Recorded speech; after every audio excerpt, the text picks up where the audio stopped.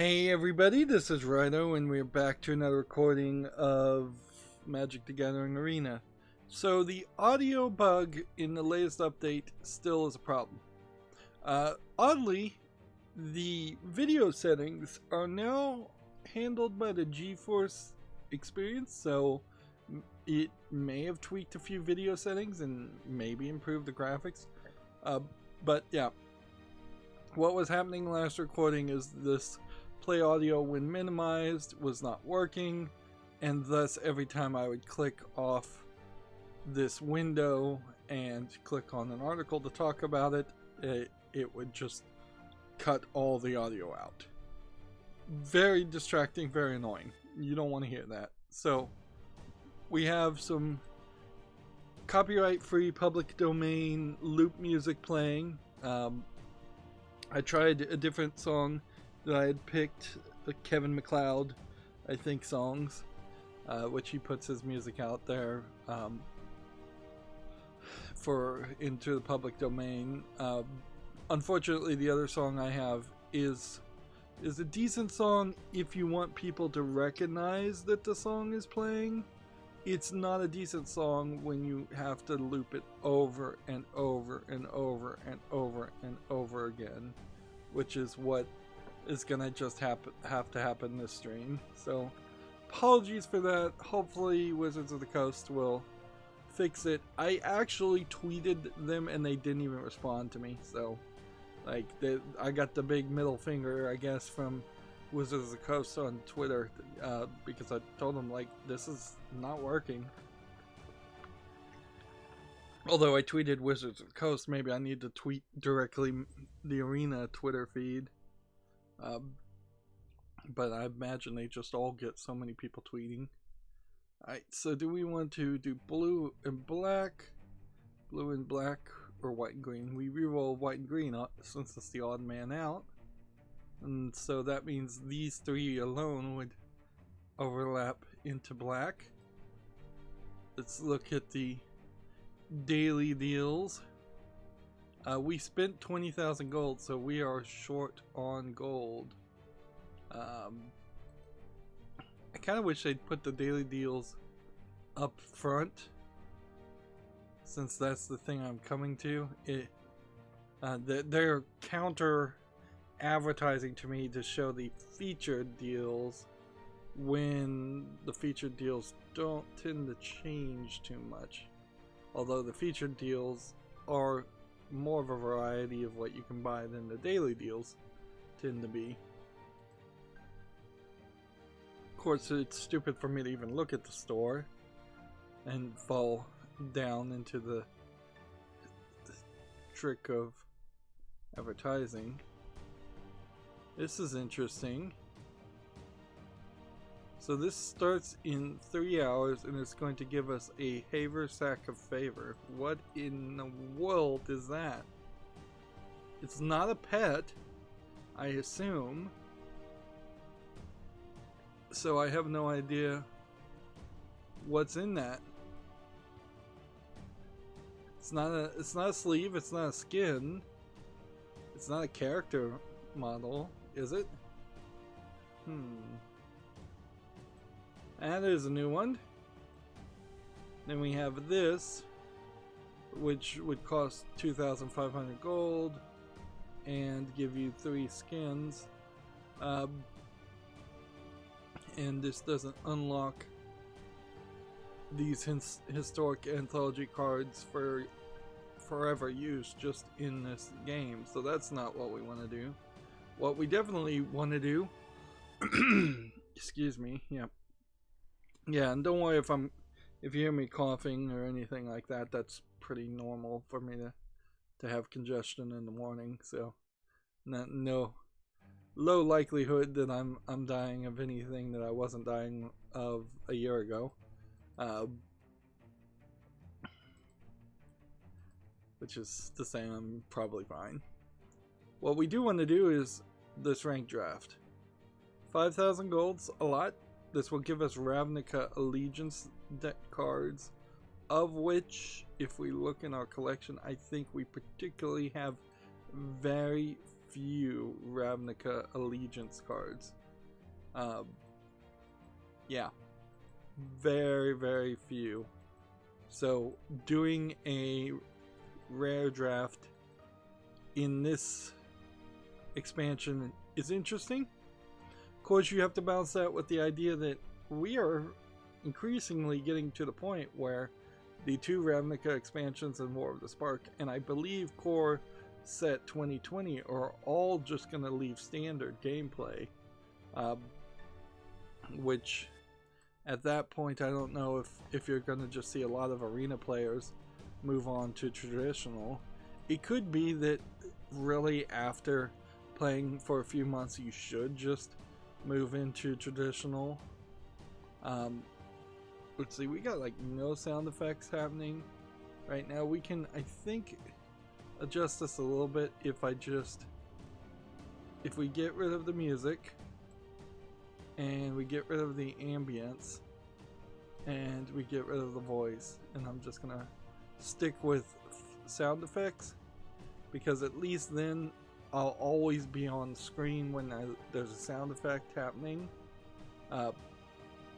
So there would never be a point where that audio would duck out, where all of the other things play regardless of whether I'm interacting with the game or not. So we've kind of got nothing. So I believe this says this is a 5.0 card. I don't think anything's going to beat that. So rare drafting's first priority would be to get good cards, so we'll grab that. Then that puts us in a white-black thing. We have 3 copies of that, 4 copies of that.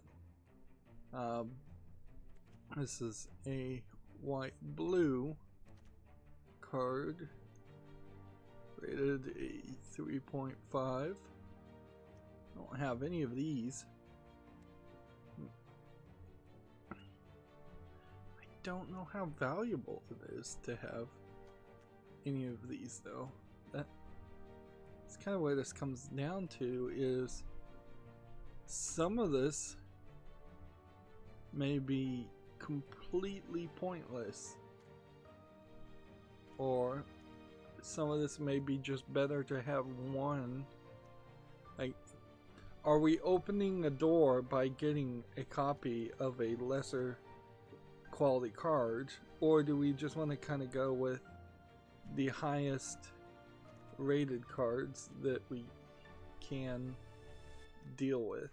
I guess we want to try and win here. So we're going white and blue, maybe with black. That's the 3.0. Well, that's so. Yeah. I don't think you open the door and increase the odds of getting a second copy of a card later on by getting the first copy of something. I just think in Magic particularly, there's just so many cards to get printed that you have a high chance of failing regardless.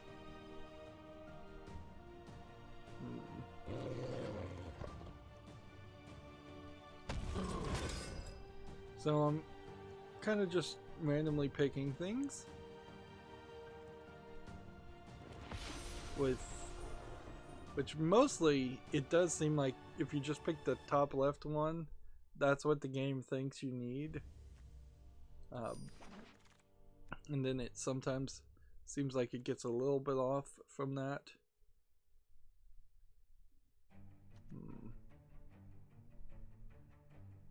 This is green and blue.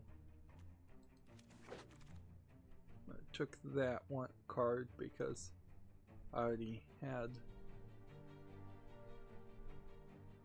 one.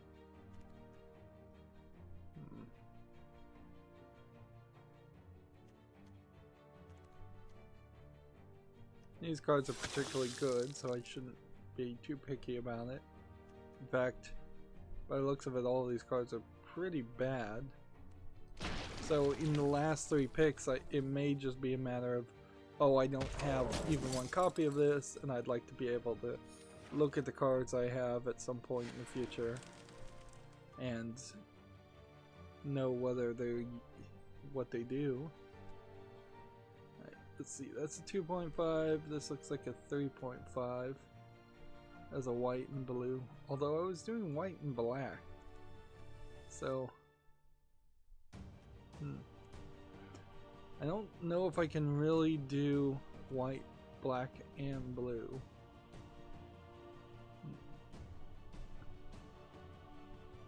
So I'm just gonna take this, and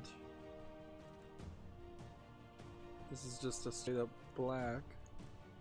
It's not very well rated by my overlay software though, which you can't see any of that, but it is helping me somewhat. Otherwise I would be stabbing at the dark and I would have to look at every single card instead of just looking at numbers, which is all I'm doing.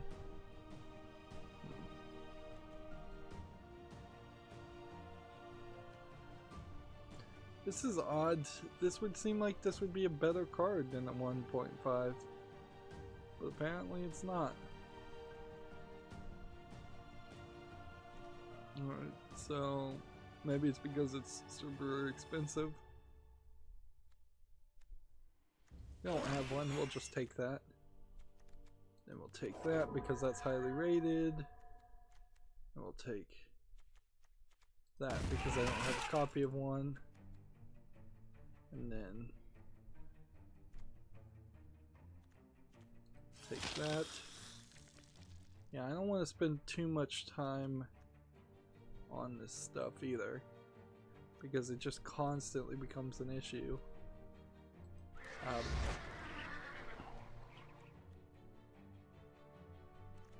Right, get another one of those.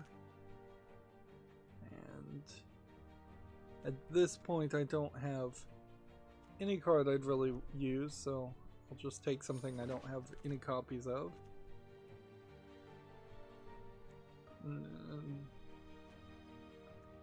This is a slightly better card than this, so I think I should take that. Like, ideally, the last draft we did, we actually made it to 3 victories, and that gave us slightly more gems, and that's what we're really looking for. We're about 500 gems shy of having enough for the next mastery. Otherwise we wouldn't really be drafting at all. Let's see, we don't have a copy of that one. Alright, third pack. This says it's a 4.5, so I don't think I have a choice. I have to take that. And then, do we have anything here that would line up with black and white? Another one of those. That's not a bad card. Way down there. So what? Is there something more weird about this card?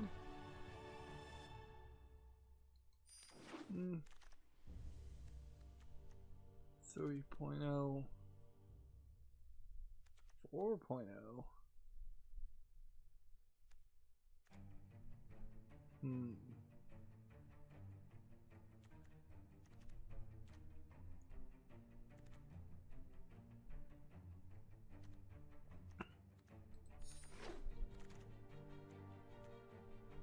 Yeah, I'm kind of picking at random. Just, let's see. Ill-gotten inheritance may be our best bet, unless I want to get that locket. I don't have a copy of this, so I'm going to take that. And then another one of those. I'm trying to be more specific here. this a 3.0?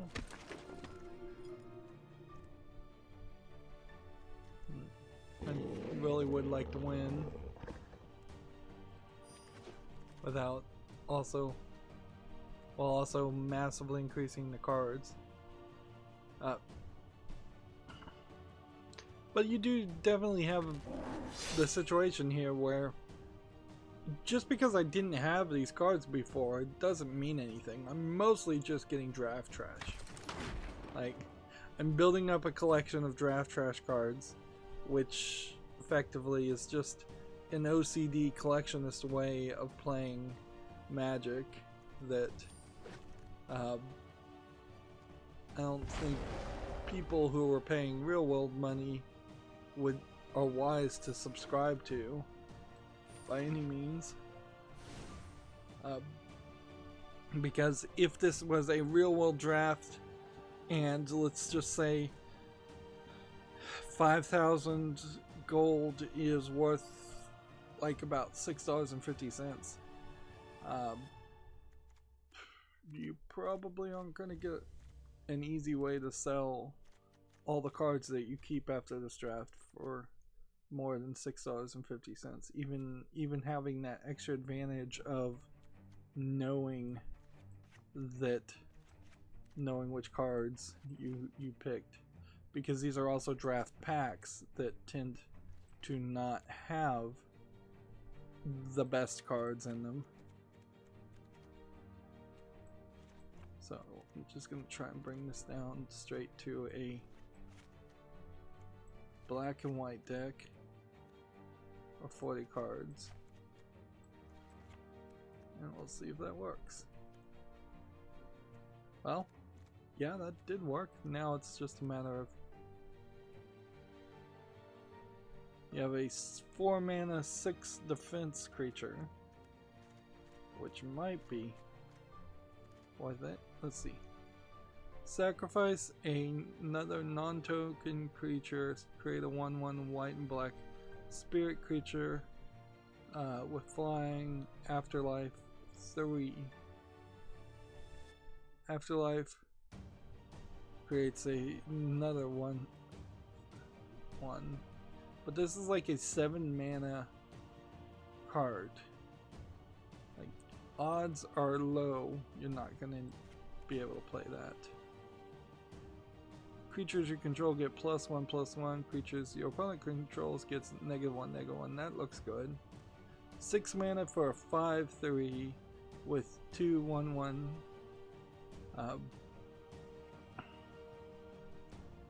It's probably not it. It also seems like, at least per expansion, black colored creatures only create a certain token and white colored creatures only create a certain token. There might be even some more consistency than you would think. Here's another card that activates based on each gate you control, which gates were a special kind of land in this expansion, and I'm not really sure there was a synergy more than that. Like, it kind of feels like it would be almost a land control mechanic, but not really.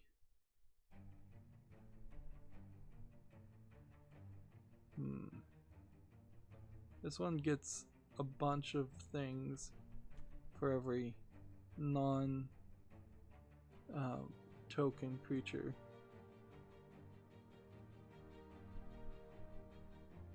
You exile. Let's see. Yeah, there's a lot of sacrifice going on. Interesting. Buff for flying creatures. I'm not sure how many flying creatures we're going to have, except for those spirits, which I'm not sure about. A buff there, buff there. This adds black and white. This one's probably not worth having. All creatures get -2/-2. That's a nice board clear. Sacrifice another creature so it can't be blocked for 3. Destroy a target artifact or enchantment. It may be worth holding on to that.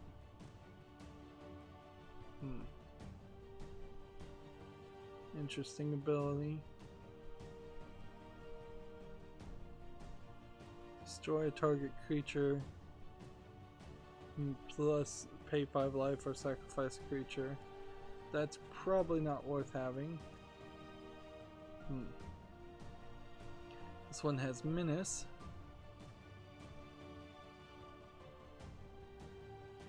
-1 anything that blocks him. Vigilance. A 3/1.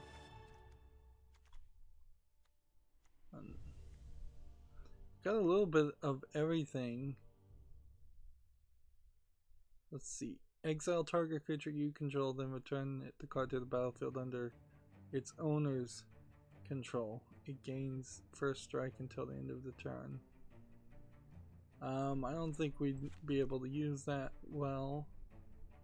Here we have a 2-mana flying creature versus some lifelink creatures. Death touch creatures. Don't think we need that. Then we have a defender. That's a 1/3. Let's get rid of at least one of those. So we still have 3 cards we're missing, so I think we'll get rid of that. Because generally speaking, defender cards aren't that useful.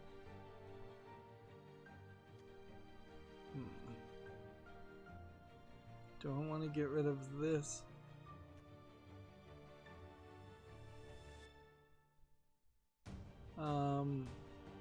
This one's a little too expensive too.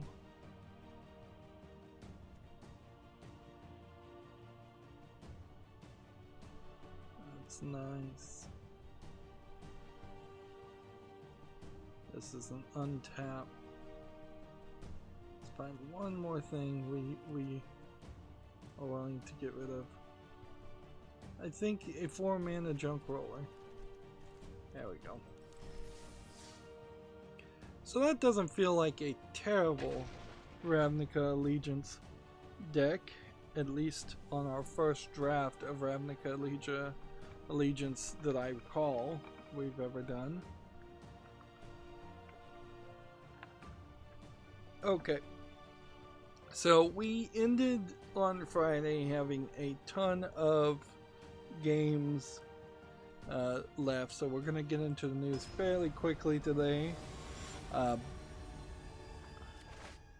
any point I may not feel up to streaming as long as I normally do. Oh man, this is kinda needs a reroll. That's better.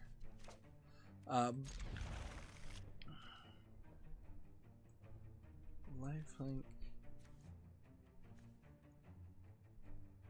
versus Death Touch. Interesting. Alright. Should have put that back. I missed that card. So yeah, we got a lot of games to cover. Before that, I will say I finished Ori and the Blind Forest. Did not enjoy it. No, I don't think I'll be playing Ori and the Will-O-Wisps.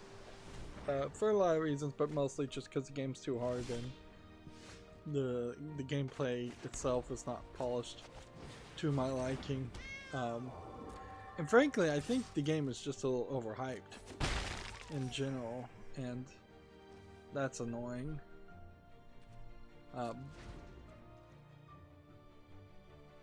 And I don't know if maybe I'm just boiling myself down to being so anti-mainstream video game journalist opinions that I'm basically turning into a nut, for lack of a better term, or if I'm just turning into an old old fogey who can't play platformers anymore.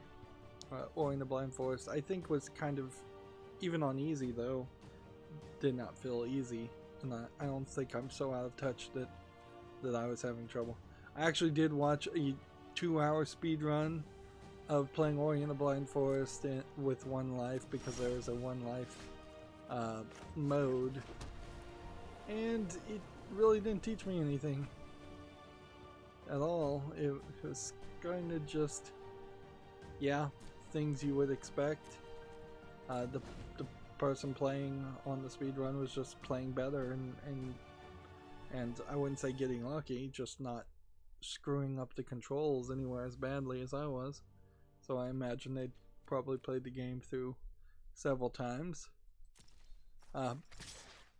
And that's pretty much all I did over the weekend. YouTube wise, I scheduled Batman Arkham City and tried to upload Ori in the Blind Forest, and don't think any of it actually uploaded. My computer installed a Windows update and rebooted in the process.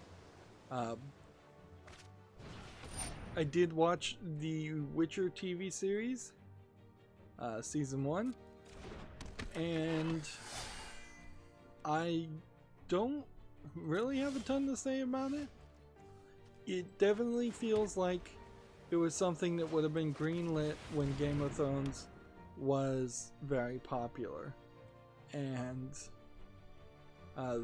thus you definitely get the feeling that they were trying to have the game, the Witcher Netflix series, feel a lot like Game of Thrones, feel that fantasy way.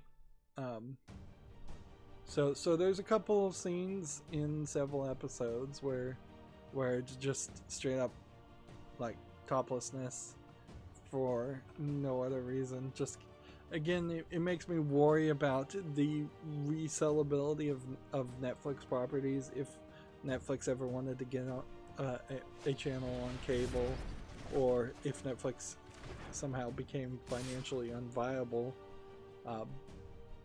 because then the Witcher series in its current form would either have to be blurred out or heavily edited, or some other thing would have to do.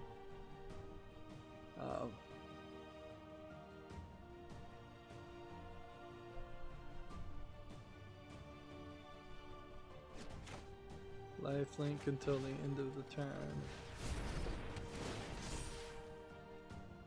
Okay. And you could have Death Touch also if you wanted. Not that it needs that.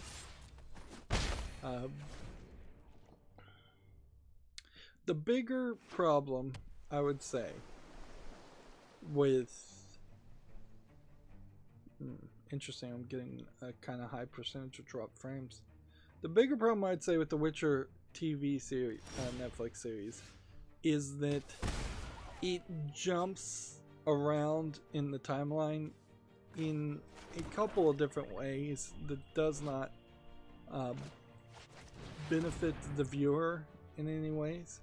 Like, the very first scene, the very first episode shows you events that theoretically, right, exile creatures. If I do that, they'll get +2/+2. I'll just not do that though. It sets the main plot line going in the first episode, but what it does is it shows an A-plot with Geralt of Rivia that is happening, I think, way before the events that are happening with Ciri. And the entire first season centers around the main events, the main story, I would say, of let's see, does this have Death Touch? No. Of The Witcher 3. Yeah, I thought the TV series was going to be more around the books, but I guess maybe more around the books doesn't really mean anything, because I guess the story is still somewhat similar enough that it's telling the basic tale. Whereas I recall I played The Witcher 2, and I saw, from what I remember of The Witcher 2, I saw very little of the events in the Witcher Netflix series covering the events of Witcher 2. And The Witcher 3 itself undoubtedly has to be described as a game that is 90% side quest, and the Witcher Netflix series has no side quests at all.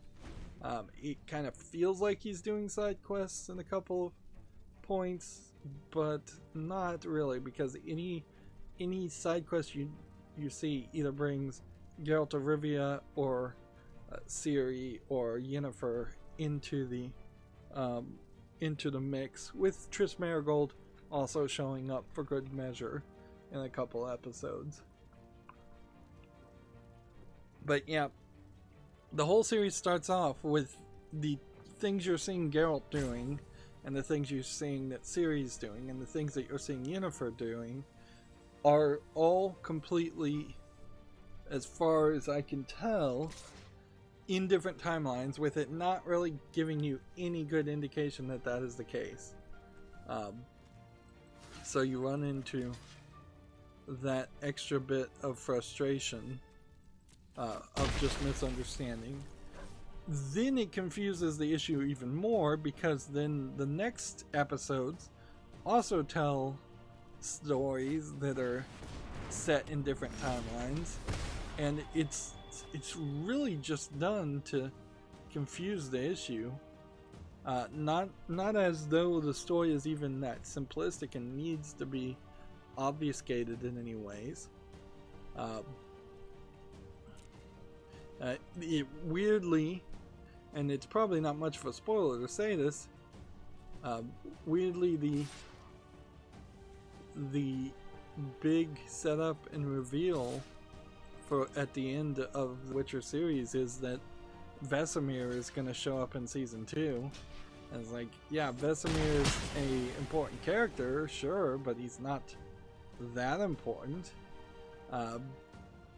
It would have made a lot more sense for them to not have Ciri in the first season and just have Geralt be established as Geralt and Yennefer be established as Yennefer. The Yennefer character seems slightly one-dimensional, where she needs to be more of a complex character. Well, I have this card, but it won't let me do anything because I don't have anything I can destroy.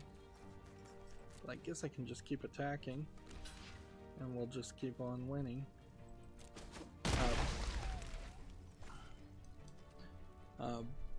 The first half of Yennefer is shown where she's not named as a character and looks completely different, so you don't even know for the first couple episodes that Yennefer is Yennefer. You kind of feel like you're just following a random nobody. The same is kind of true for Ciri. If you didn't know who these characters were, you would be rather lost in any ways. And then there was definitely some characters that I did not recognize that may have been side characters or characters in the books. They talk about the wish, they talk about and show the wish where Geralt wishes himself to be always together with Yennefer, which irritates her quite a bit because now she feels this love for him and she doesn't know if it's magically or destiny inclined, or if she actually did fall in love with him.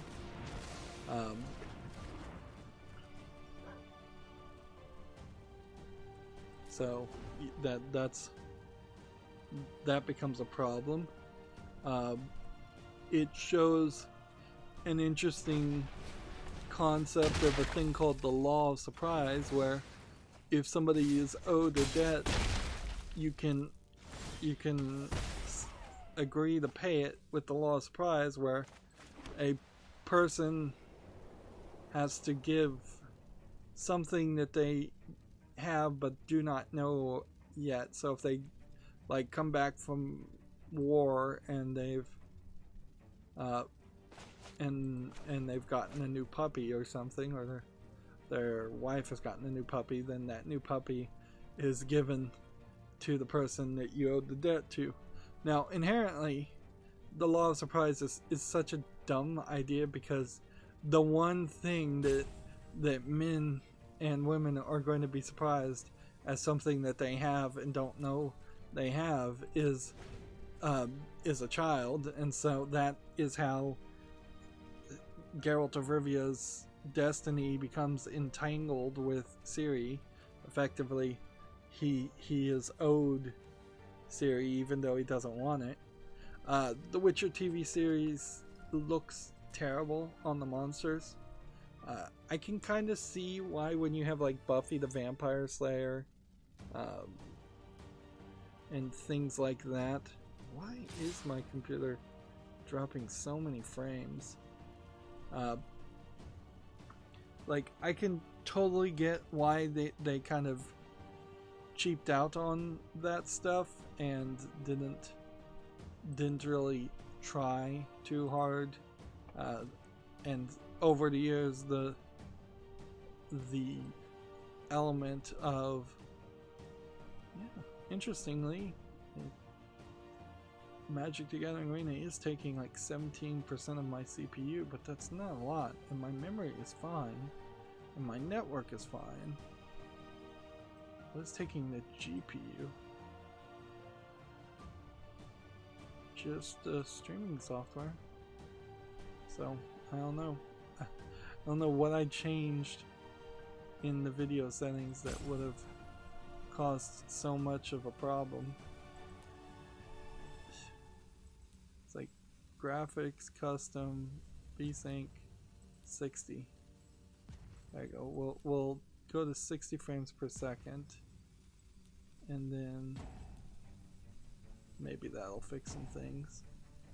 I have motion blur off always. Yeah, there definitely is a level of the monsters looking like people in rubber suits with not a lot of effects over it. The initial concern with the way the graphics looked for The Witcher seems to have been justified somewhat. They did improve it from that point, but the monsters still don't look particularly great, and you don't see a ton of them, and you don't get a lot of the reading of books or any of the backstory that you would have gotten actually playing The Witcher 3. Geralt is still a character that doesn't talk much at all, so he's not a great lead character, and frankly he does feel quite a bit like a Sam and Dean Winchester from Supernatural type character who's was hired just because they look good and could somewhat do the action. Geralt's hairstyle seems to change in a lot, and maybe that was supposed to be a hint to the current time frame, or it could have just been that they didn't have a consistent hairstylist, or it could have been a wink and nod to the fact that you could change hairstyles in The Witcher 3. All seem somewhat believable, but it's... I wonder if I could have countered the spell at some point. There.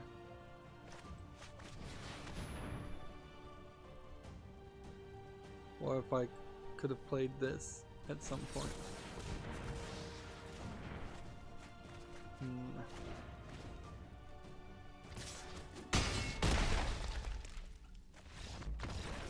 So yeah, I'm not super impressed by it.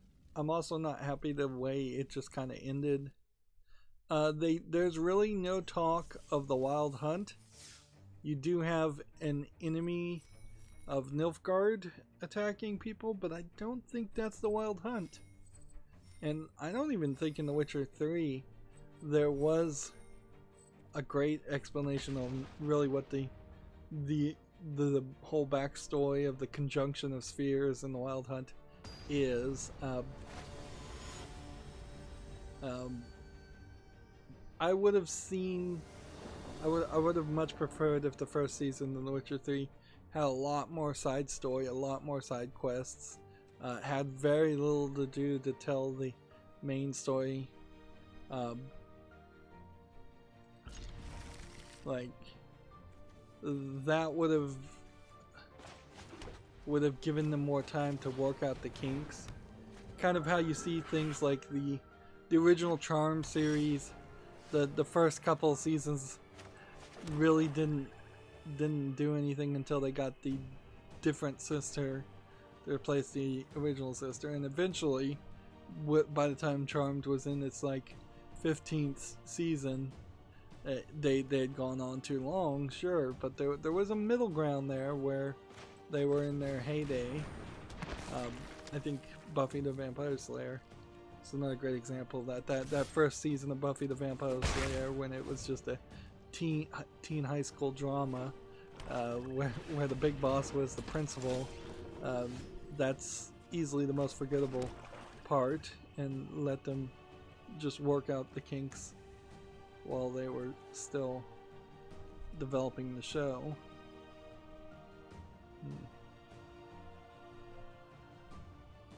Let's see.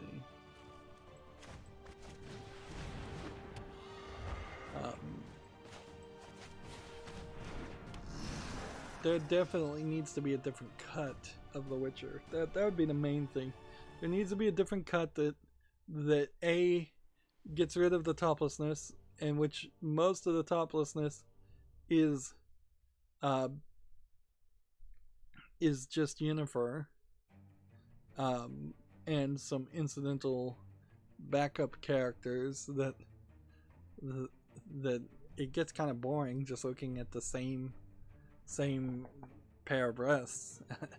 Perhaps I'm jaded, but it really wasn't that impressive, because they certainly weren't shooting it like a softcore porn, and that's basically what it was. Interestingly enough, Yennefer as a character is all about control, and she seems to have no problem of effectively being a magical rapist. Like, this is gonna be a hot take, sure, but she definitely uses magic to force people into an orgy at one point. She definitely uses magic to make, I don't know if her partner at that time was consensual to this, but make apparitions of other people watching her and her partner have sex. In the end, the wish that Geralt makes kinda does the same thing. So again, if it's just supposed to be a Game of Thrones type world where these things just happen, and that's just the way life is, they don't play that part or explain that part very well. Yennefer seems like she was about to get raped, but she magically portaled herself away when we first meet her, and she seemed like she was going to be raped or by both a girl and a guy at the same time, which was an interesting thought. But I mean, you could have also easily taken that scene if you as she was about to get beaten up.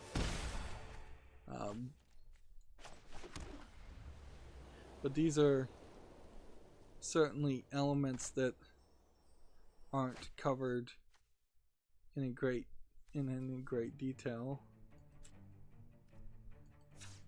But it hurts her character, certainly, when she is more than willing to use magic to take away the control of others, while her main character is, her main characteristic trait is that she wants to have all the power in the world and be in control.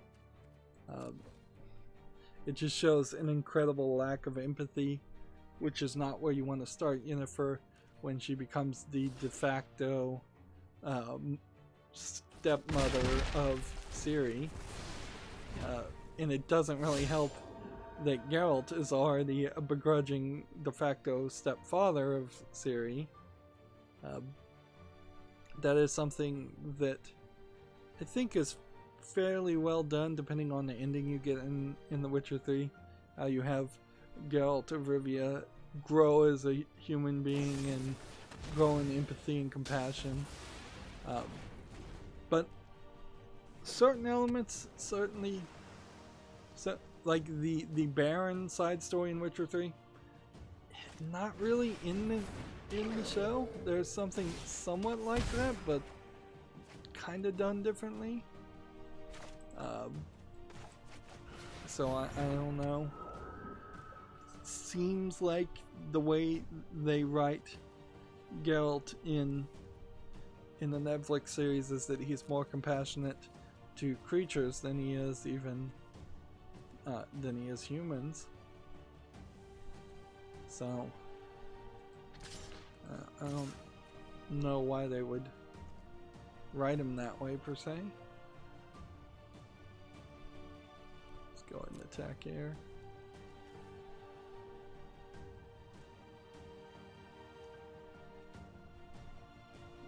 Does he have enough mana to equip this? Nope. So I'm gonna see if somebody's gonna block this and then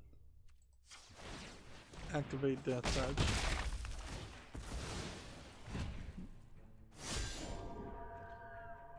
Yeah. I don't know if there's really much more to say about it. It would be a series I would say I would like to see a more linear cut to show the story, and it is definitely a series that you're not going to really want to watch or get into until you know the entire series has run its course. It's going to be particularly annoying if The Witcher got cancelled on halfway through the second season and didn't wrap itself up. It kind of starts itself rather late in the story of Geralt, so there's really no good reason for it to not wrap itself up. Whatever the next Witcher game is, I don't know if it's really going to tell a story of Geralt of Rivia or a completely different Witcher. I wouldn't be surprised if it's a completely new IP with a completely different Witcher set either 100 years before the events of The Witcher 3 or 100 years after, so it just has no connection and they don't have to pay any kind of licensing fee or anything to the creator.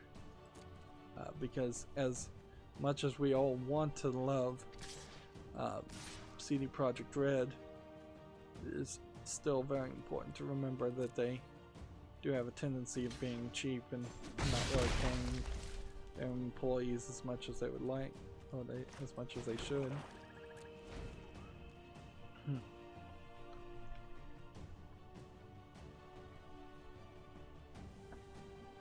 It's almost doomed.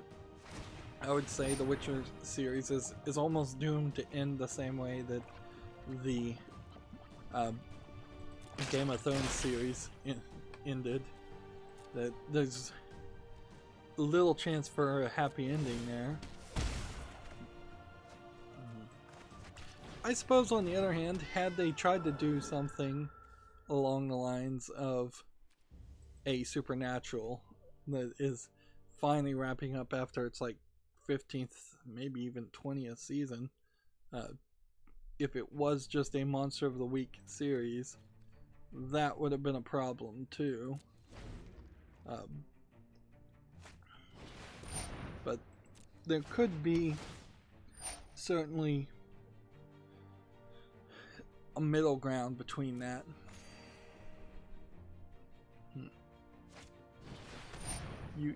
the action scenes are also just kind of lackluster, and when you compare that to playing the game, like, frankly, what I'm saying is that play The Witcher, don't watch The Witcher, because playing the video game is better in every single sense. But when you're playing the game, you're running through the forest, you're tracking animals, you're tracking monsters, you're fighting bandits. He really doesn't run into any bandits just in the forest that he chooses to attack. Instead, he's being attacked by soldiers for a political reason built around the main story and the main plot of the game.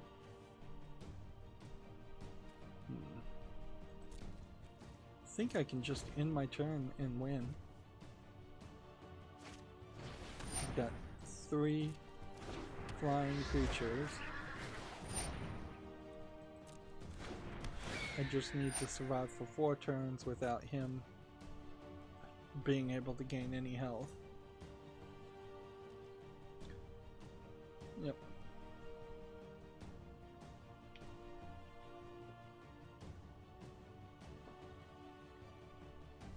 So yeah, that's my accountability section, I guess. I was watching The Witcher and other Netflix things as things were streaming, for better or for worse. That's what happened.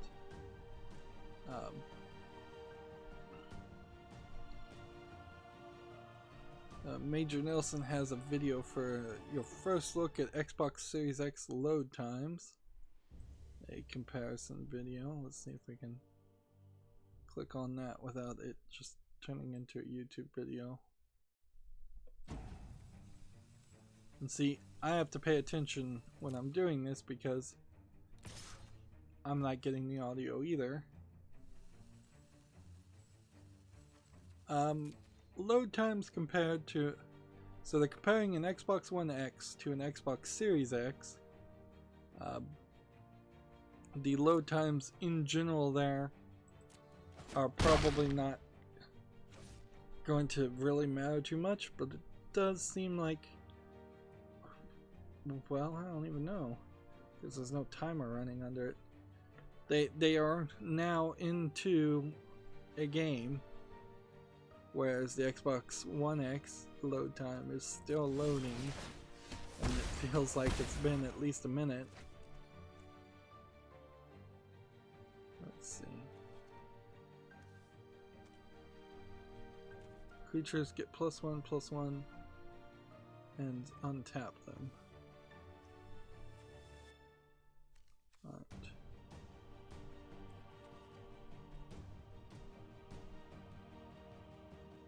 Oh, well, I could also just sacrifice this. Do I have enough for that?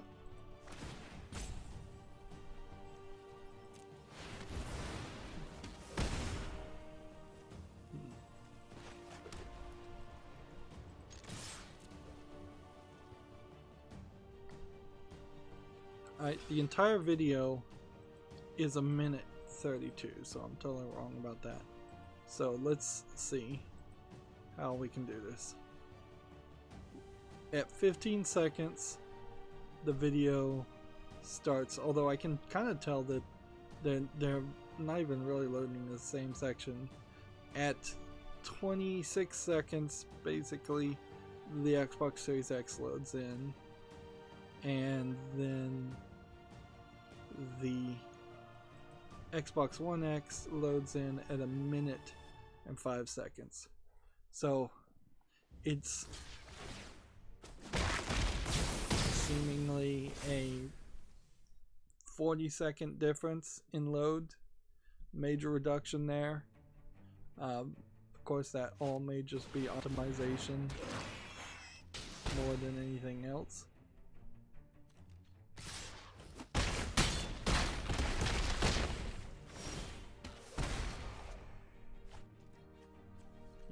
Go.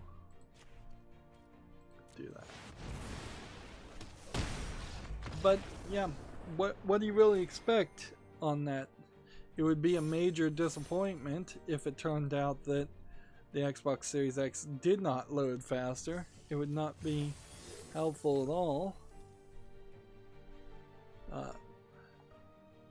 Here we have some kind of exploded internals of what the Xbox Series X looks like.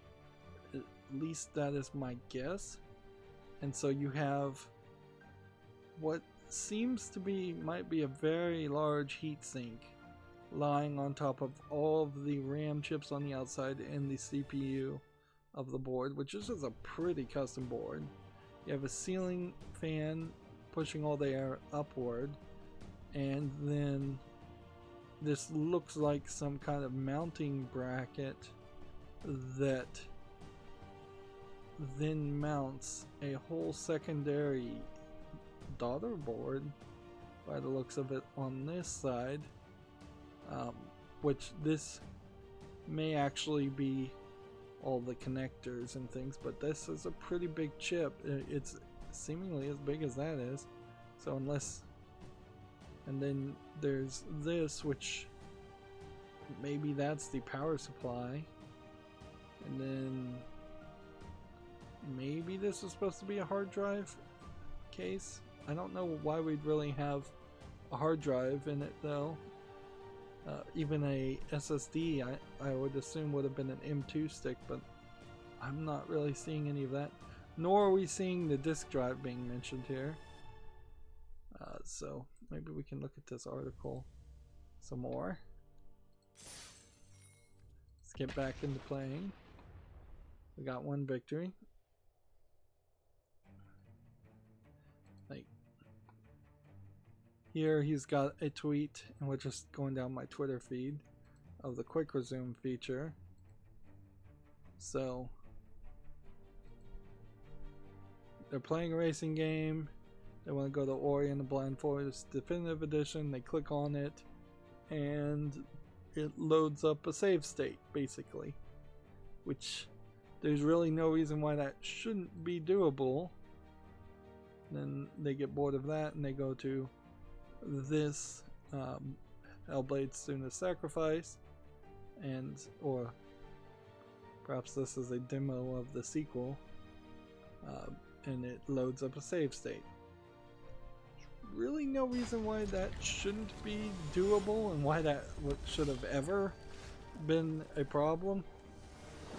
It's really just a matter of, do you have enough hard drive space and a fast enough hard drive to write the entire contents of the memory. They probably are doing some hardware encryption of the RAM contents when it's being put into the memory, when it's reading and writing the memory. That way somebody couldn't create a resume state that then jumps the RAM into some protected section of the memory and execute like root and like root the entire system. And but if I was trying to hack the Xbox Series X, the quick resume feature would be something I would try to pound on completely, because yeah, all you need is a buffer overflow or buffer underflow attack there to get into some protected program memory, and then you could almost certainly cause it to go into a rooted state and execute code that is either not digitally signed or that does something that it shouldn't be able to do.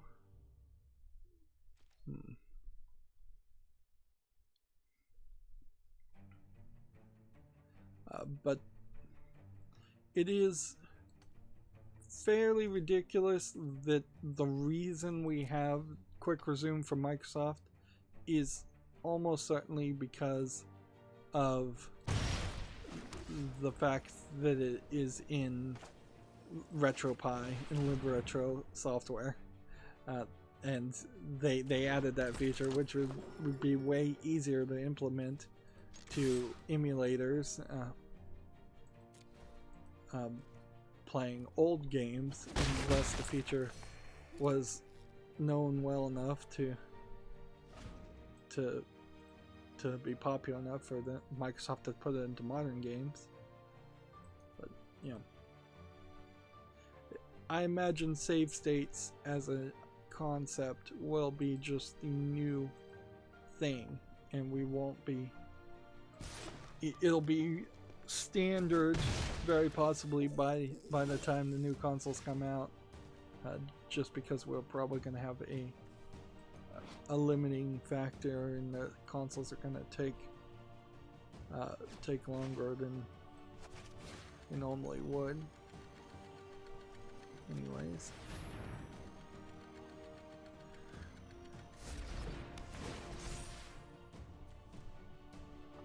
So yeah.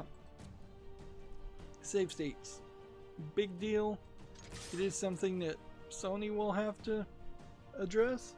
Like if Sony's PlayStation 5 comes out and it says we don't have save states, that's just going to be a system built in that individual developers are going to have to build into their engines and their games. That's kind of a bad selling point, an anti-selling point for PlayStation 5 at that point. Also, by integrating the idea of save states to all games, it potentially takes off the burden of people having to create checkpoints and save files. So, well, save file systems at least themselves. Although I imagine most developers are going to have a mixture of both. You probably will still have checkpoints even though save states exist, and they probably won't be the same system, just used in different ways.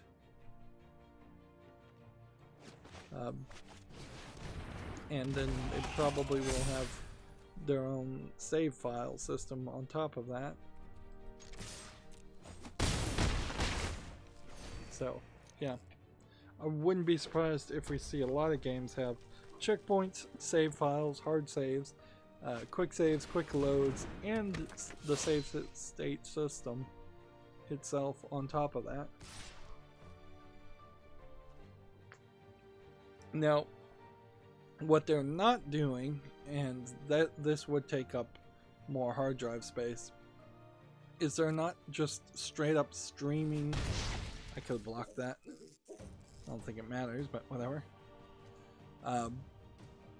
They're not straight up saving and streaming save states, so you can't rewind time, which you can do with most of the emulators in libretro and RetroFlag, RetroArch software. So, yeah, there's not any special buttons we've seen on the new controller that says rewind time or fast forward time or anything that would give you 5 seconds. Inherently, even promoting something like that as a feature might feel a little too much like cheating for most players, and would totally be disabled in anything that is online in any way or has any kind of leaderboards or anything like that.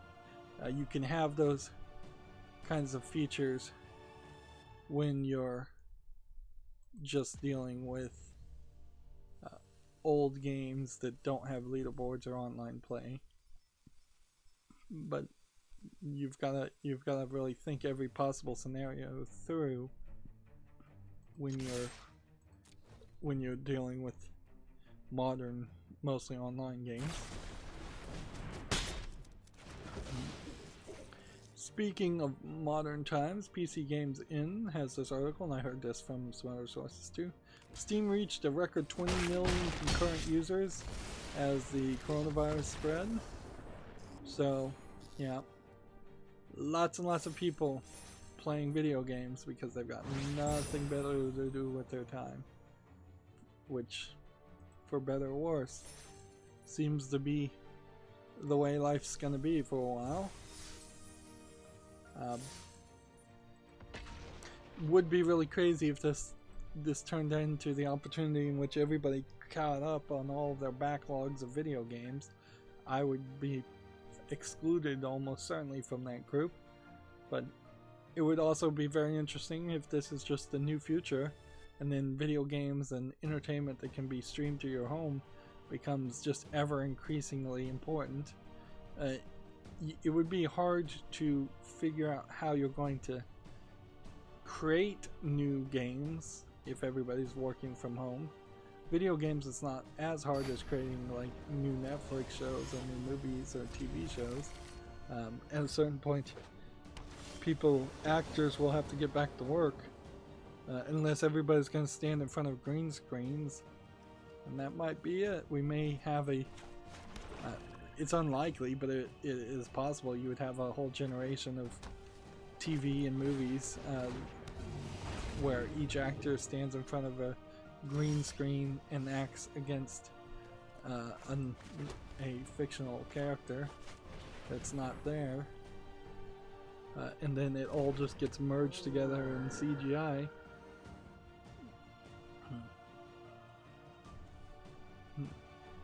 But we really aren't anywhere that close to something like that happening. Moving on, I'm going to try and rush here. Dreams developers are testing the waters of letting players monetize their work. That's immediately going to fail pretty horribly, considering how a significant portion of the content that's on Dreams is copyright infringing.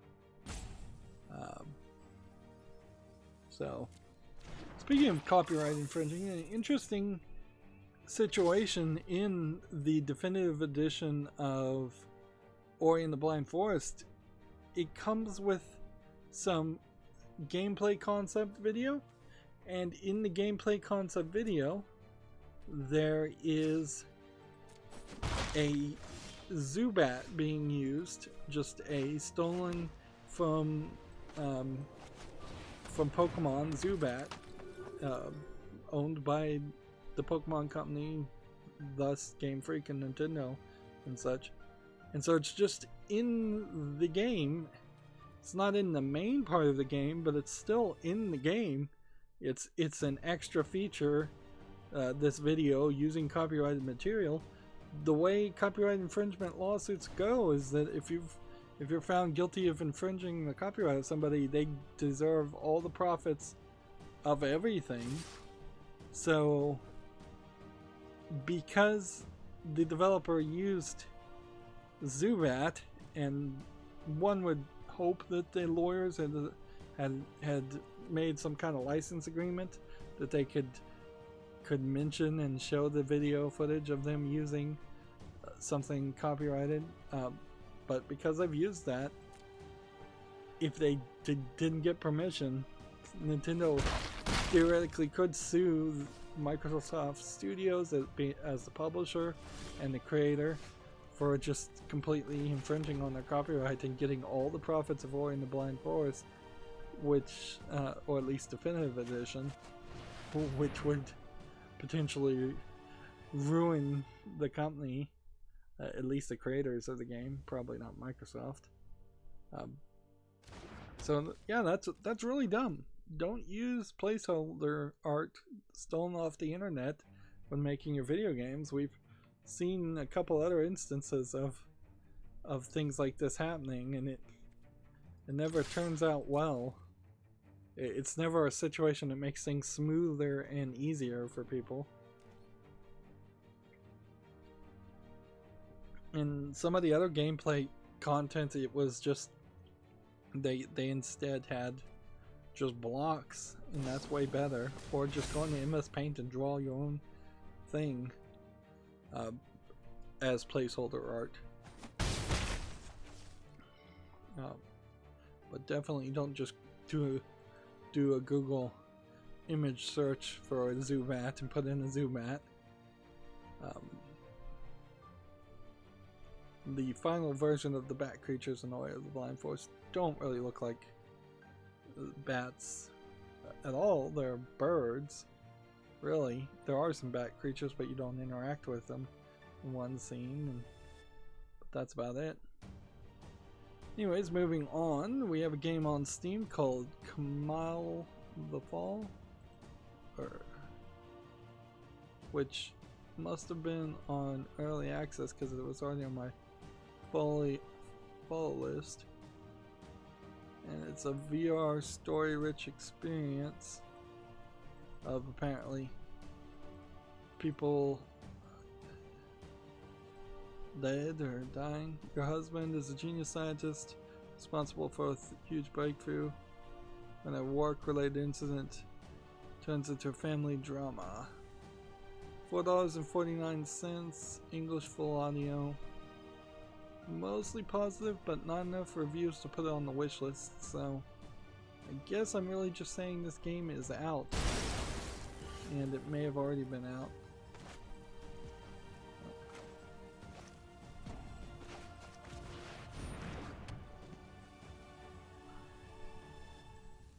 I can do no attacks. Yeah, I'm probably gonna lose.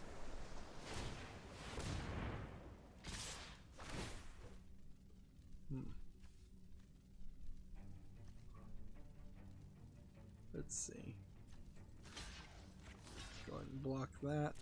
It doesn't matter. I lost.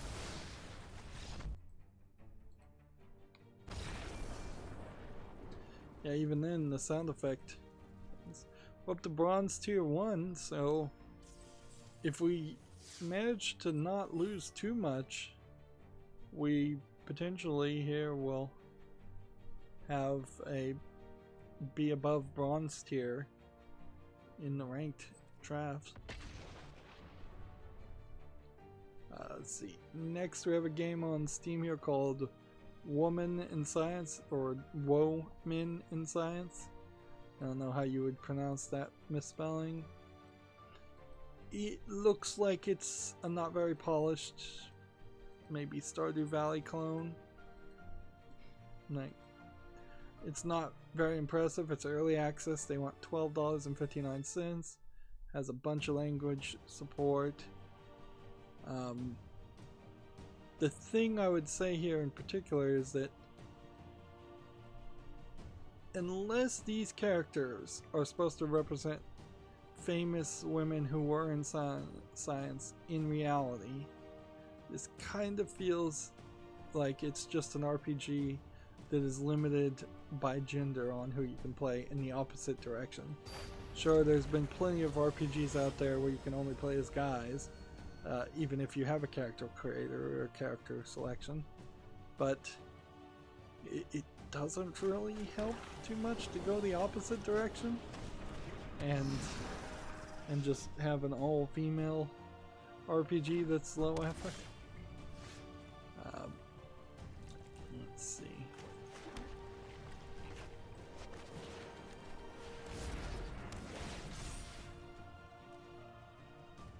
So now he has double lifelink, but I don't think double lifelink means I'll get double the health. He got vigilance.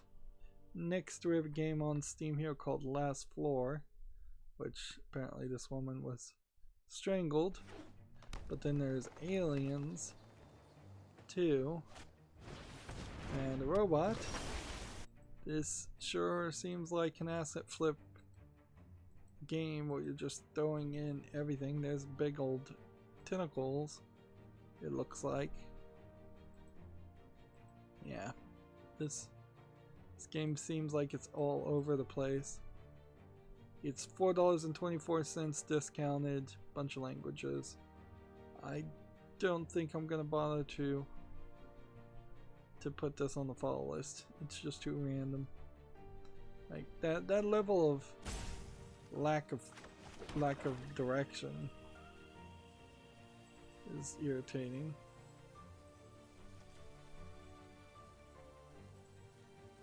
I could play this.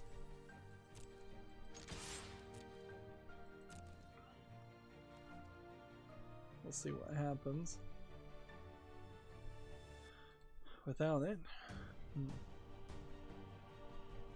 Let's see. Next, we have a game on Steam called a bunch of Asian characters, or Forion Chronicles. Looks like it's another RPG game with scantily clad anime girls. although it's not tagged as though it has any nudity or sexual content in it, so it must have been censored out. English is not supported, $3.99, Chinese only. So yeah, that might explain why it would be censored out.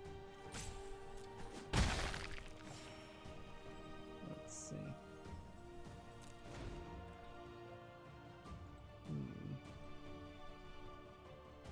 Let's just keep on keeping on.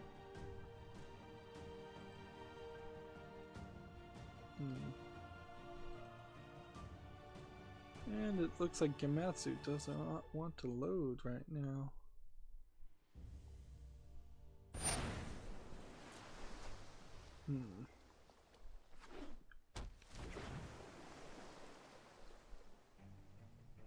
Still having a decent amount of audio pop in and pop out though. I thought we could have the sound effects in the game without it being as big of an issue as it is, and it's not a terrible issue, but it's not great.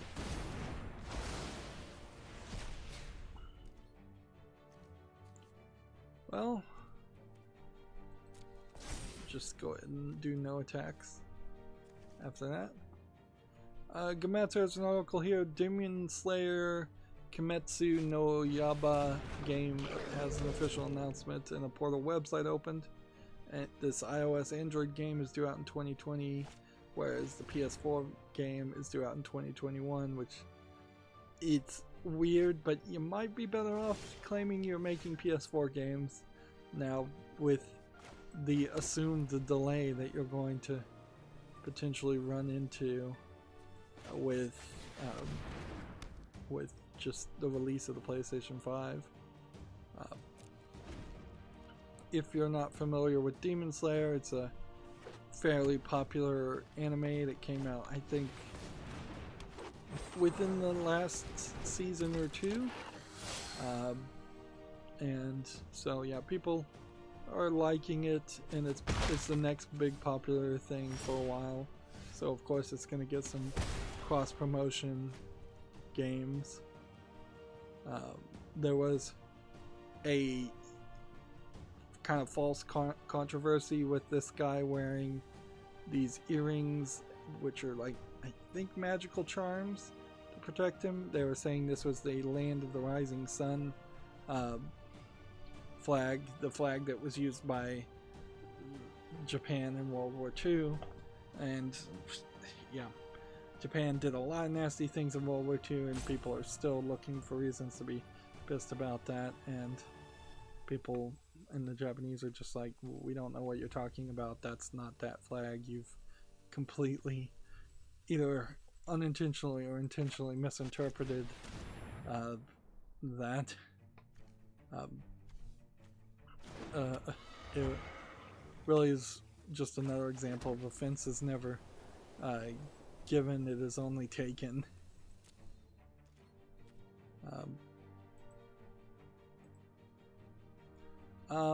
With so many people on the internet, Xbox support was down for a while, and we don't talk about Xbox support really having that much of an issue.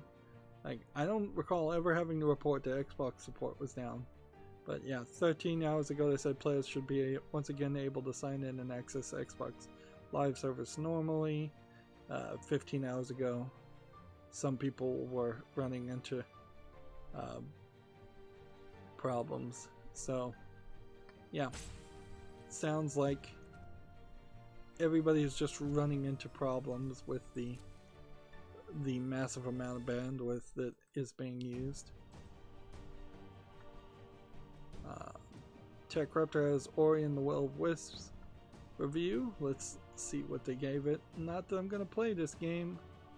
Even though I hear it's better, I would really need a year or two.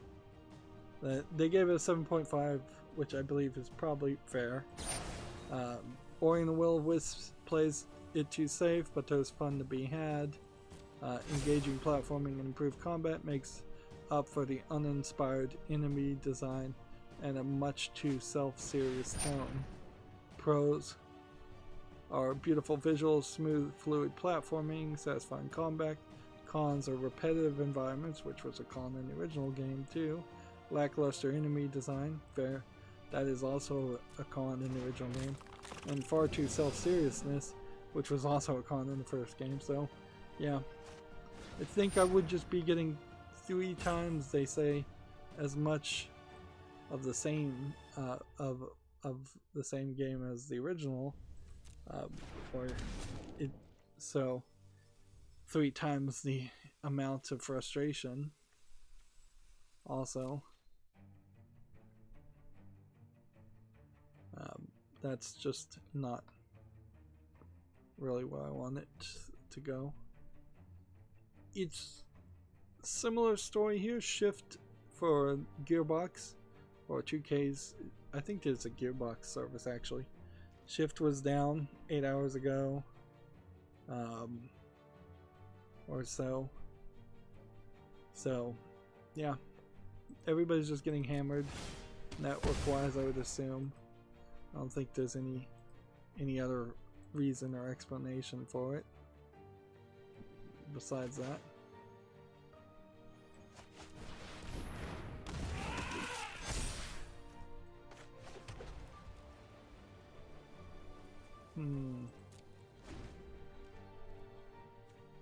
Might just win here, but he may take me out too, because all he has to do is attack with something strong.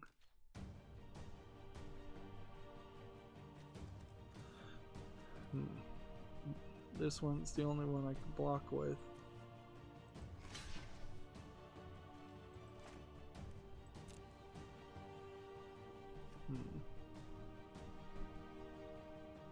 Gamatsu has an article here. The Control DLC, the Foundation trailer, is now out. The DLC itself is coming out March 26th. So more of the DLC for Control, which I think at this point the hype has died down for Control. People very well may be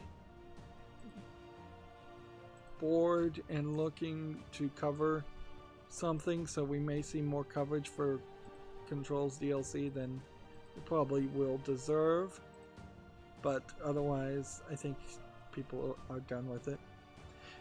Ironically, Giant Bomb has actually gotten back to doing what they should have done a long time ago and what they used to do. They're actually doing quick looks. They haven't really been doing a lot of quick looks for at least a year. And the fact that now they're all stuck at home and working from home is forcing them to actually play video games. And they've always made the claim that they were playing games at home, and they probably were. But there's something definitely different now. We're getting a lot more streams and a lot more quick looks of games that would have just not been mentioned or not been shown. So I mean, you could take that as a good thing, but maybe it's not really a good thing, because do I really even want to fall back in love with Giant Bomb? I'm still basically addicted to them, but I'm past the point where I think it's a good thing, and I realize that it's just an addiction, and that I don't really agree with a lot of their opinions. For instance, their opinion on Ori and the Will Wisps, as far as me skimming over their quick look of it, was very, very positive. When TechRaptor, I think, has got the hammer right on the head of the nail with calling it an average game. Even an average game might be a little positive, but I'm also willing to buy in that I'm just a little bit negatively inclined. He's gonna mill me.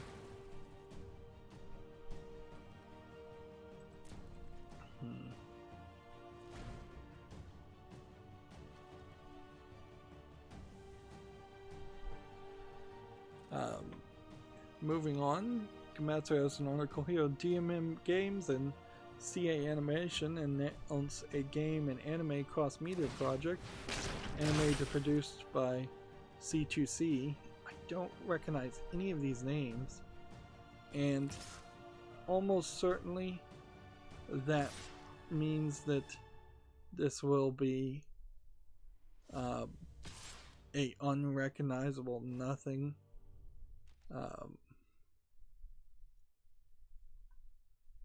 Yeah, this will probably be an absolute nothing anime and absolute nothing game.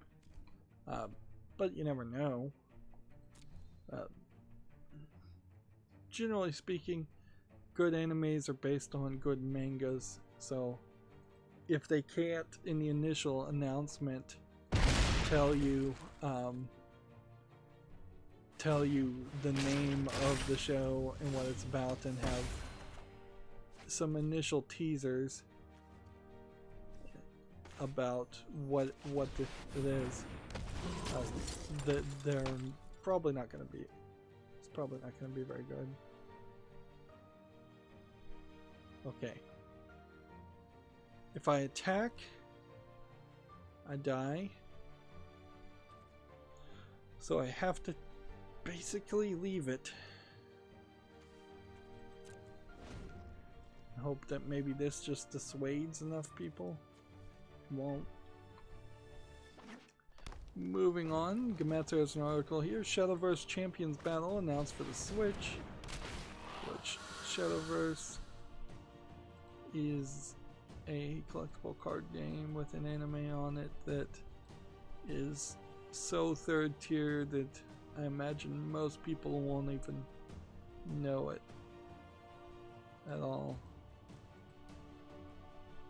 Like it's not Pokemon, it's not Yu-Gi-Oh! Perhaps the argument could be made that Yu-Gi-Oh! Went too far in the Egyptian direction, that something like Shadowverse makes a little bit of sense. But yeah, it's pretty easy to call it a Yu-Gi-Oh! Ripoff. Very possibly from the creators of Yu-Gi-Oh! Too.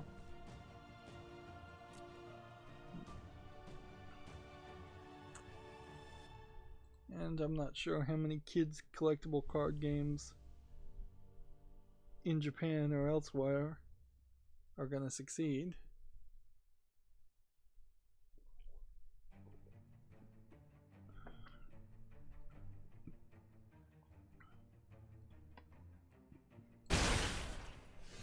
Alright.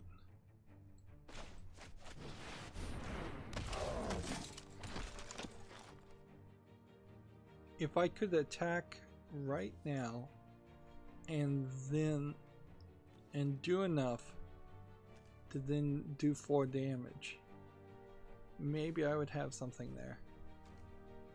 But I don't. I could attack with this and maybe get some lifelink.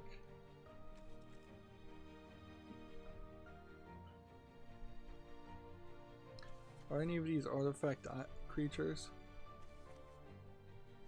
This will do an enchantment creature or an artifact creature. Nope. TechRaptor has an article here, Last Week in Gaming, March 15th, 2020 edition. A lot of stuff happened, certainly, so I think we covered most of it, but we'll just throw out there. Yeah, TechRaptor has an article if you think you missed something last week.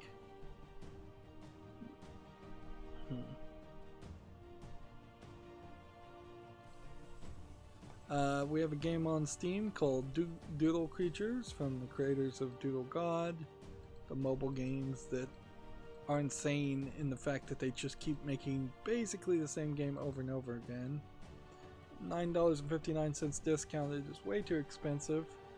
English and a bunch of other languages. I've played some of these doodle games where you drag one icon on top of another icon and the combination makes something, makes a creature or an object, but that definitely isn't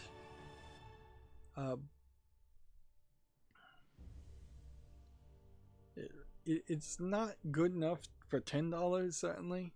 It's not really even good enough for 99 cents on a cell phone. It's a time waster for maybe 2 or 3 days, and then you're just gonna get bored because you're just doing the same thing over and over again. Alright. Let's see. Is there possibly a way I could attack with all of these and not get blocked to do enough damage? I don't think there is. Like, I would have needed to do 6 damage. If they block that, and that, then that would have been taken out. Yeah.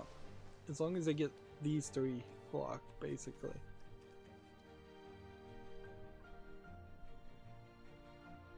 Next, we have a game on Steam called Delta G, which looks like a first-person shooter game with a twisted around asset flip city.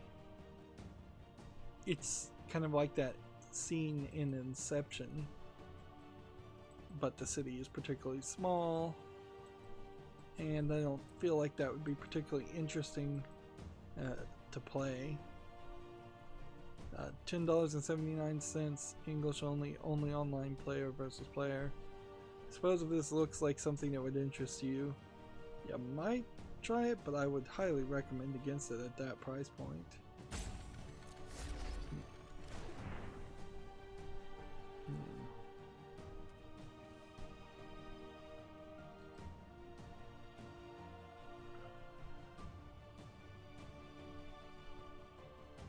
So I'm now looking at the article, the closer look to the Xbox Series X. Here's a closer look to the chip, which I imagine these are like 5 cores, and then maybe 3 cores here, and then 2 special cores that control things. Each of these are memory chips around it.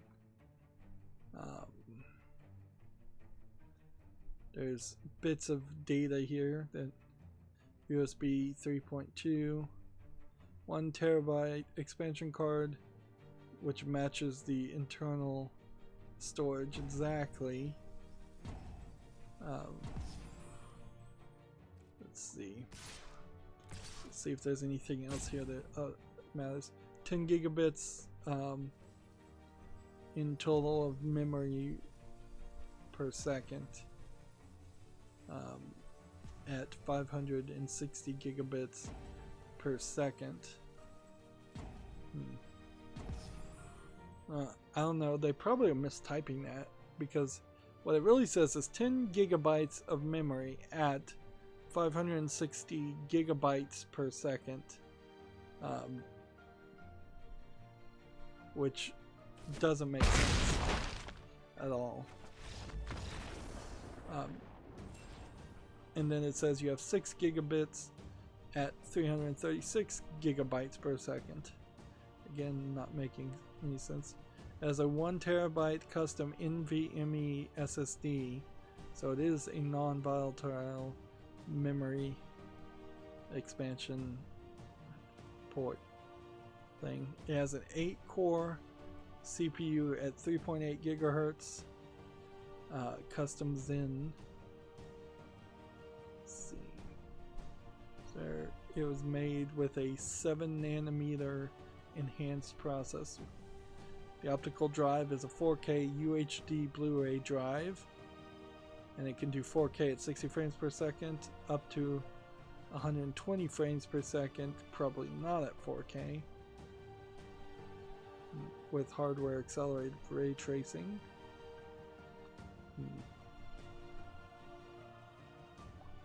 So yeah, that sounds interesting. There's not, I think, any more pictures to show us the internals though. Although I think I have most of my my questions answered. Right. This video here. Let's see what. Alright, here we go. So, let's go back. You start here. Here's the slot. So the drive is in this box. And then it just expands out that way. So it's kind of an empty space where this radiator is.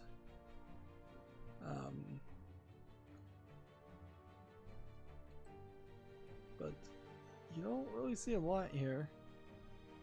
The power supply, I think, might be here, or this itself might be the power supply. I would assume it's this box directly on top of where the CD-ROM would be.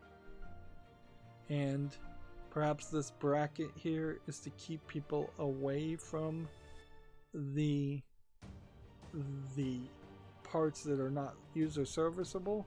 But I would guess this is really just one giant heat sink. All this metal. That would be my guess.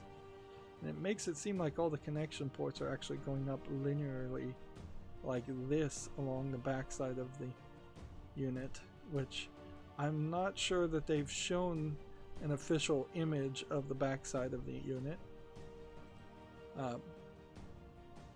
So yeah, interesting bits of information. I'm going to. We lost. We got to 2 wins, so we got 200 gems, which means next draft we do on Wednesday, if we can get 3 wins, we should be all right. Pretty much we're just gonna do these Ravnica Alliance drafts as much as we can.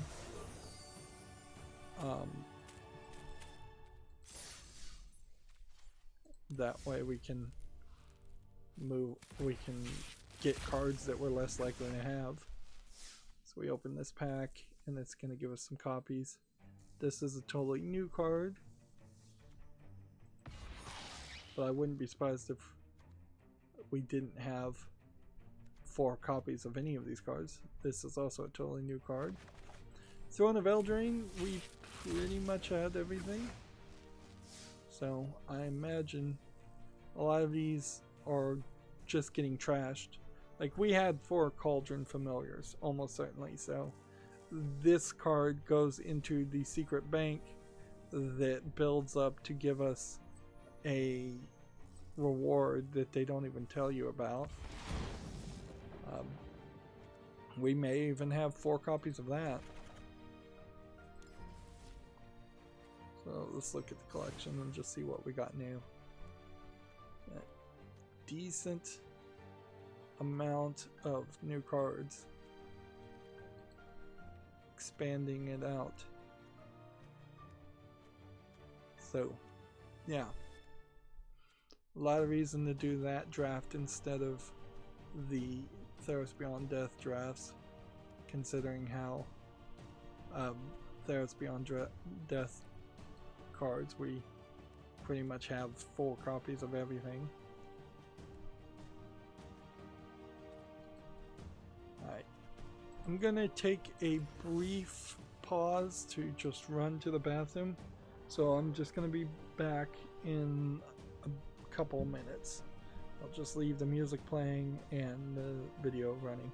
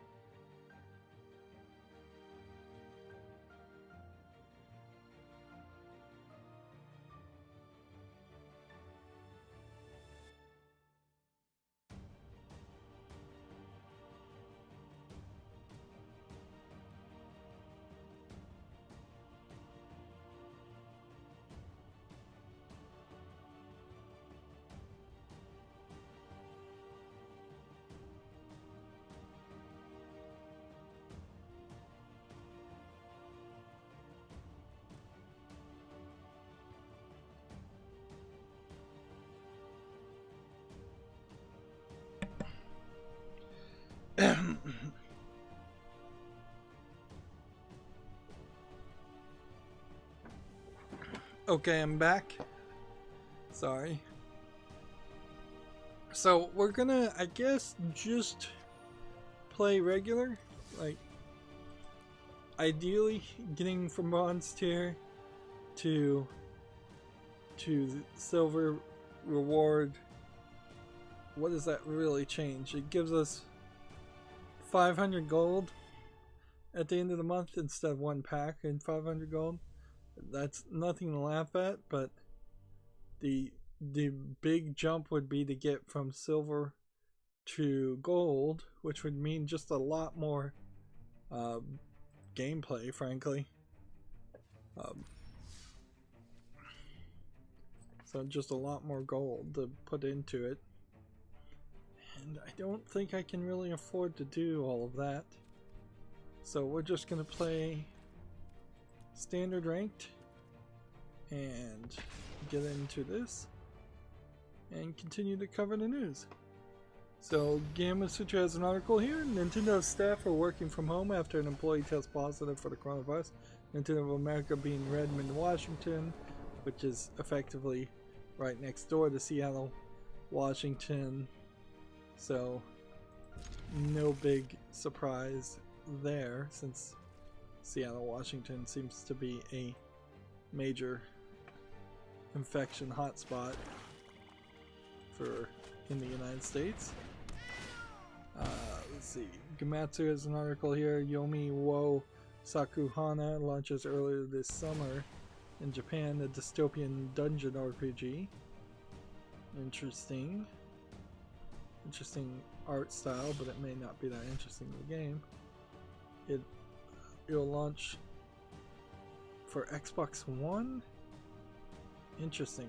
That's the weirder part.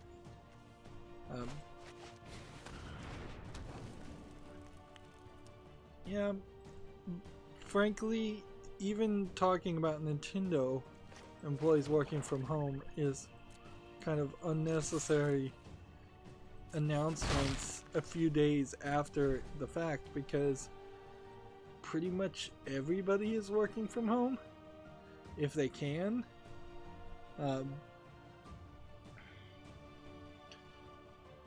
So we are just in a very different world from what we were living in even a few days ago.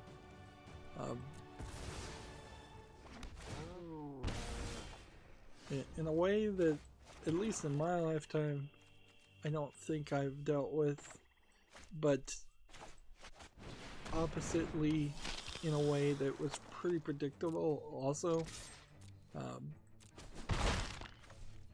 Like, there definitely were instances in World War I and World War II, and definitely when you go 1,000 years back in the bubonic plague and such, that there definitely were sections of time where great, horrible things happened, and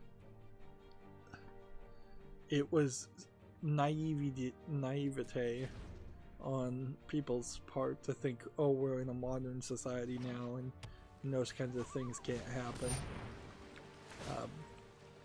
If anything, our massive effect on the climate and our massive population growth was ensuring that some kind of epidemic would occur, and we should have adopted some very gentle-handed population control laws probably 100 to 150 years ago. After the baby boomers happened, in particular, that should have been a wake-up call to tell people to kind of not encourage people to have 7 to 10 children. Even 3 children's probably a little too many. Not that the US or other countries should have done anything as extreme as what China does or has done in the past, but there's certainly has been no real emphasis on promoting the idea of being conservative in the number of children and kind of saving your pennies and saving up for a bad time. It's all been in the United States, spin, spin, spin, like there's no tomorrow.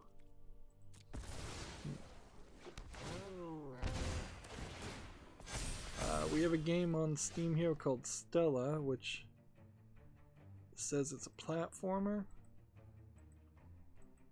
It kind of feels like it's a little bit over the place and really zoomed out. Looks like a Limbo style platformer with maybe some puzzles. Yeah, it looks a little too zoomed out for what I would like, but it is rated very positively, so I can't disagree with that. I'm gonna leave it on a following list and see if I can get some more information. I think I even saw a review of this.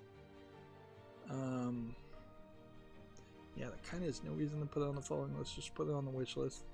$16.99 is way too expensive though. English full audio. This, here you have Jesse Cox saying, "I love this game, man." Jesse Cox being a bad source for game reviews, in that he kind of doesn't do enough game reviews and doesn't really do reviews from a perspective of actually having a critical eye on them as much as having a loving advertiser approach to them. Like even the review he put out most recently, like the review he put out before his most recent review was Control, which was 3 or 4 months ago, and then he put out a review with his friend for Death Stranding, and was very positive of Death Stranding, but then said, I can't tell you in good consciousness to actually play the game or buy the game. So it really just comes off like all his reviews come off like fluff pieces and just advertisements, and just he wants to be friends with the game developers, and I think he pretty much is friends with a lot of the game developers. Meanwhile, Jesse Cox was one of the main voices on the Total Biscuit podcast, which is all but dead now. Like, maybe once every 2 or 3 months they get together and do a podcast, but with no consistency. Well, that's a new card. Yep. I feel like as I'm getting further down the mastery levels and I'm getting wild cards that are mythic rare cards and stuff like that, I feel like they are intentionally unlocking the better cards, the cards that you might actually play with.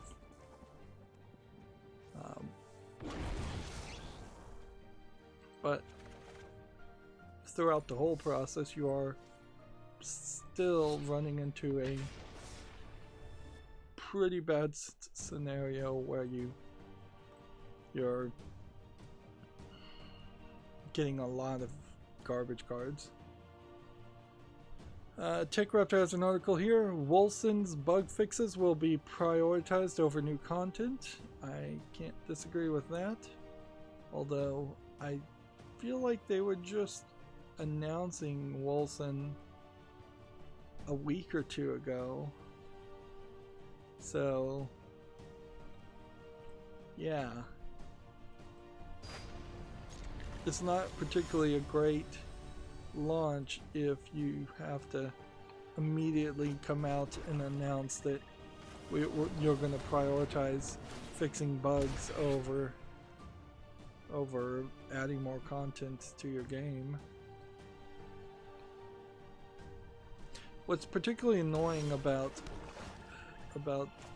the audio as it is in this in Magic Arena is that it doesn't just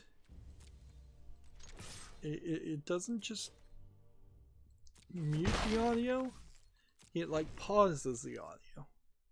And nobody particularly wants to pause the audio when you're talking sound effects that are coincided with this. Like, if I click this,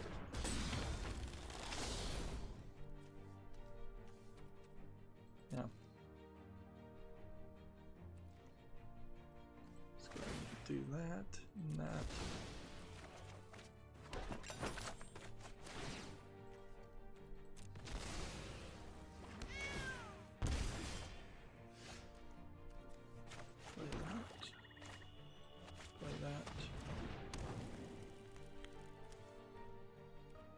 Next. Then no attack. And then enter. Next we have a game on Steam called Shield of Shallwind, which looks like an asset flip player versus player game. Fantasy game. Looks very low quality. Unpolished. $12.74 discounted. English, Chinese, Spanish, Latin America. Take your pick if you want to call it a cheap Chinese product or not. So here we are. Here's a great example. The audio on this should have stopped playing a long time ago, and then it should have played the audio on the timer. So what I should do is click here and just hear that. Instead I hear the sound effect of this play.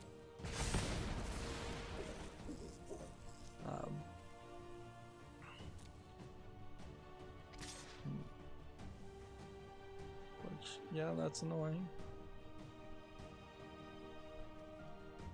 This is gonna be a difficult choice whether I want to play this or not. Kinda need to not activate this if I even do decide to play this.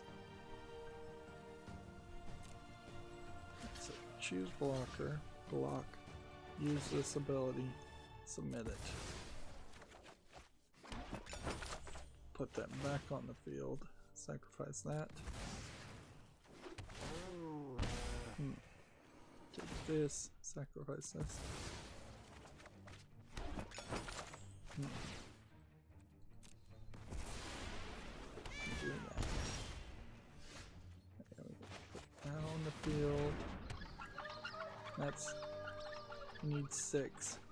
So we do this, and then we just have to decline. No attacks, but just pass the turn. That works too. TechRaptor has this article. Platinum Games announces a shiny new in-house Platinum engine. I still don't think making an in-game engine is a good idea, as much as I would love to see Platinum Games succeed, because I love Bayonetta. I really haven't played too many of their other games, or any of their other games as far as I know. I guess one thing that I heard about this that takes the concern I have off of this is that before this point they were making custom engines for every game they were making anyways. That they've never really been using something like Unreal or Unity, although who's to say that they weren't buying bits of code piecemeal in their custom engines for each game.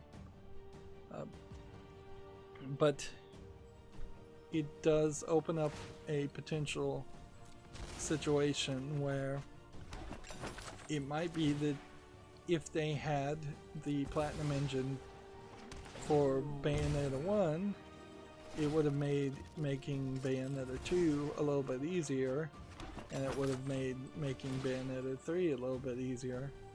I still am not sure I really agree with that, though. I think there is a higher probability that they're going to spend extra effort to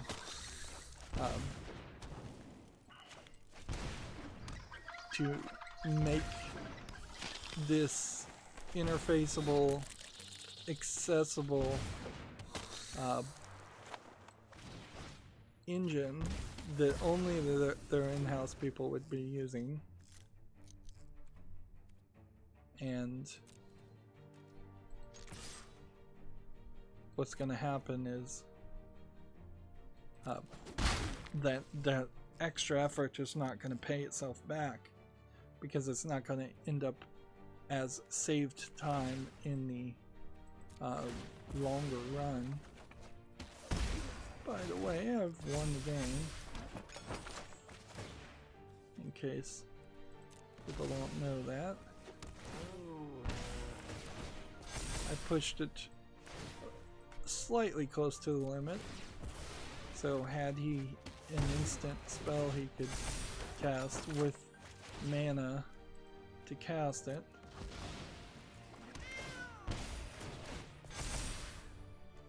that would have been a problem. But he realized he had lost.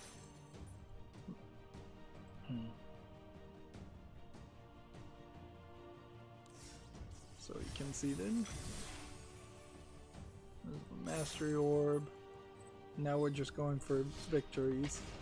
It's not really worth it to put in the Mastery Orb. No, we have a game on Steam here called Graphy St. Patrick, which looks like a way terribly animated platformer. I kind of love the idea of setting something based on Irish folklore and cliches and stereotypes, and St. Patrick's Day in general. Maybe Irish people hate St. Patrick's Day for that very reason. I don't know. But I hate this color palette of green on green on green on green. You're going to have to be a little bit smarter and wiser on how you would draw things. Throw in some more blue when you put green on the screen, make it stand as something. Apparently there's a bundle here of games starting by the name Graphy. Also, I don't think any of them are good, so I'm not going to put that on the fall list. It's $1.99. Oddly, it doesn't have full audio for English, but it says it has full audio for French, Italian, German, and Spanish, and every other language it supports, including Swedish, Czech, Japanese, Russian, Thai. So they just counter-checked all the options for some reason.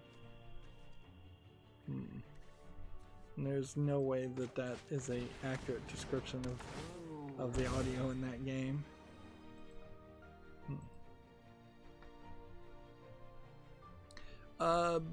Despite the fact that TechRaptor gave Ori and the Blind Forest a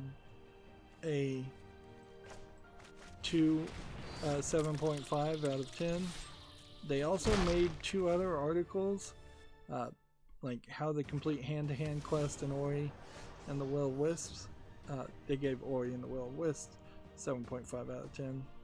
So they made a decent amount of content.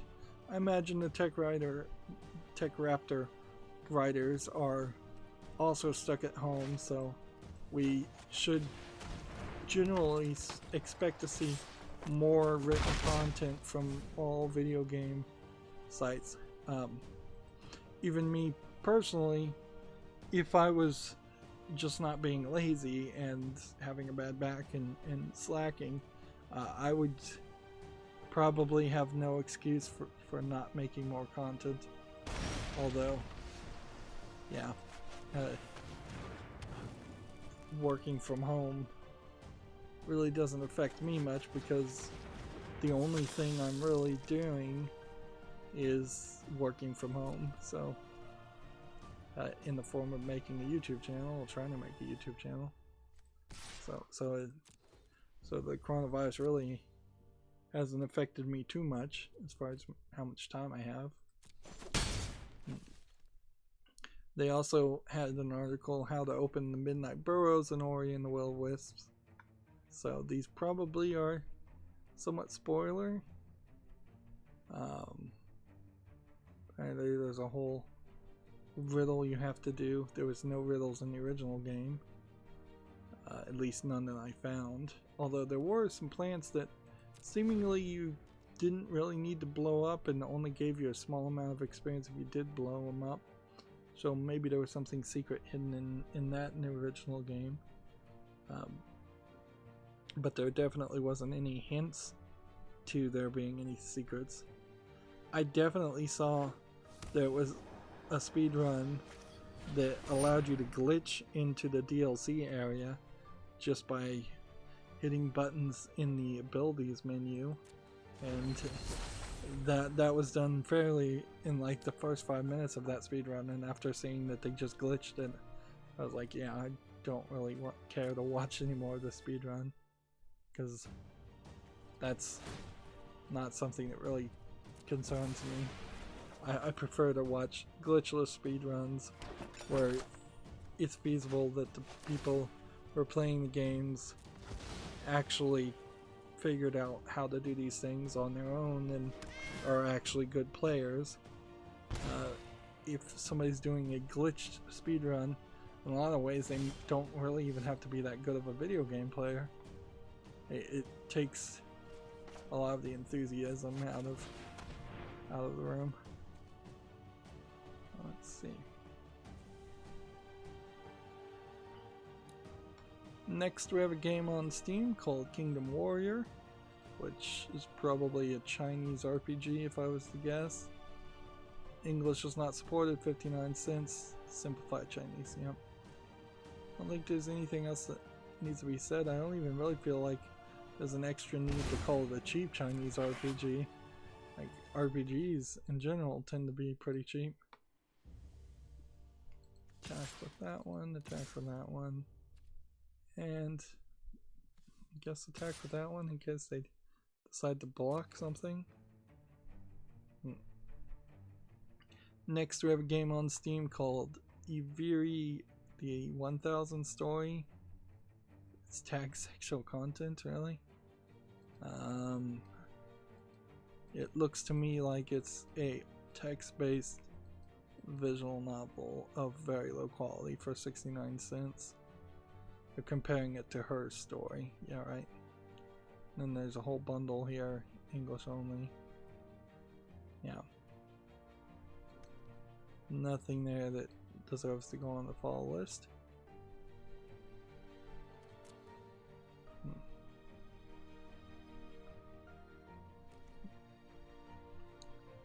Next we have a game on Steam called Architac, which looks to me like it's a Minecraft clone. And honestly, I just don't think any Minecraft clone is going to succeed. Not really, because Minecraft just keeps adding more content. This is early access and free, English only, single player only. Yeah. Microsoft / Mojang still doing a really good job to just keep on adding bits of things to Minecraft to keep it popular enough, and that's kind of all you need it to do, is keep it on top until people are fully satisfied to never play a survival construction Minecraft type game again.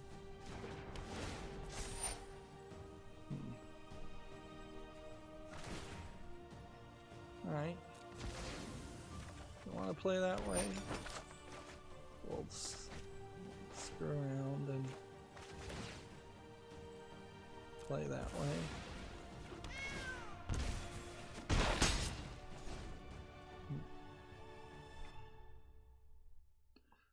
Gamma Sutra has an article here. Niantic just made it easier to play Pokemon in self-isolation.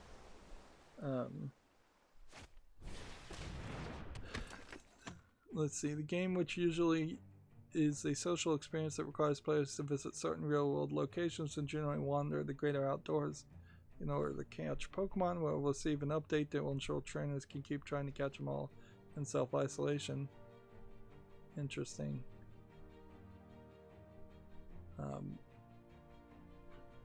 They've have a hatch distance for eggs placed in incubators increase the spawn rate of Pokemon in the wild, up the number of Pokemon habitats, and tweak Pokestops so they drop gifts more frequently. One-time purchase bundle 30 incense, which attract Pokemon to a specific location like your home, has been discounted to 1 Pokecoin, and an increase will last now for 1 hour instead of standard 30 minutes. So it still seems like you're getting screwed quite a bit if you were going to play Pokemon Go. I thought Pokemon Go was a little bit more free to play than it sounds like it is. I was kind of thinking, hey, I might even consider playing it, but no, it still seems like the main gameplay is there, and I guess it's hoping a little too much that they would ever decide to completely and totally abandon the walking around aspect of Pokemon Go and turn it into a completely different game. I would almost certainly be better off just playing something like Pokemon Masters, and even that is probably not that free to play. I knew I was trying to say a word there that started with the F sound, but I lost the word in my head halfway through the sentence. And I'm still more than satisfied to just play the lewd anime game Destiny Child instead, and have that be my main and only cell phone game. Although, in all fairness, it has like burnt into my screen and used a lot of my battery and potentially ruined the battery. But no, they keep adding new content to that gacha game, and I keep enjoying it.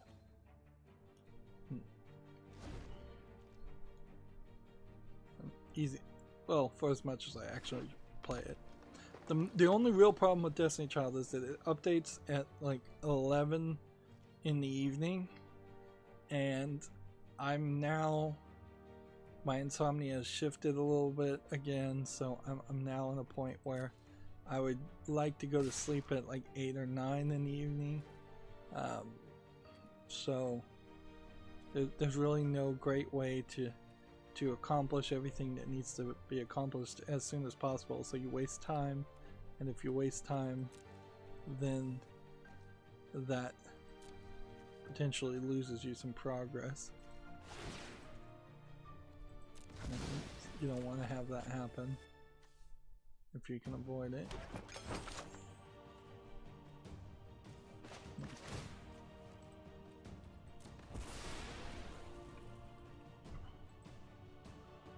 So, yeah. And then the other thing is that when it gets updates, it tends to be completely offline between the standard update time of about 11 to about 3 or 4 in the morning. And so then you definitely have a whole like 12-hour period when which you'd be asleep, which you're losing progress.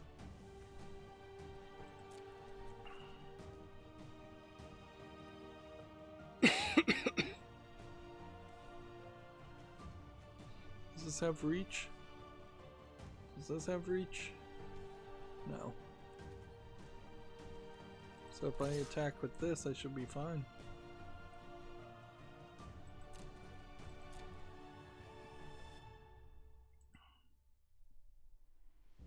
Let's see. Next we have a game on Steam called RoboShock Rampage. I did curate some games, but then I opened some other BS games. So that's why we're seeing things like this. This is just a shoot 'em up side scroller shooter game. So with the slight difference that you're playing underwater as a robot shark. Discounted to 89 cents, English only. Nothing impressive there.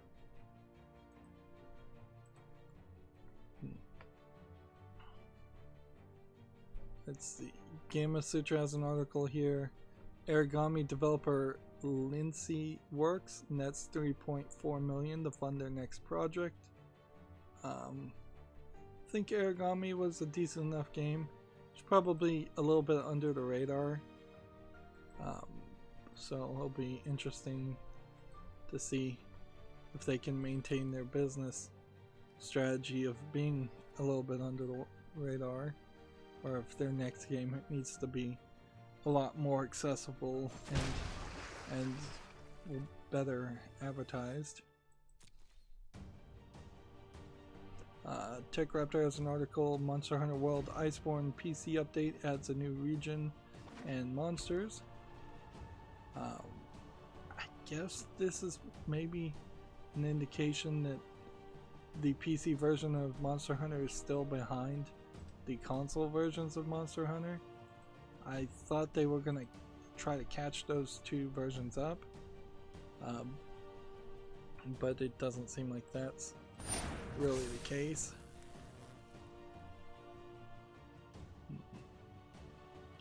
If I can get one more swamp, one more mana, I could put this on the field, and then I could definitely increase the amount of damage.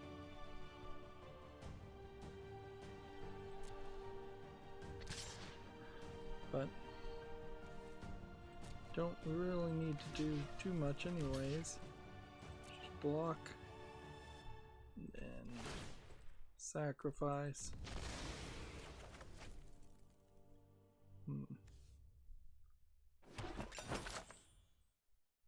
That and that.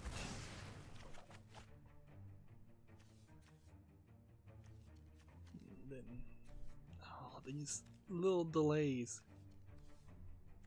These little delays where people have to resolve.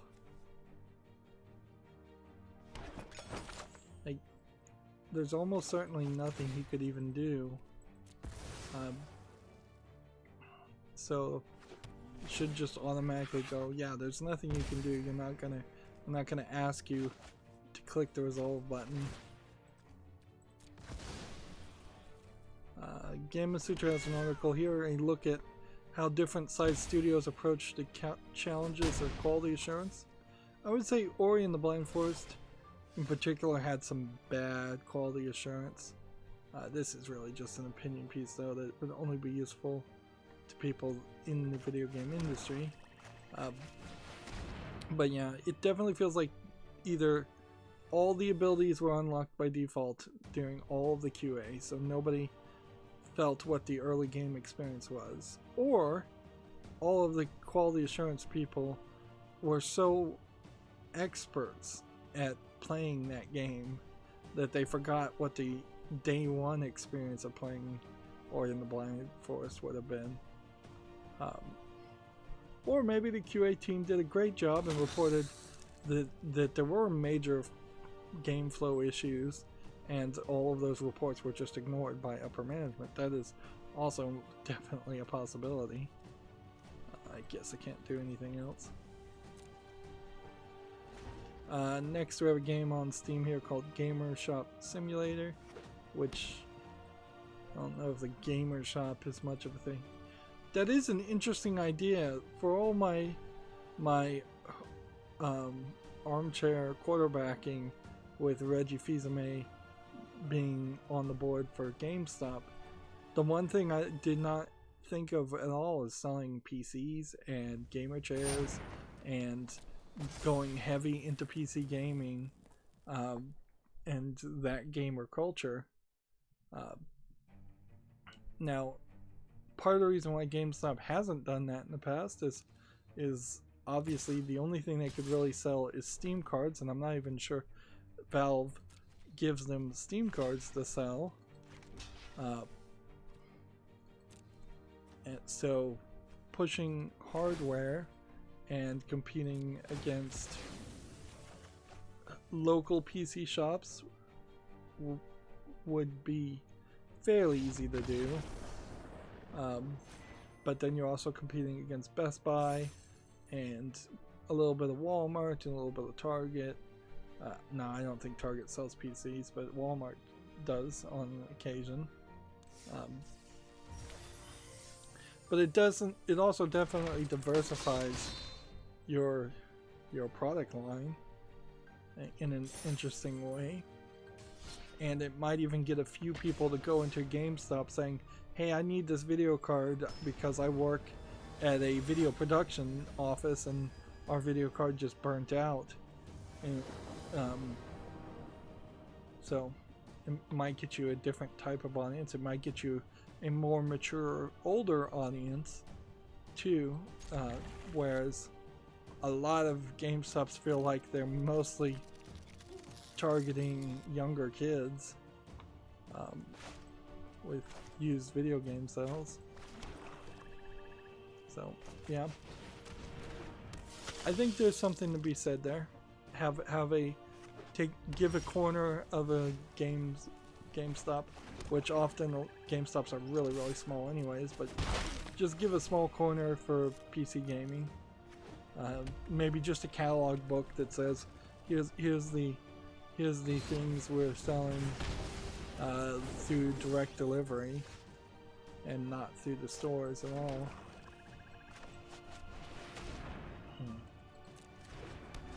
Next we have on Steam Doodle Tanks. This is probably one of the least realistic doodle games in the sense that you're mixing and matching tank parts to make tanks. Yeah, they've gotten really crazy with the doodle games. Discounted to $6.39, still way too expensive. Bunch of languages, but oddly not English full audio, just French, German, and Portuguese Brazil, which almost makes it seem like they have one French word and one German word, and that's it. And somehow that falls under the category of being full audio in somebody's mind. Yes, I should do this.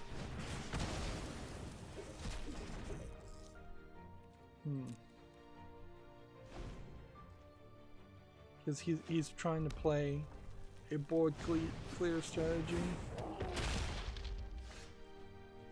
and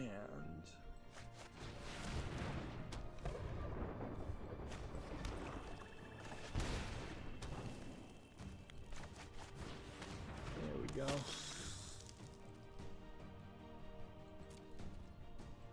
We just need to be careful not to go too far, too fast, and lose our health.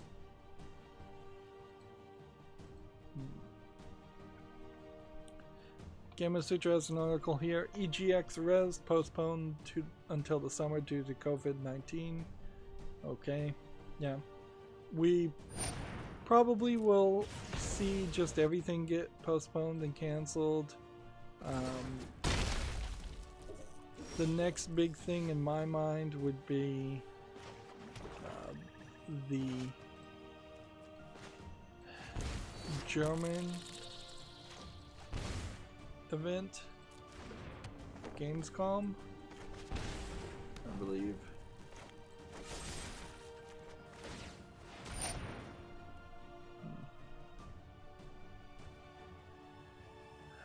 Guess we resolve all. So yeah, I wouldn't be surprised if we hear other PAX is getting canceled and other in Gamescom, and they and things like that. Tokyo Game Show, I wouldn't be surprised if that's canceled. The Olympics as of this moment are still going on, but I don't think they would cancel the Olympics. There's just too much money in it. You can't do that.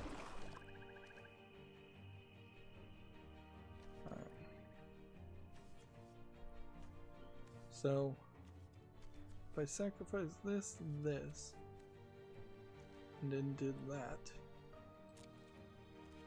I don't think that'll work. I'm just gonna end my turn and hope he can't do 4 damage directly with a aggro red deck, which he probably can. So I may have to move fairly quickly to sacrifice this guy, and then sacrifice this guy. But yeah, I wouldn't be surprised if all of 2020 is just postponed and canceled. And we'll just have to wait and see, I guess, about 2021.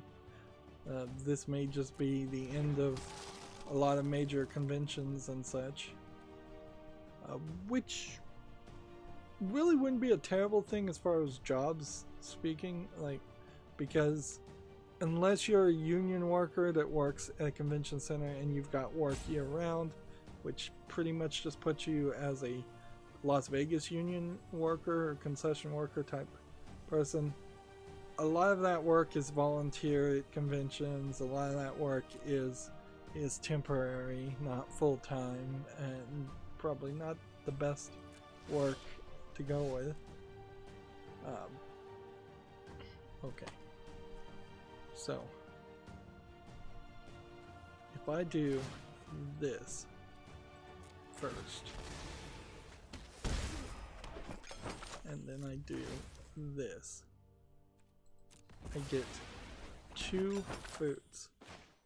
Then if I do this, I kill his things, and that gets me more foods. And then I can activate this for more life. Then I can activate this for more life. And then I can put this on the field, which would let me do this. Put that on the field, put that on the field, put that on the field.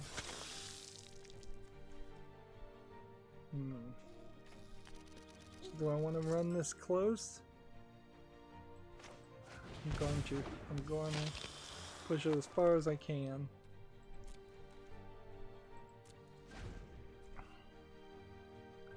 Can't block token creatures, that's all he's got, but if he can do 3 damage to me before I can tap Witch's Oven and eat food, then he wins. So this is the gamble. 7 cards. Do you have enough to do 3 damage? Meanwhile, while we're checking that out, we have a game called Bomb Brigade Battlegrounds, which looks like a Bomberman clone game.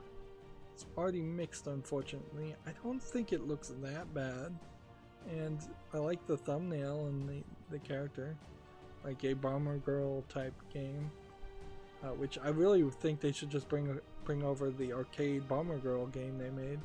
Free to play with in-app purchases and online PvP. That's major problems, I imagine, with it. So yeah, definitely not the type of game I would play, and definitely not reviewed well enough.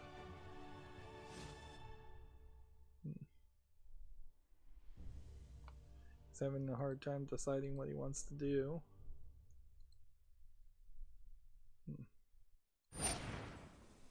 Gain control.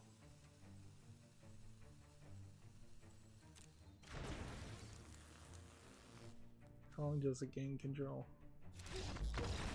And then just concede. Okay.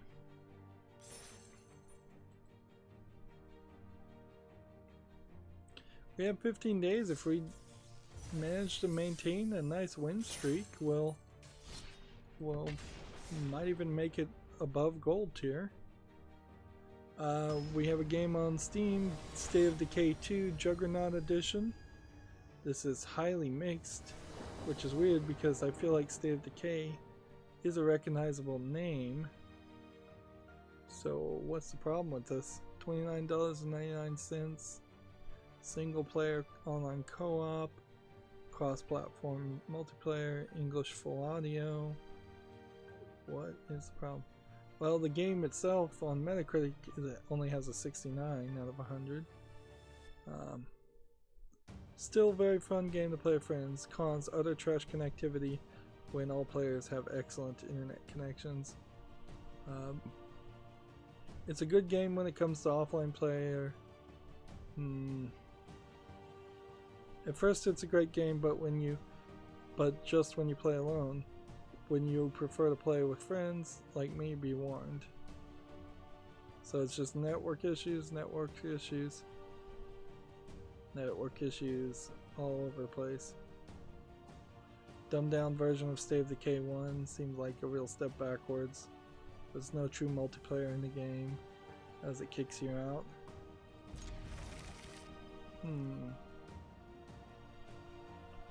So what I would like to do is see if I can find State of Decay 1 and see, because I probably don't own that game. And if that is the case, this is Xbox Game Studios that put it out, so they just kind of shoveled it out. Let's see, State of Decay 1, if it's on Steam, then yeah. Have to come over here and play too. Yeah, State of Decay YOSE Year 1 Survival Edition is rated very positively overall. And it's already on my wish list as a zombie game. So, if I ever buy this game, or if it was ever gifted to me, I'd check out the first game and then I'd probably look at the reviews and not play the sequel.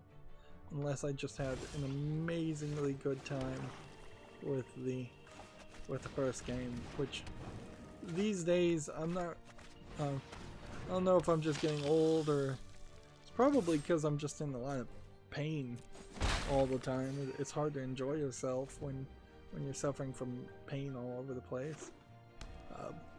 But yeah, I've definitely not had a good run of games that I've enjoyed, and most of the games I'm playing are older games.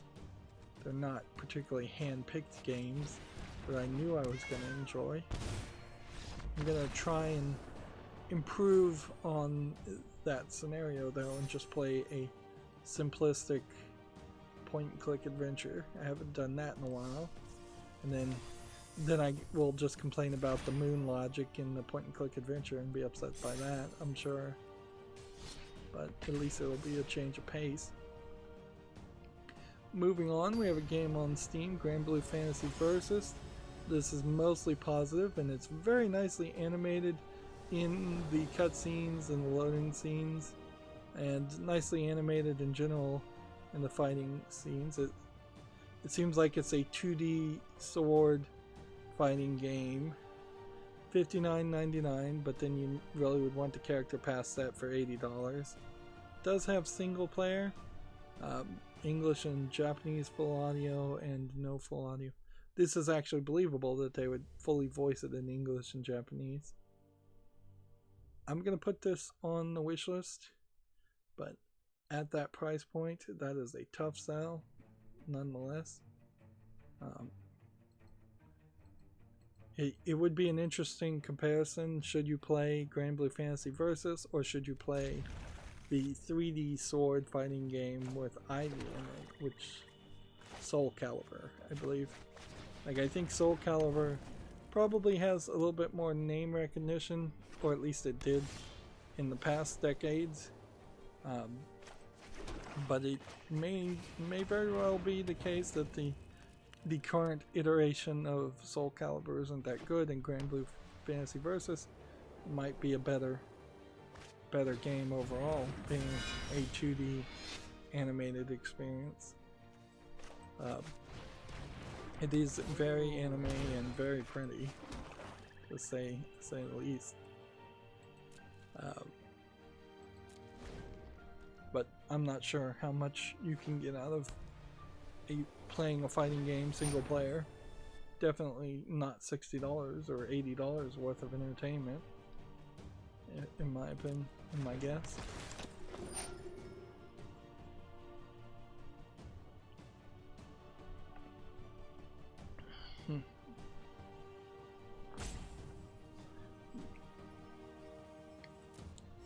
Yeah, it still would take a lot of work and a lot of thought to decide if I'm going to cover any fighting games, or which fighting games Like, that is just a category of which I have no understanding. Before we start our turn, we need to start the process. This really shouldn't take too long. 10 turns at most.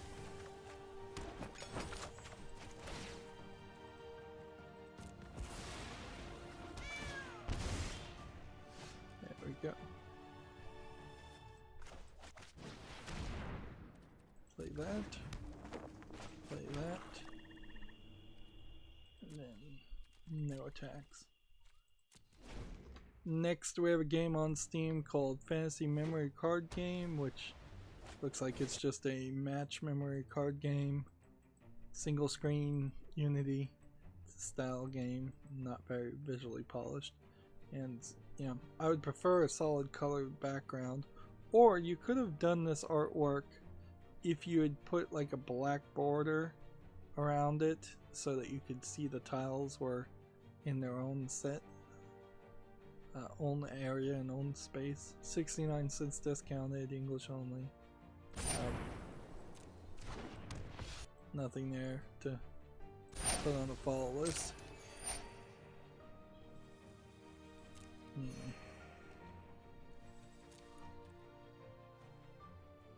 Come on. We'll go through this again.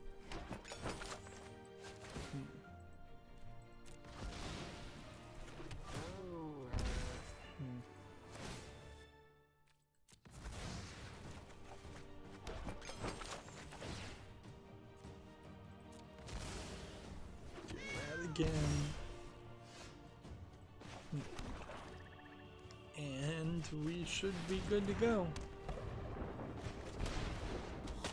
Hit it.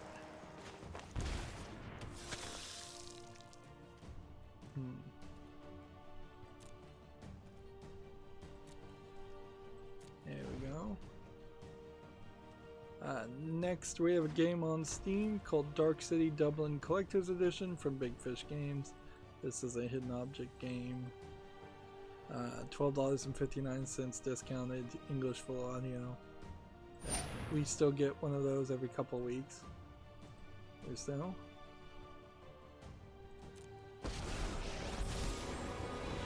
Well, he's got a Planeswalker now, so if anything's gonna ruin my strategy, it would be a Planeswalker.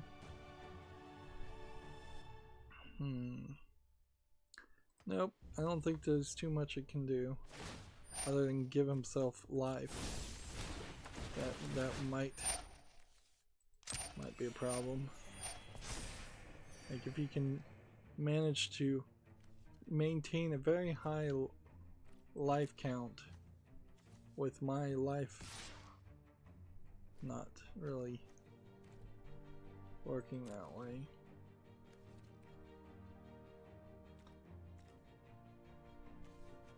This still works though. Watch this. Block. Then sacrifice. He did not have a detailed enough understanding of my cards.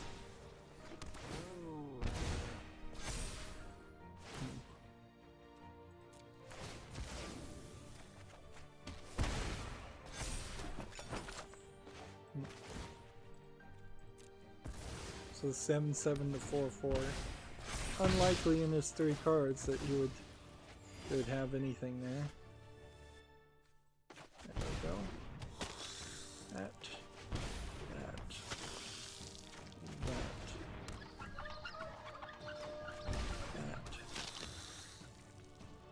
Are we close enough to a victory?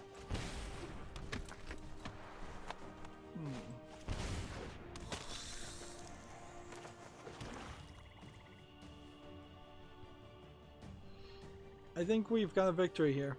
I think we just take the risk. We sacrifice this.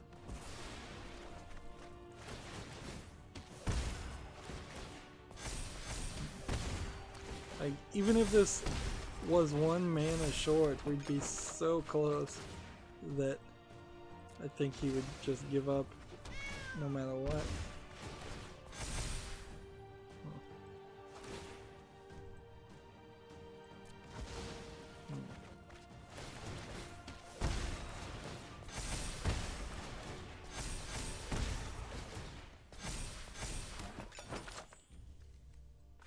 Let's now do this.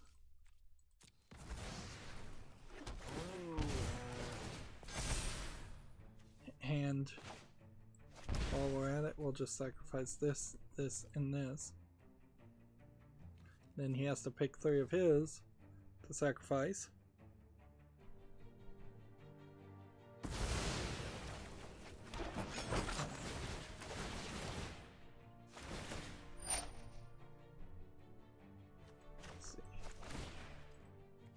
Back.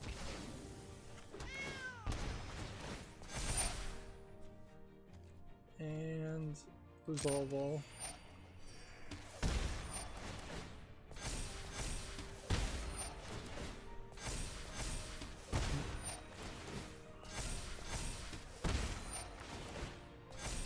Yeah, we should have no problem now.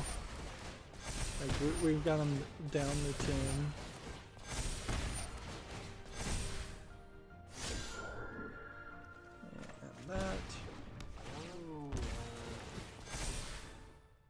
And then that. Thank you for your sacrifice, characters. And then we'll get rid of that one and that one too.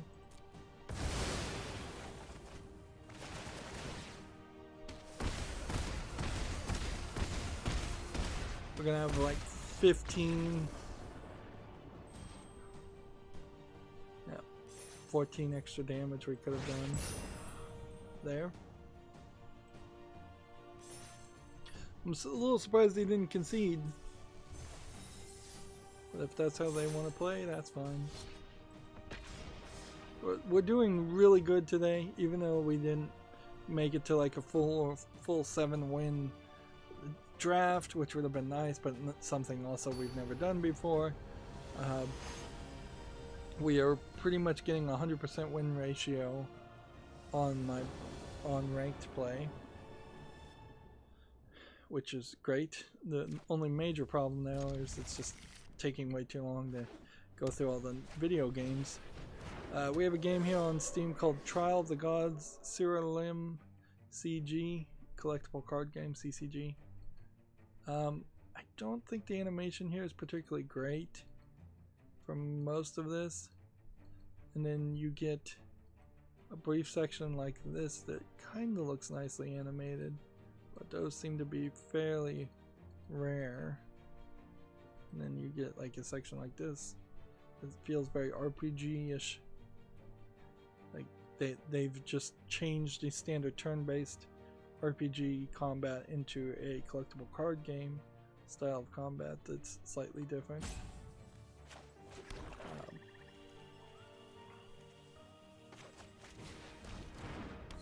Play that. This game is $11.69 discounted, English full audio, single player only. I like this art. I just don't like anything else. If this was a cell phone game, or if this was selling for $2.99, I'd be interested in it. It has over 100 cards, which is not really saying much. Yeah, I can't put this on the follow list. It's just not gonna work. So I'm gonna pass on that.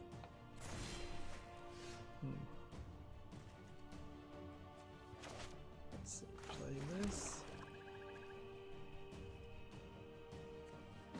Play this.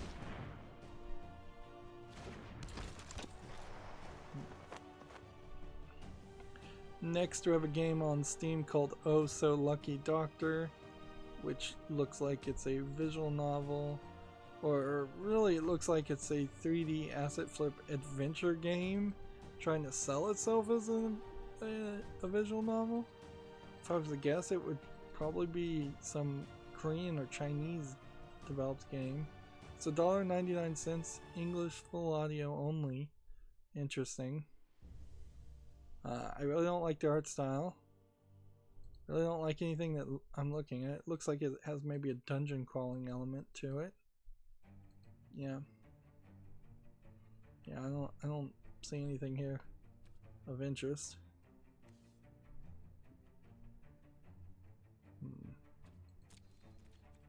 I'm just gonna let this guy keep hitting me for one.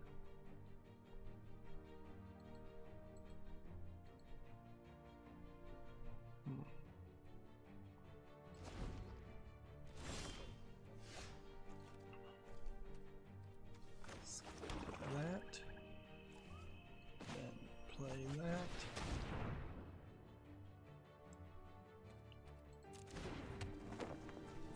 Play that.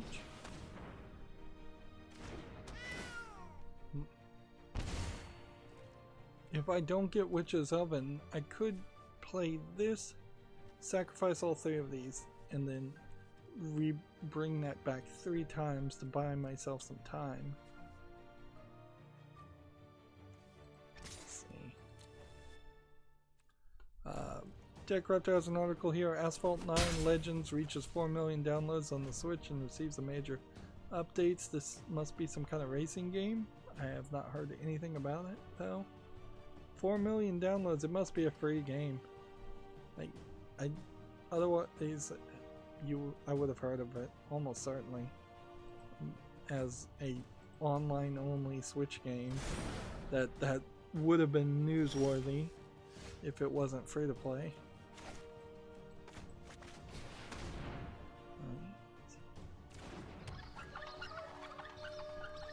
One more of these and then we can just play this and probably win.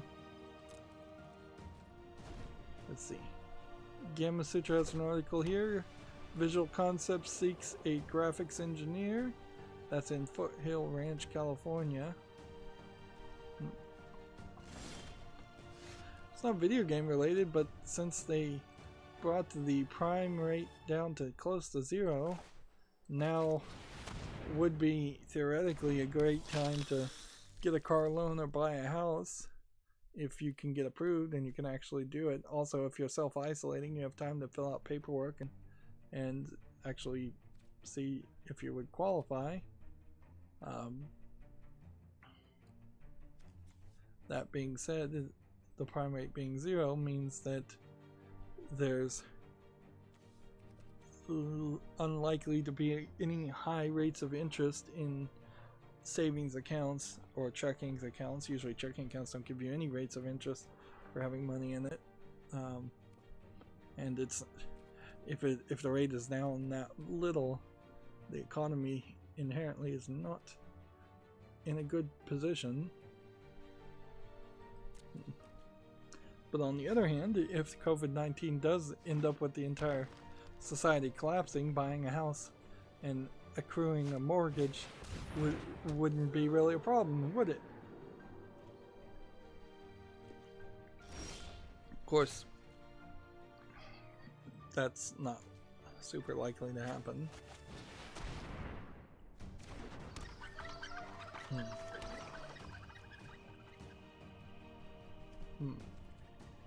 Kinda don't have to do anything, just keep on ending their turn. Twitch support also having trouble. Looking into issues preventing users from starting a new broadcast on the 14th. Team is still working on it. On the 15th they recovered from it. So, yeah. Everybody having network troubles. One of the teams, I don't know if this was a flat out announcement from the NBA, but one of the NBA teams, I believe, announced that they were going to try and simulate the rest of the season through a video game, an NBA 2K game, which is very logical. It definitely was what I thought would have been an interesting turn to turn of events. Okay. Let's do this. I'm gonna attack with this and this. And then that should still leave me with everything I need. TechRaptor has an article here. NBA 2K20 faces glitches due to the suspended NBA season.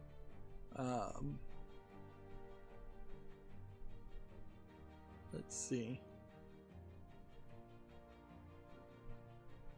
Apparently that is affecting simulations in the game itself, because apparently the simulations are based on what was happening up to the minute bits of information, I guess, as far as the season goes.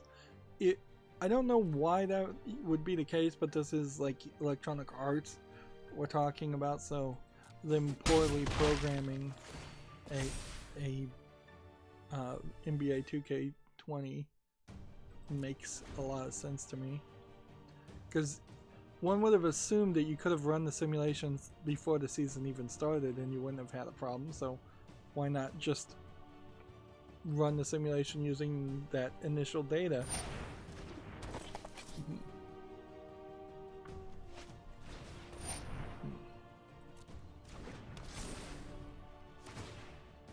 This guy's just getting beefed up.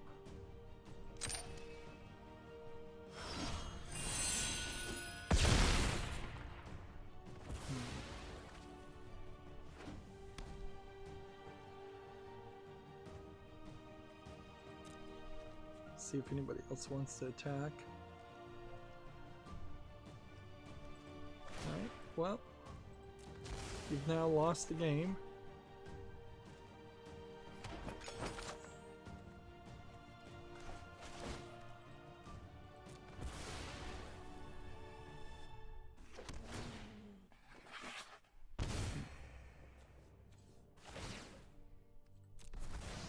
And not a lot to say when you're pulling off these combos.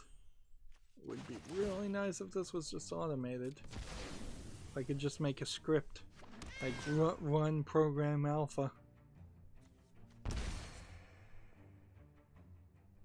Alright, my turn. It's now established. So we'll now sacrifice this one and that one and one of those. While he's thinking about it, we have a game on Steam called Malord Dandek, which I like this like animation here, but it totally doesn't connect with what the gameplay looks like, which seems to be a random combination of uninteresting dungeon crawling, it looks like. Maybe this is supposed to be a programming game or a puzzle game, but it looks pretty boring, pretty basic, pretty dull. They want $14.99 for it. It's English and French with full audio French. Nah, doesn't look quality enough. Alright, so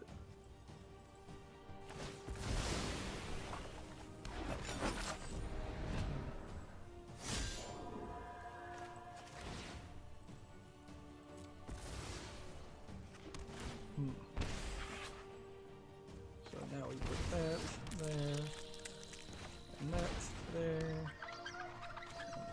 and that there, and take our action, place that there, and unless he can cast a spell, he's pretty much lost.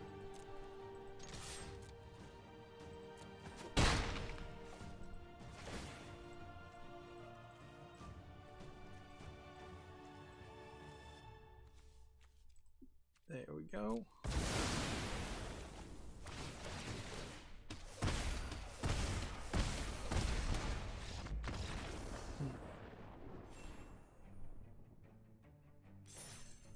Gold tier 2.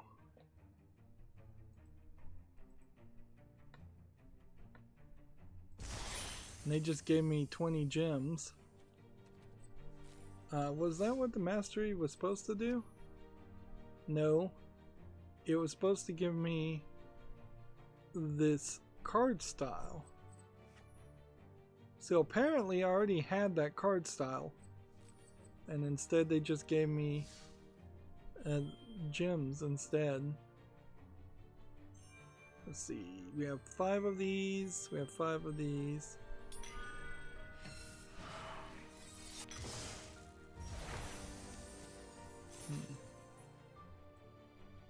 So we need 4 more levels on the mastery. And yeah, we'll get it. We will, I think, get it. I don't see any reason why we wouldn't. And then let's go ahead and open another Theros Beyond the Death deck. We're pretty much at maximum there. I'm going to be really well suited with wild cards for the next expansion, but I don't even know if I want to buy core set expansion cards with wild cards. Maybe what smarter to get historic cards with the expansion. We broke the streak. I shouldn't have done that. I should have just kept playing. We have a game on Steam here called Maya of the Desert. Let's see what this looks like. It's a little dark screenshot syndrome. Looks like it's a little bit of an asset flip Prince of Persia clone, from best I can tell. Let's see if the video can convince me otherwise that there's something here. It's just so dark. Yeah, it kind of looks cool, but then it's dark half the time.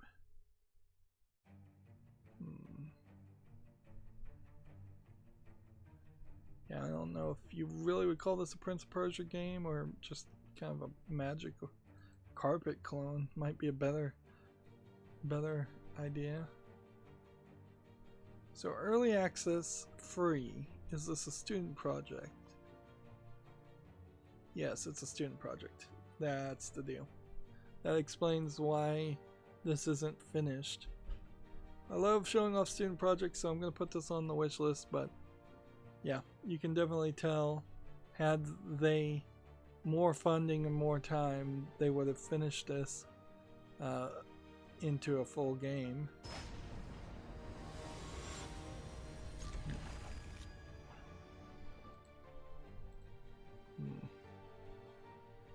So if we see one student project, that might be that we're ignoring some other student projects, but honestly, if they don't look interesting enough for me to even recognize that they're a student project, I can't really care.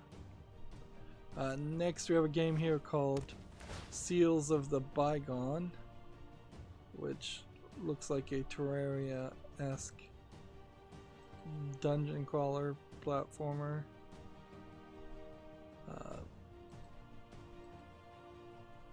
Yeah, early access, $12.99, English full audio. From the graphics, it just does look like a player versus player Terraria looking game. Nothing there interesting, or interests me, so I'm not gonna put that on the follow list. Maybe, just maybe, we are getting to a point where we are seeing the beginning of the end as far as all the articles.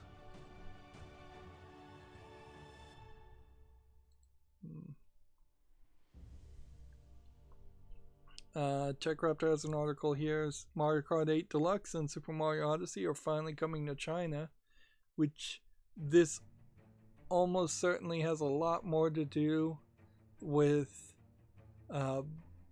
just how long the delays of getting approved by their censorship board is than anything else. To be at least a year and a half behind is really crazy. And it certainly doesn't help promote the idea of not just importing Nintendo games from Korea or Japan directly. Sure, there's probably some translation that had to be done to get it into Chinese, but it shouldn't be that late. It also goes to show that until the censorship board can approve games way faster and approves games in general, and it's not a major question up in the air, China will never be anything than just a last thought, not even an afterthought. They will be at the bottom of the list as far as interested regions to promote or publish your game.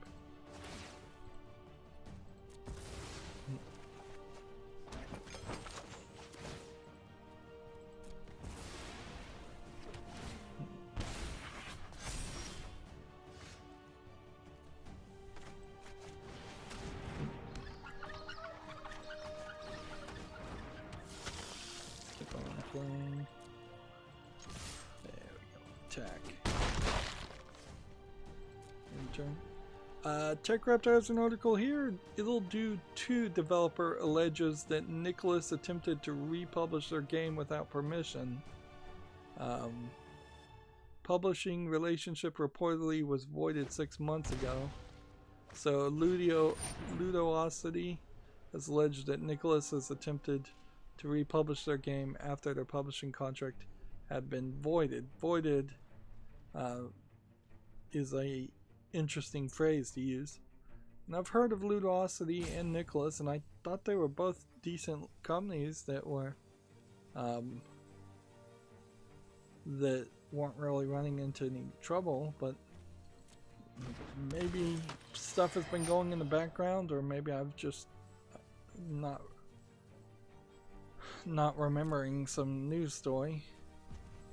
Yeah, we need to divide the cards into a pile, so the trick here would be to make them think that the strongest card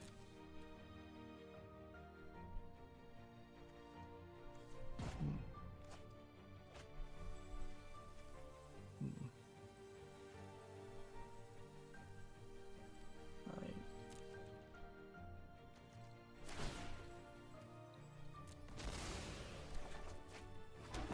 Let's see. So the article goes, a year ago, this is a quote, and Tyrone of Nicholas emailed some back and forth agreeing together with their lawyer that they had been in breach of the contract and it is now null. So there was kind of obviously some bad blood to start with. And this is Ludosity CEO Joel Nystrom. I know there was a company out there where the person in charge was really bad about responding to emails, and people were upset about that. I don't think though that was Tyrone of Nicholas. Let's see. And this guy, the quotes here are terrible. Like, as it continues, like, what? If you want to be evil, you have to be smart? He continued, you can't be dumb and evil. You know you're dumb. If you know you're dumb, you should try and be kind. That's my advice. So,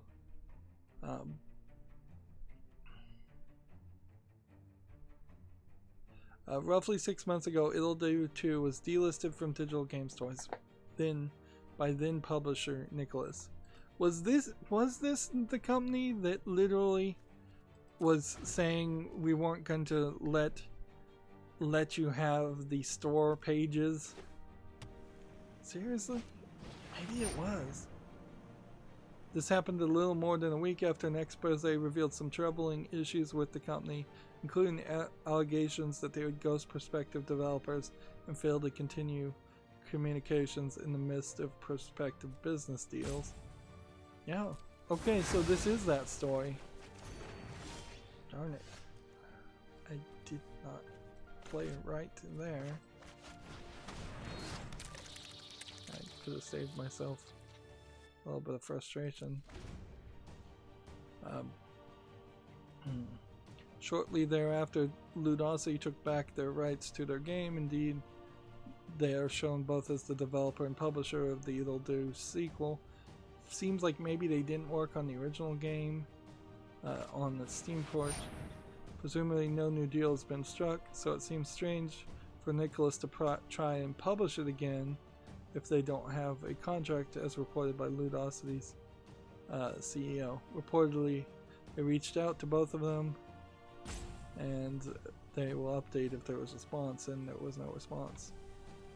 Interesting. I liked It'll Do 1. I can't disagree, say anything bad about that. I own It'll Do 2. I wonder, did I buy it when Ludosity had control of it, or did I buy it when Nicholas had control of it? Yep. Ludosity made the first game too. Alright, well, I don't know what the deal with Nicholas is. Seems like they are just falling apart. Right, this guy's gonna try and kill my cards, so instead I'm gonna do this and make him pay for it.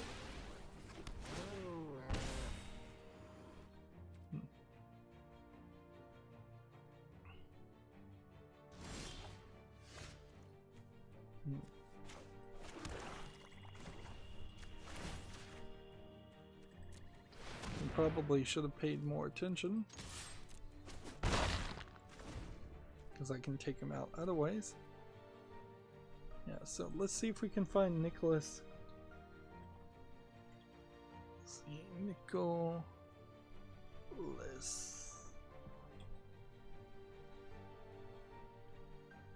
as a publisher.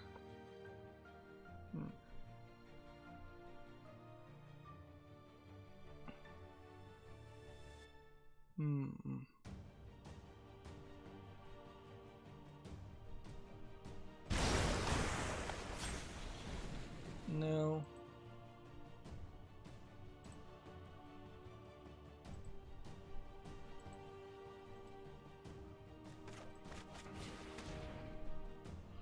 So yeah, apparently something happened at Nicholas, and I guess that's just in general the danger of any business, is that somebody goes crazy. And I'm a little surprised Randy Pitchford hasn't gone crazier, but he's got products that are still making the money, I guess, is the only thing I could say there. Yeah, no good details in that story. Unfortunately, we are just given another bit of information that really could be construed as just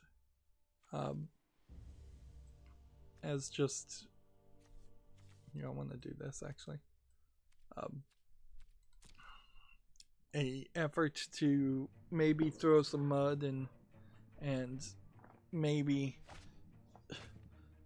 a way of fighting a bitter lawsuit that people don't know is happening or hasn't started yet. Come on, I just need to do 2 damage.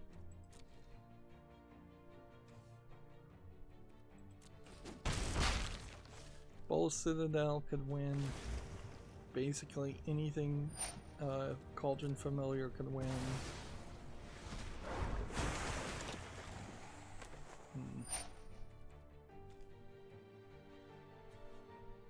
Let's see. I can't even activate that, so there's Not a lot that can be done.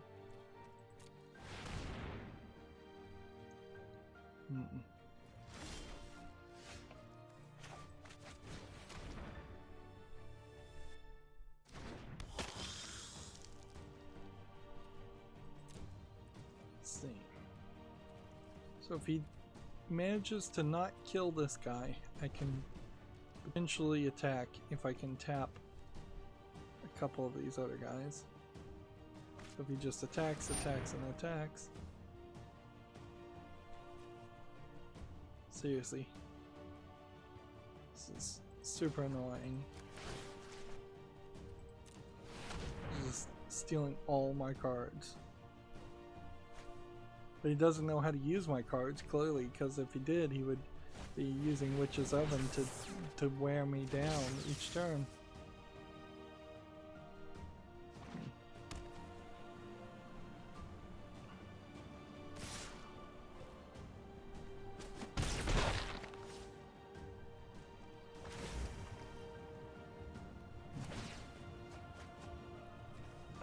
Next, we have a game on Steam called Better Boyfriend, which says it's a dating sim, but looks like it's really just kind of a low effort. I'd almost call it like a mobile game. Seems like you don't even leave the house. It kind of looks like you'd make it an RPG Maker, but not really. It's $1.49, English only. Yeah, doesn't look good. So, of course, not making it to the follow list.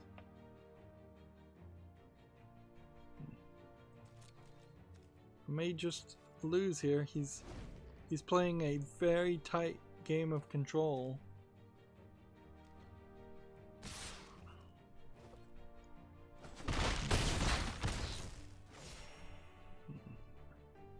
See, he's gonna start getting health back now.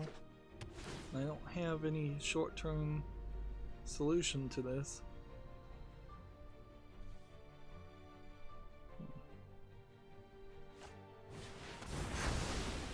The best thing that would happen to me, that could happen to me, is Bolas Citadel. Yeah.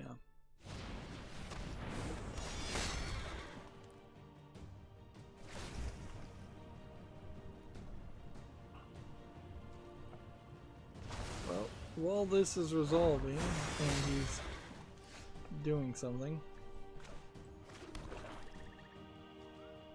I'll just go ahead and pass.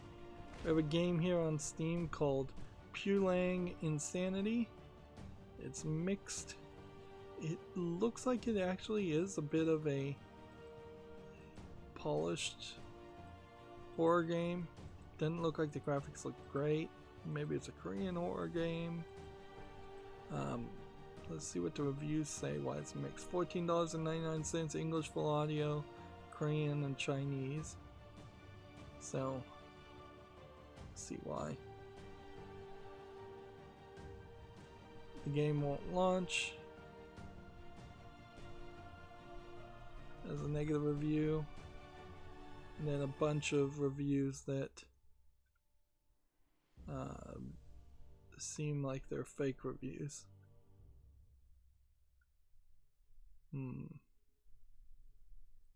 Bit rough around the edges.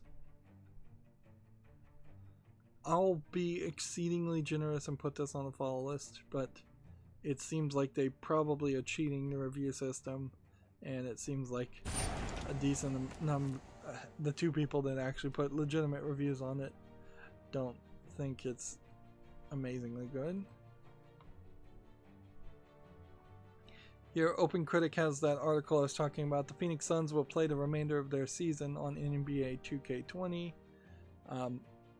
There's no, I guess, institutionalized idea there for all of NBA to run a simulation and show how the rest of the season would play out, which it probably should be something that they think about developing.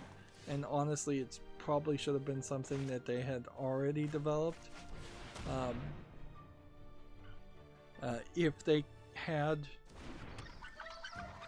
just the underlying software of NBA 2K20, and that underlying software then was going through some very powerful computers to do like a 4K renders, really high graphics, instead of what you would see by default in the game. That would be nice too, but at the basics of it, you could have a backup plan negotiated with EA to say, hey, if we have to cancel the rest of our season for some reason, we're going to use your software and promote your software. And this license deal is going to be very beneficial to both sides, but in particular it would be very beneficial to EA, although it also kind of convinces people that there's not as much of a reason to watch sports at all instead of playing sports games, and that probably terrifies a lot of the people in charge of the NBA. I wouldn't be surprised if that's a message they don't want to send. This guy has wrecked me. He has just straight up wrecked me with control. It deserves a good game because he beat my strategy by controlling me.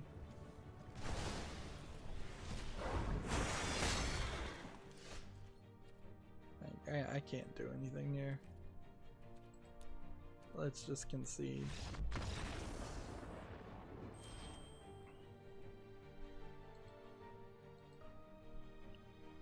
Well, I'm surprised we're even at gold tier 2.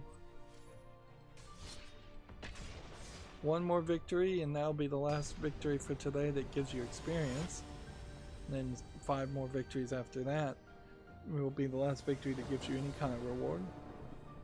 Libretro had a article here for Final Burn Neo progress. So they're making progress there with their emulator. If that interests you, I don't think I want to particularly go into major details. Apparently this game is called Rabbit. A fighting game from 1997's one of the only EA arcade games. Interesting. Remember Final Burn Alpha had that whole fight where one person licensed it even though it was not licensable like that, and they split off in protest and became Final Burn Neo, I believe is what happened.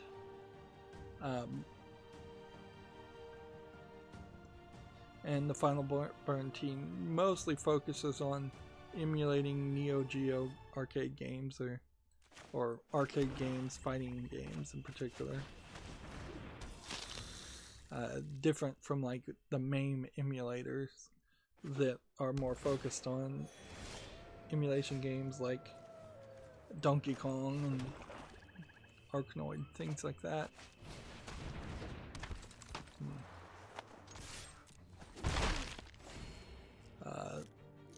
GDC put out a link to their 2020 virtual talks, which, like, no duh, this was going to happen after GDC was canceled.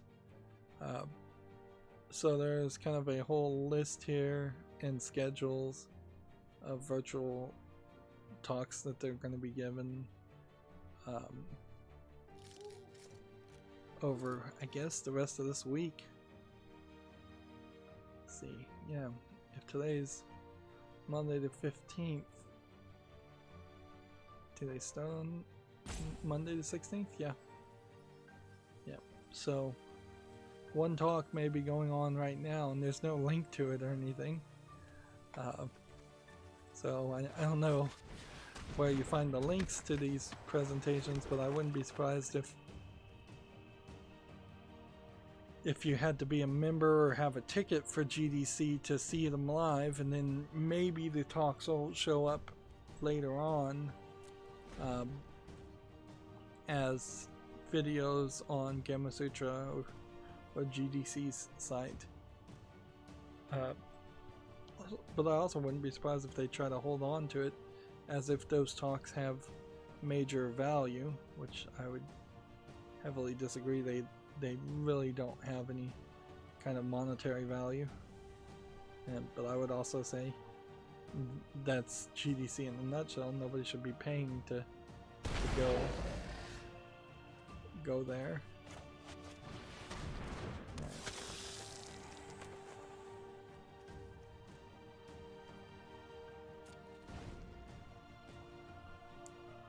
Let's see.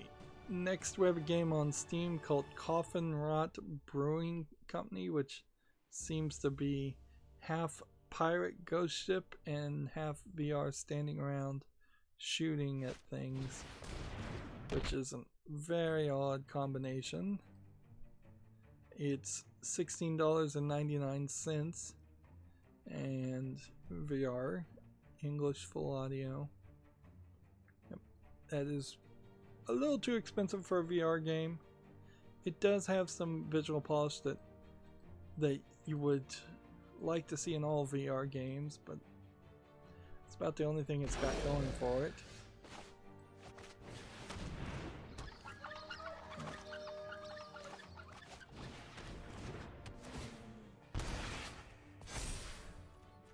Okay, attack, and go. I don't think these have reach, so can't really do too much with those.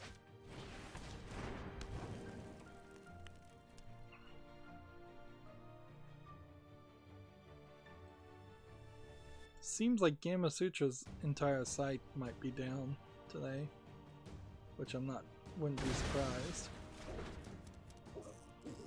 And they destroyed my card, which sucks because that means I can't play this.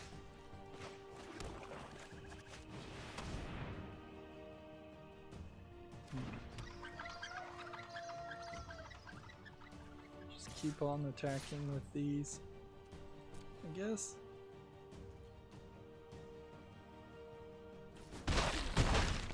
Next we have a game on Steam called A Year of Rain, which is already mixed. Seems like it's a real-time strategy game. Unfortunately, a mixed reviewed real-time strategy game is not deserving to make it to the wishlist. $14.99 might be a little too cheap for an RTS. English full audio. Let's see what the reviews say.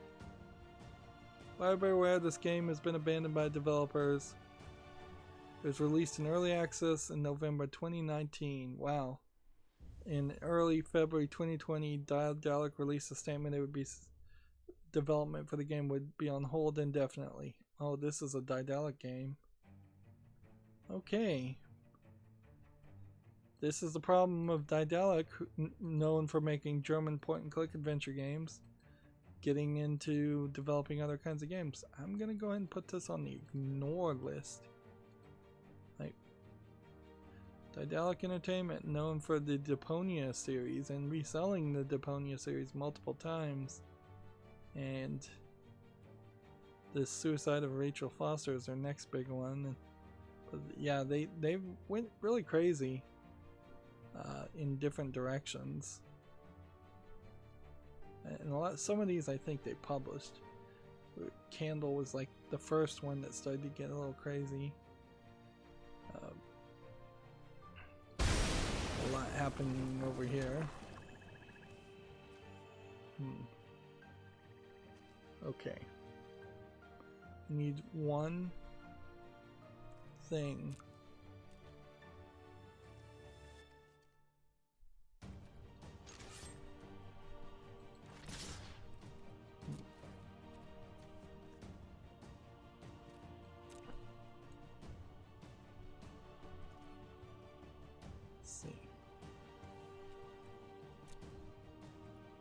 This would do 7 damage.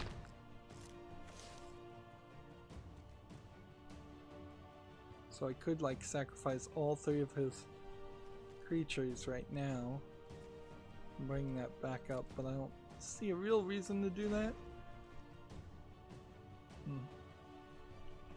I actually own quite a lot of the Daedalic games. I think mostly because they're super cheap and bundled together.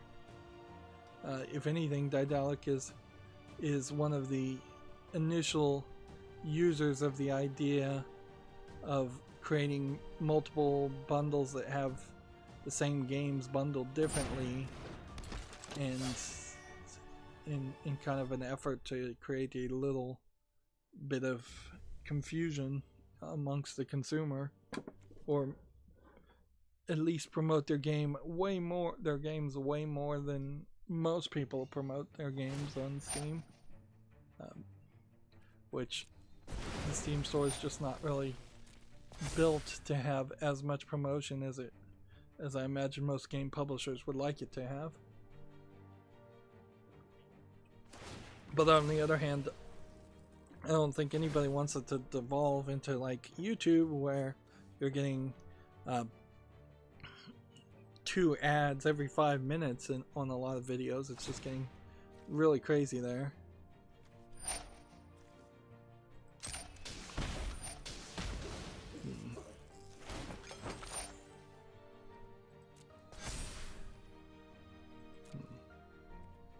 This guy, nobody has reach, so he's just gonna lose.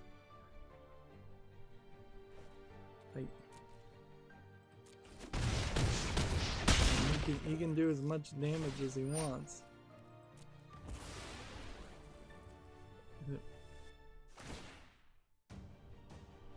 Unless he can figure out a way to do 9 extra damage. Or it's 6 other extra damage.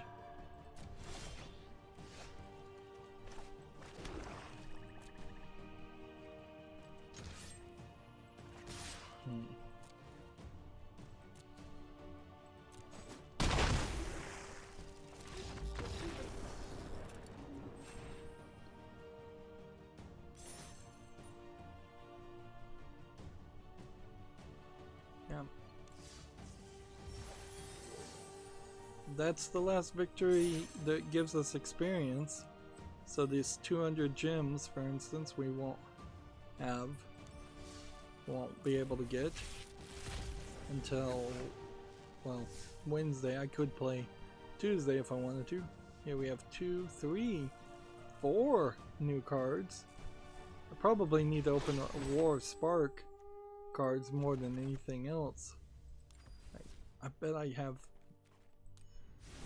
barely any War of the Spark cards, because I don't think I've done a draft of War of the Spark.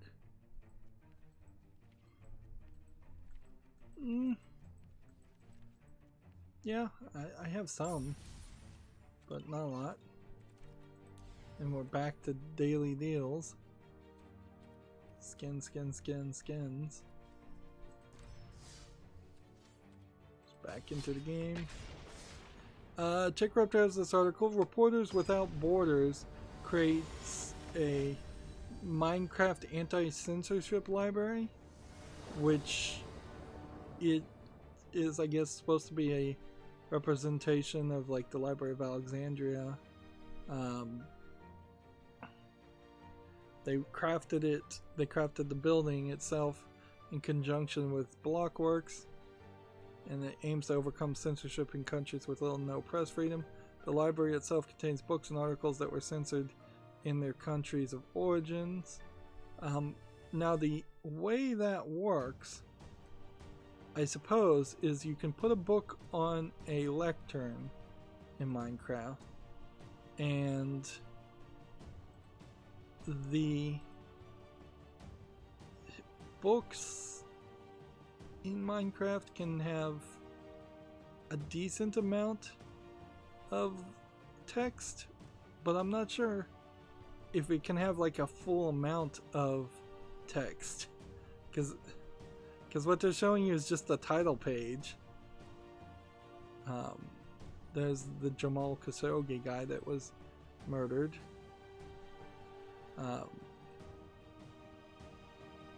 I wouldn't be surprised if there's a books on lecterns. Of course, what protection do you have that you're not going to be immediately recognized as going to the server? And yeah, I kind of assume that the people are just importing the books directly. It's weird to claim truth. Hashtag truth finds a way.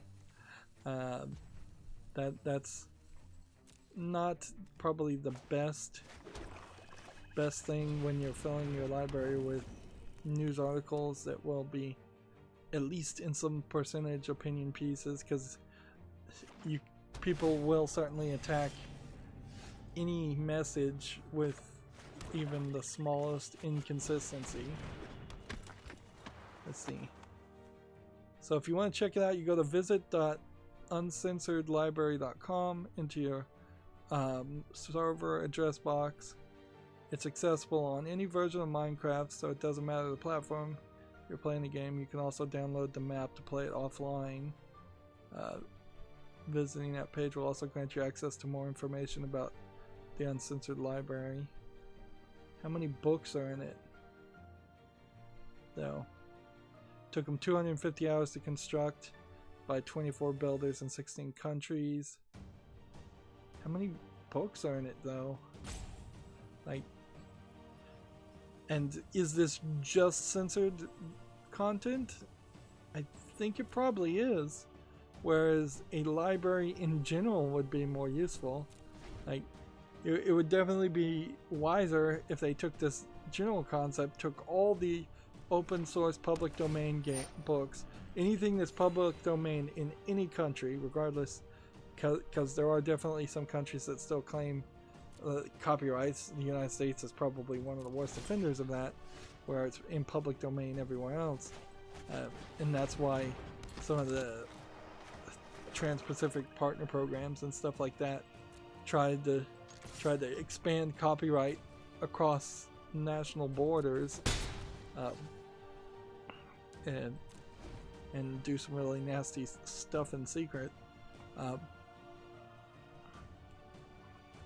yeah, it'd be a lot better if there was just a giant library in total. Because right now it looks like there's maybe 3 books, and that would be really crazy if there really was only three books in this.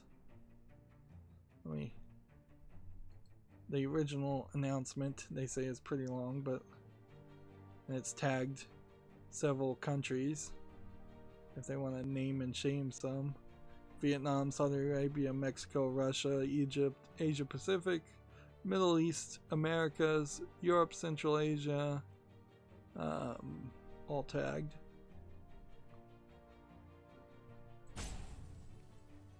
Let's see.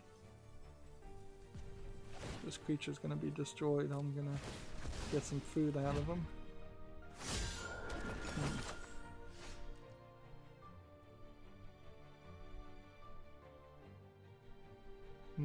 A lot of them seem to be articles too.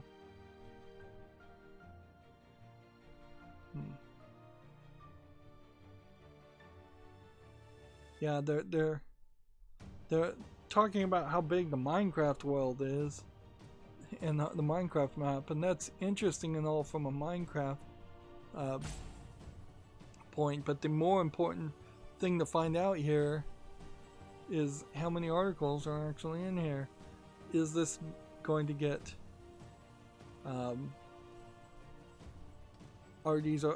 is the library going to get updated ever, or is this it? Minecraft books, it says, can have 100 pages, so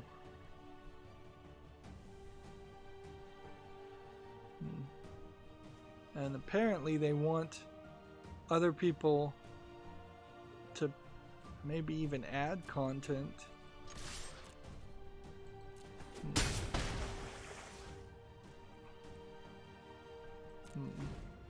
Although the books are being signed so they can't be rewritten. That'd be really dumb if they weren't.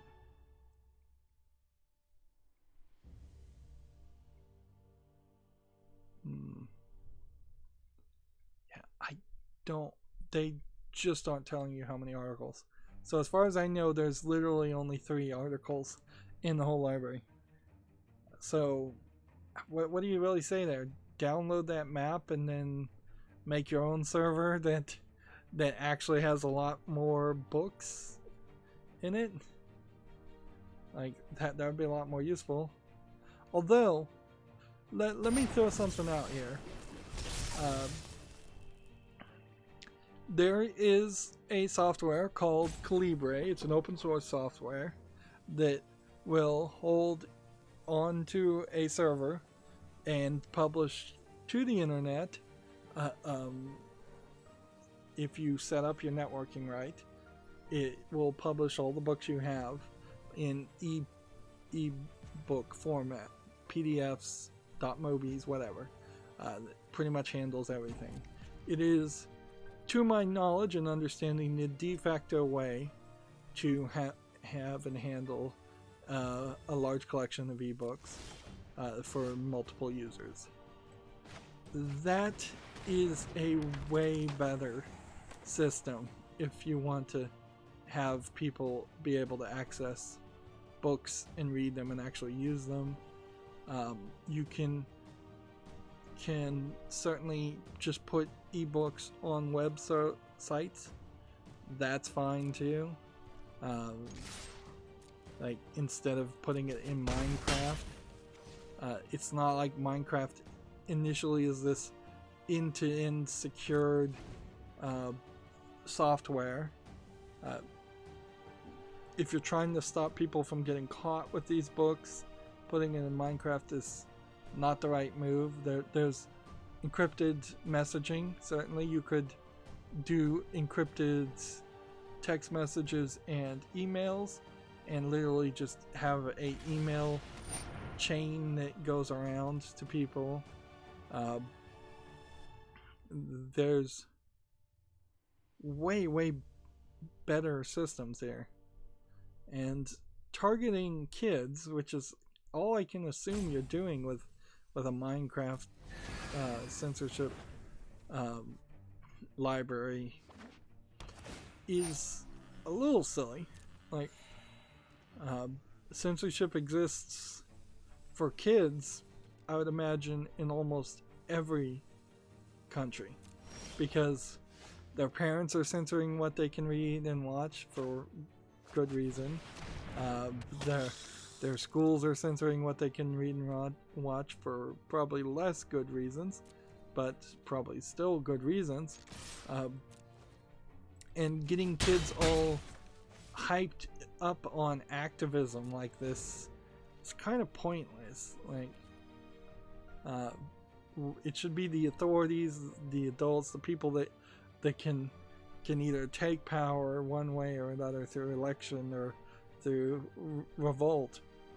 They should be the people getting the message of the censored documents, not Minecraft players. And I don't think you can make the argument that most Minecraft players are 25-year-olds. So it really seems like it's more of a publicity stunt instead of an efficient way of getting the message out there. It feels like somebody on their board was really into Minecraft and wanted to build something giant in Minecraft. And it did work as a publicity stunt, but it really is a terrible way. If you don't want to use Calibre as an open source or a website in general, you could also put ebooks on Google Drive, Dropbox, any service like that.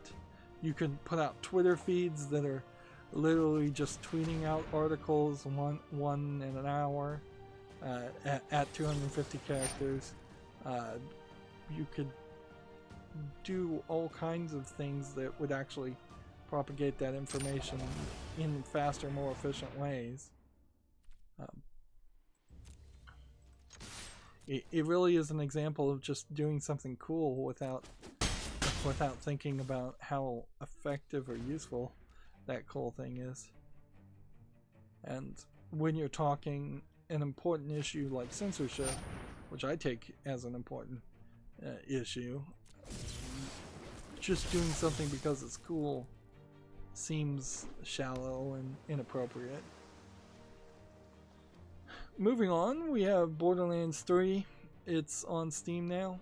I still feel like everybody should wait 6 months and get out and not buy it on Steam from that 6 month Steam launch window. You've already missed at this point the Epic exclusive 6 months, so it would be a year old. It is 50% off, so if you were going to get the Super Deluxe Edition, you're only paying $50 for it.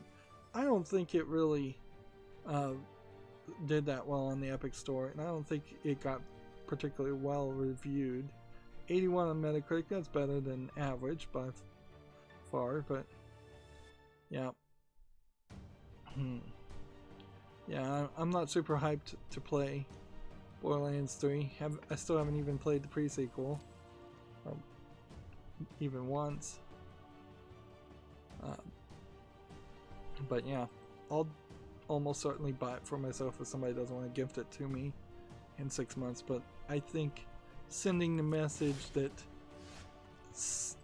Epic Store exclusives aren't going to be rewarded 6 months down the line with a secondary launch window in which they get a lot of money is the right message to send.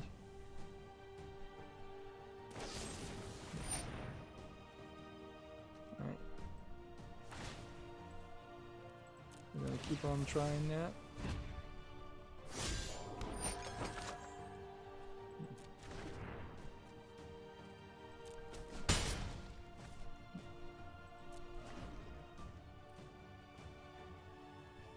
Let's see. Next, we have a game on Steam called Somni and Yawn, like Insomnia and Yawn Dream Detectives.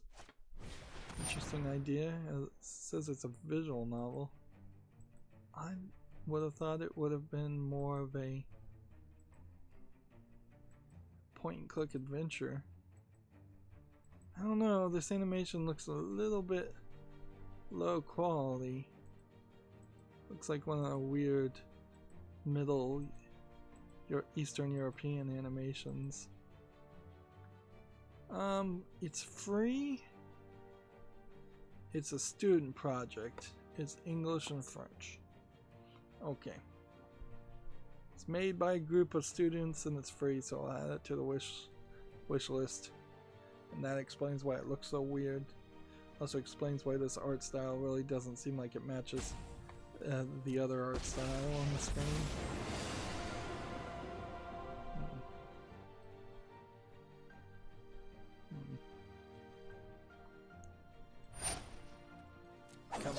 Come on. We still got a ton to cover. Next we have a game on Steam called Motion, which seems like you're just running around hallways, the asset flips, shooting things. $4.99 English only. Yeah, nothing impressive here with this gameplay or the graphics. This guy's trying to play Control. Yeah, Gamasutra is just not loading any of its articles. Interesting. So Wednesday, assuming Gamasutra isn't just down for the count, Wednesday will be a interesting turn of events. Gamasutra has the same article talking about how Platinum Games is developing the in-house Platinum engine. Bigger, more expressive, more creative is the tagline that they're using. We'll see if it works. As much as I'm being negative on the idea of building your own in-house engine, as it's probably a quagmire that will take too much money and too much time, it also probably is not a terrible thought as far as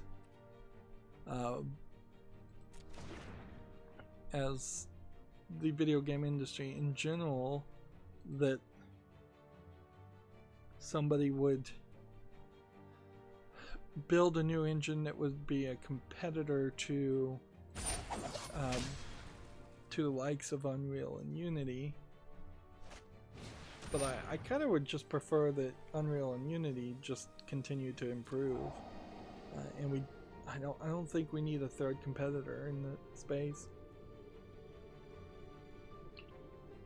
The third competitor is all the other companies that have in-house engines already.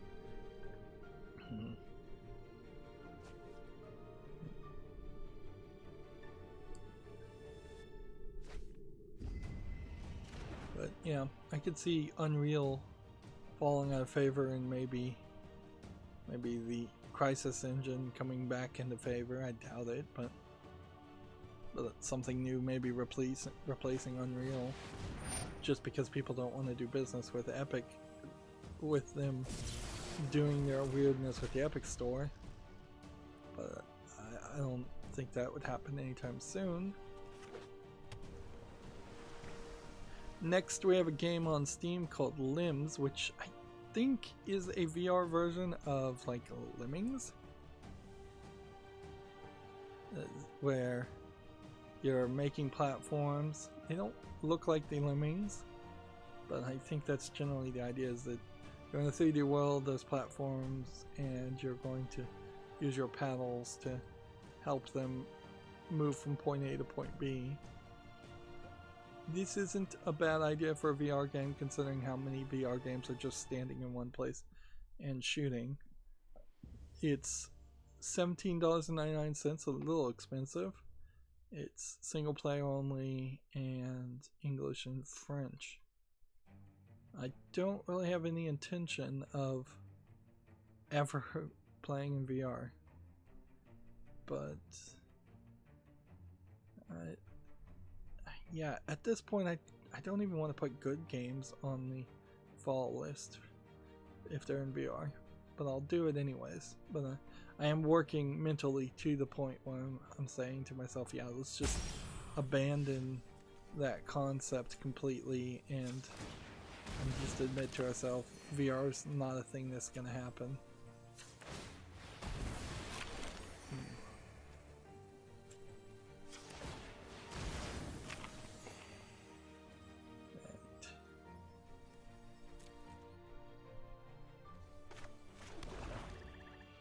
Guess we play that just to be careful. Now I can actually see the beginning of the end. Next, we have a game on Steam called Tales in the Taxi, which is a Chinese visual novel low effort game. English not supported. $13.49. Japanese only. Ooh, I'm wrong. I stand corrected. It is a Japanese low effort visual novel game. Yeah, we're starting to see more of those. Finally I get Bola Citadel. And then he counters it. This guy's playing Control. If they play Control, they can take me out.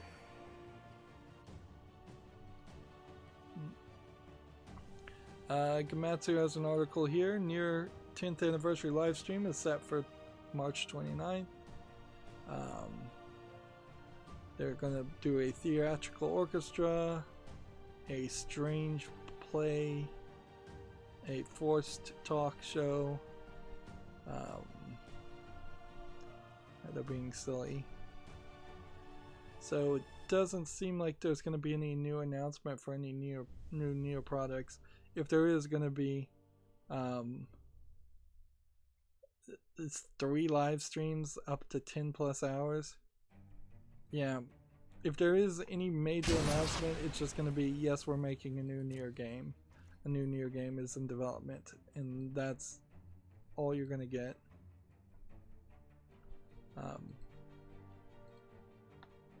Oh, this guy's got me over a barrel. So you can just take out nearly 10 damage each turn.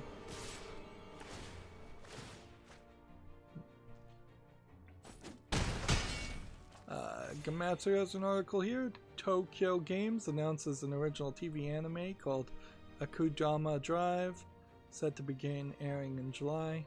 This was one of the 4 things that was teased by Tokyo Games, and I'm probably being revisionist here and retconning what I actually said, but from the looks of this does look a lot more like an anime than a video game, and I probably said that when it was first announced.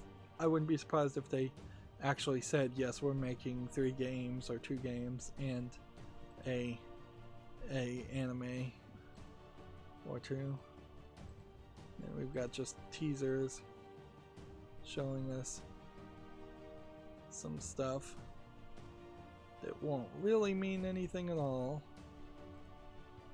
Yep.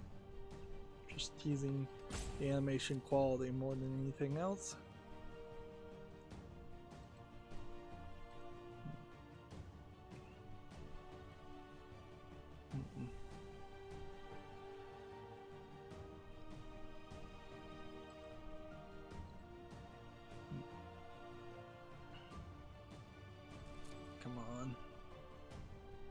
Come on, let me win.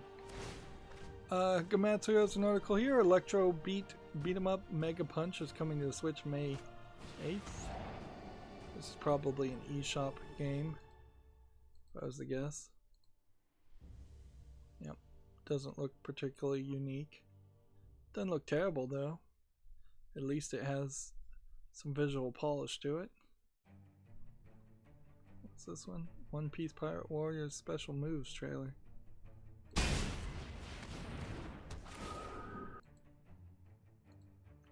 Man, I really want to see him stop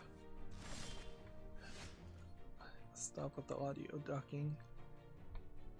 Yeah, there's. If I somehow turn this around with one Cauldron familiar, this will be the comeback of the century.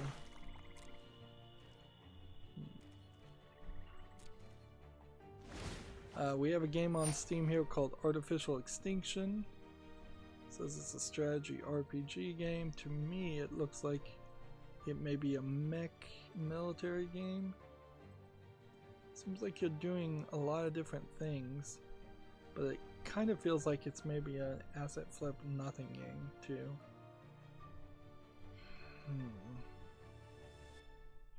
Or maybe it's just a cutscene and the actuality of the game is all done on the ground. Look at this world, it's just way too empty. I want $17.99 for this English full audio. Just way too empty of a field.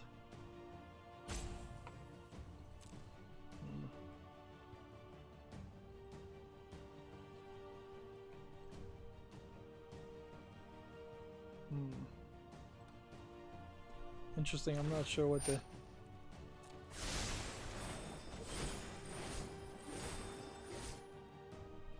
I probably should have used that at that point. Okay, well, that's gonna be the last game for today. We made it to Gold Tier 2. We have theoretically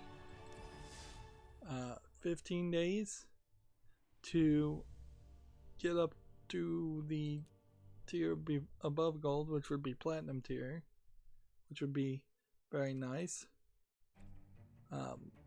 Unlikely that we will be able to get to bronze. Like if we could just get to gold, that'd be great. And then the set mastery expires in 30 days, so we now know that this ends in 30 days and we should really have no problem finishing that in 30 days. Maybe we won't get as many uncommon cards. Let's see, how much would it cost even?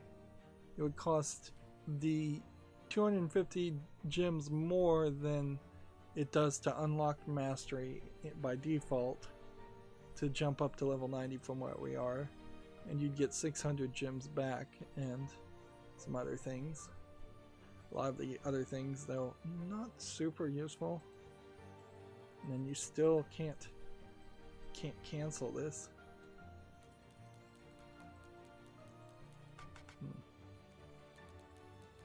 Let's see, what can you can't go any further either.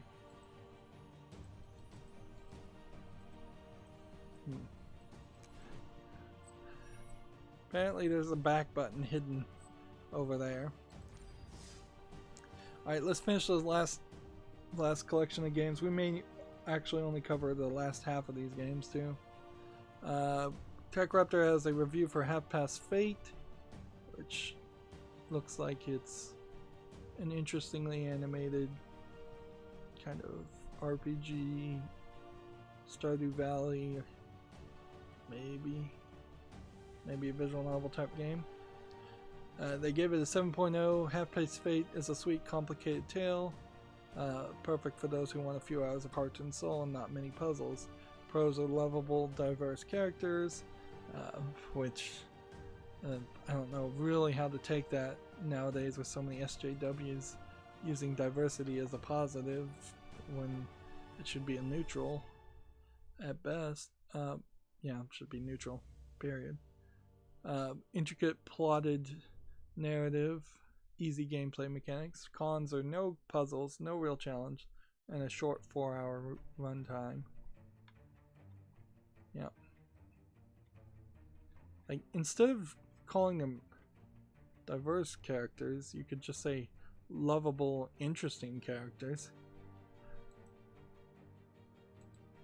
And then it falls down to an opinion, at least.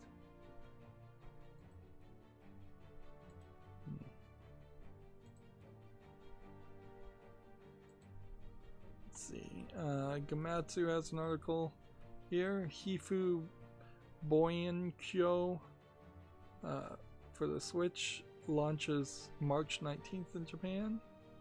Looks like it might be a Toho Project game. Yep, it's a Toho Project game. Witch girls in shoot 'em up games. Sometimes, and sometimes they're in Metroidvania games, and sometimes they're in other kinds of games. Looks like this one's a RPG. More. Okay. It's coming out in Japan. It looks like a decent number of the Toho games come out to the West, so I wouldn't be surprised if we see it eventually. Next we have a game on Steam called Iron Danger, which looks like a Diablo-esque top-down action game. Its planned release date of March 25th. I don't really need to put things on the fall list if they're not out yet. So, yeah, we'll leave it at that. There's no prize and nothing. Somebody must have mentioned it, and that was why I had the article, or maybe there was just a glitch in my system. Next we have a game on Steam called Gloomy Eyes, which looks like it might be a limbo game of some sort, although it's not a platformer by the looks of it. Instead, it's a free-to-play narrative indie VR game. Why is it tagged free-to-play though if it's $14.99? Single player only. Well, again, it looks good for a VR game, so I'm going to put it on the fall list until I make that decision to get rid of all VR games on the fall list. I'll extend apologies, by the way, if this loop music is driving anyone crazy. I don't really have any other intent to do anything else. We could either play in silence, and then nobody would like that, particularly when I get quiet and stop talking, or we could play with the audio from Magic Arena, which then will cut out every time I click on a page. Moving on, we have a game on Steam called Scourgebringer, which looks like a Metroidvania game. It's early access. It's $14.99. Bunch of languages. I think this was a good looking game, and people are hyping it up a little bit, so I'm going to put it on the follow list. You can see it's rated very positively, but it's early access, so I'm not going to put something that's early access on the wish list. I only want to play finished games. Call me crazy. Next we have a game on Steam called Conquest, which is a Japanese matching game to learn kana. I don't think you're really going to learn a lot of kana here, because this is gonna be like the best you can figure out on this. I don't know if this really teaches you anything at all. Again, if you want to learn Japanese, which is a somewhat difficult language for Westerners to learn, you need immersive training with a native Japanese speaker. You don't need a video game.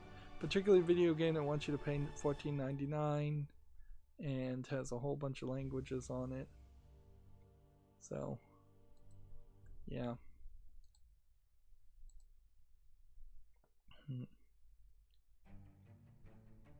Next we have a game on Steam called Tower of Approval, which looks like it's a top-down twin-stick shooter type RPG.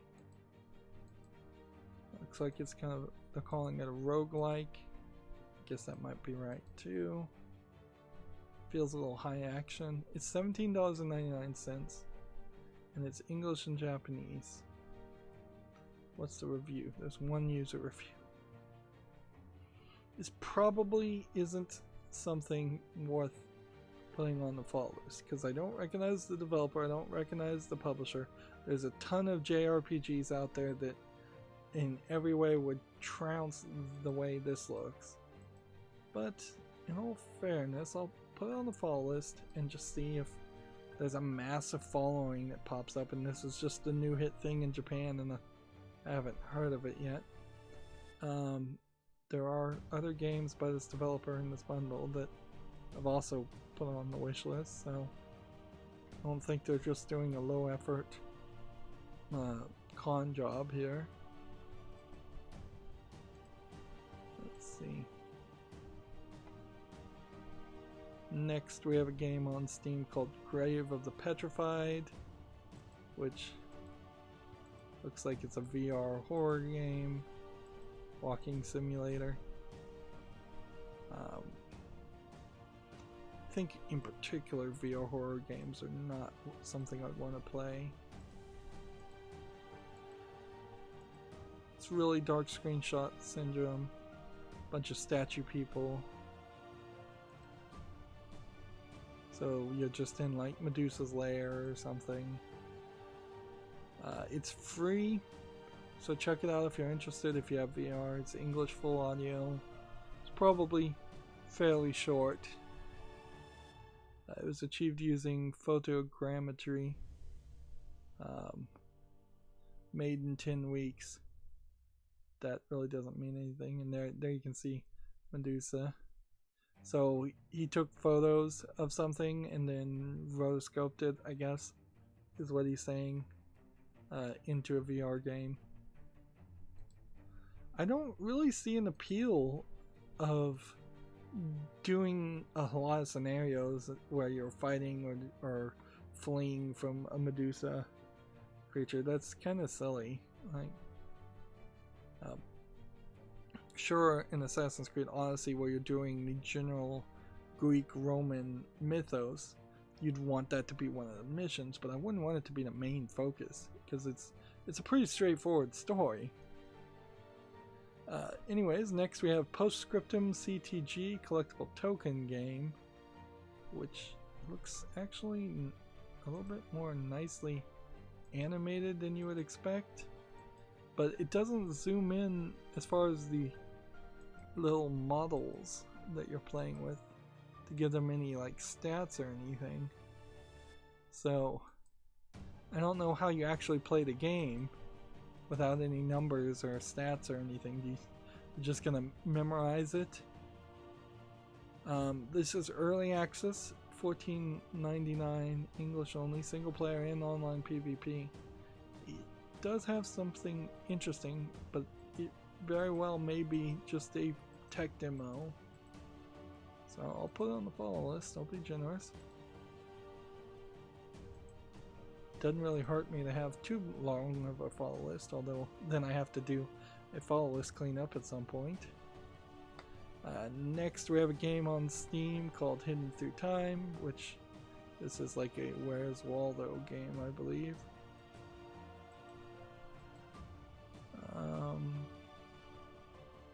Actually, yeah, I think that's exactly what it is, right? Yeah, well, you have to find hidden objects and Where's Waldo, or Where's Wally.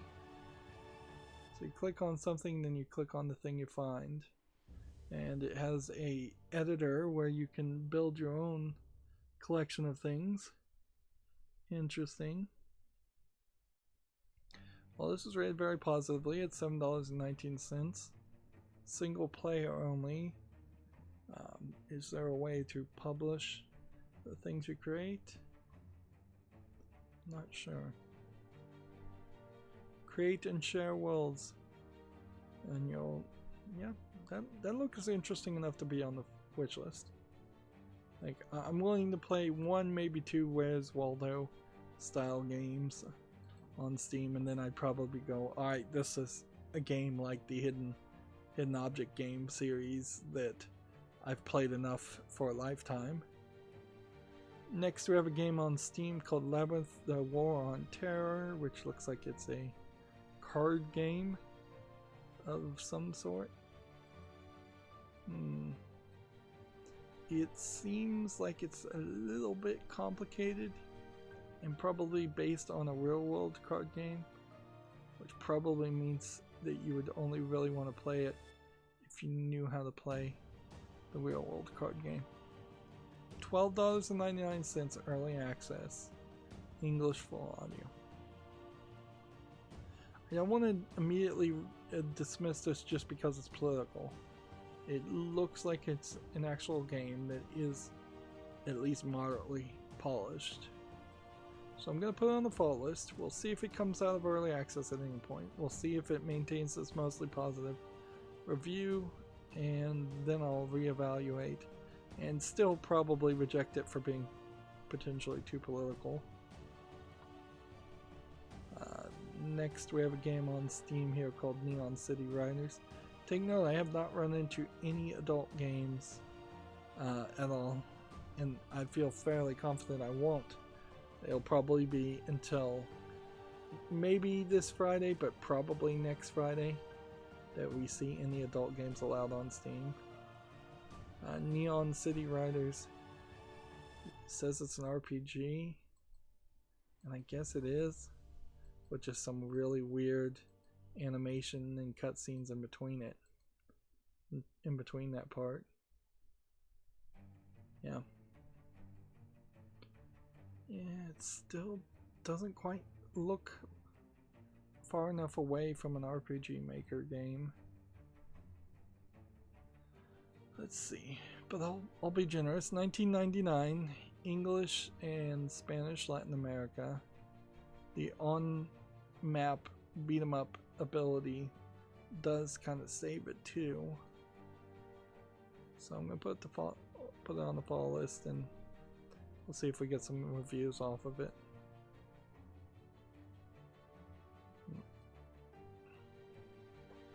Let's see.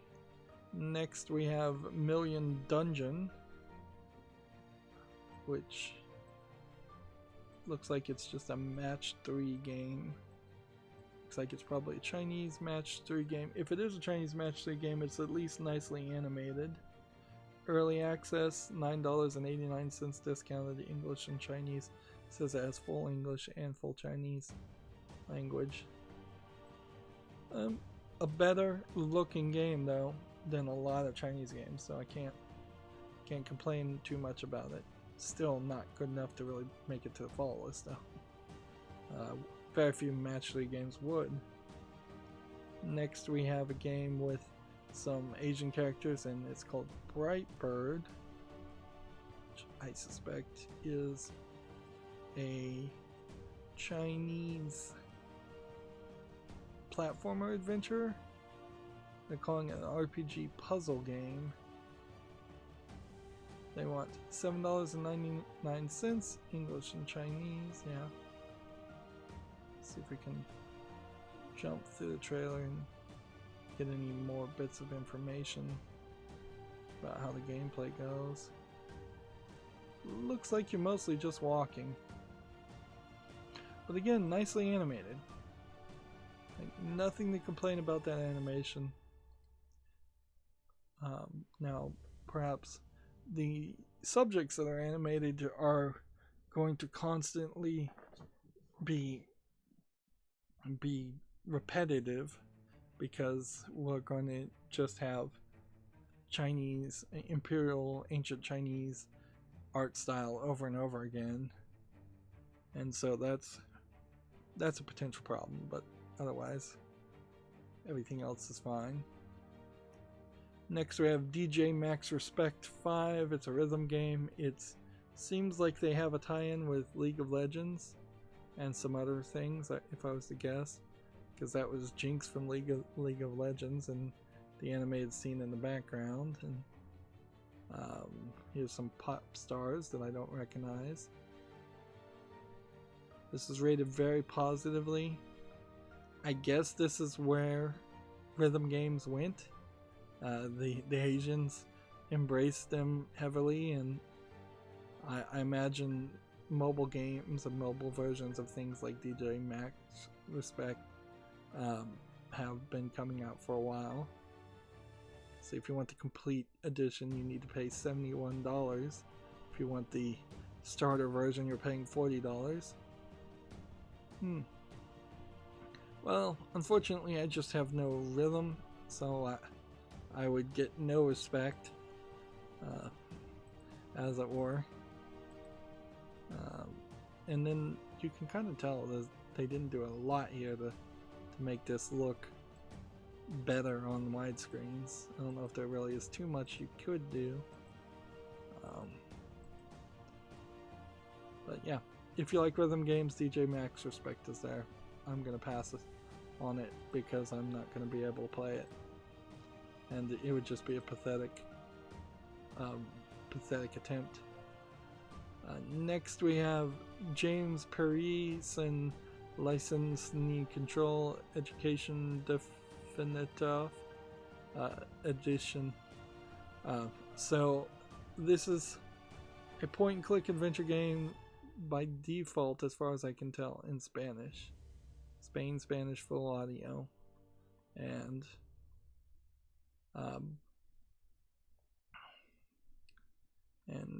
Sin Lycia in Control probably is somebody in control or a driver's license. A weird way of just saying driver's license. And then there's some underboob there. Didn't realize that was going to show up. And this is obviously Definitive Edition. Let's see. Knee control might be out of control. I like point-and-click adventures, and this came out in 2012, and it does say it has English. It says it contains sexual jokes and partial or integral nudes, and then it says it again in the mature content. Alright, so I'm going to put this on the follow list, and we'll see if anybody plays it and reviews it. And if it's point and click worth playing, although it may be the only game in this series, or it may be that there's a whole bunch of these and this is the only one that's translated. But yeah, I'm always up to think about at least trying a new point and click adventure. Gamatsu has an article. Adam's Venture Origins is coming to the Switch, which is a game that came out in 2016 for the Xbox, PS4, and PC. As a 3D adventure. And I'm gonna have to think whether it's really worth playing such an old-looking adventure game that looks like a Tomb Raider.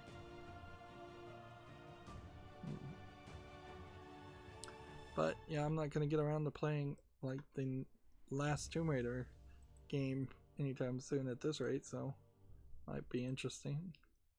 Actually, I think I left that open specifically to find the Steam listing. We already talked about Little Buster's Converted Edition, so I left that open also. Did I just leave all of these tabs open? Here we have a game called The Prodigal Son, which is a survival horror game and a shooter combined. Let's see, it's $7.99 English and Russian. Guess I have to just put it on the follow list. It's suffering from some dark screenshot syndrome, and honestly, you don't see a gun, you don't see any elements of gameplay, which probably means it doesn't actually need to be on the follow list, and I can just ignore it. Because if there was a game there, they should have some game elements. Next we have Lamplight City as a point-and-click game that's on my wish list. I don't know if I mentioned it before. $14.99 English full audio and German as a point-and-click adventure game set in the Industrial Revolution of England, it seems. So are all of these things just things I think I didn't mention, or things that I felt the need to mention again? Next we have Langrazor 1 and 2, turn-based anime RPG. I believe the Langrazor series is historically relevant enough that I should think about playing it. It actually doesn't look particularly interesting though, so I don't know if this might be a case of Langrazor 3, 4, 5, or 8 comes out and it's way better. Like, sure, these little cutscenes look nicely animated, but the actual game itself,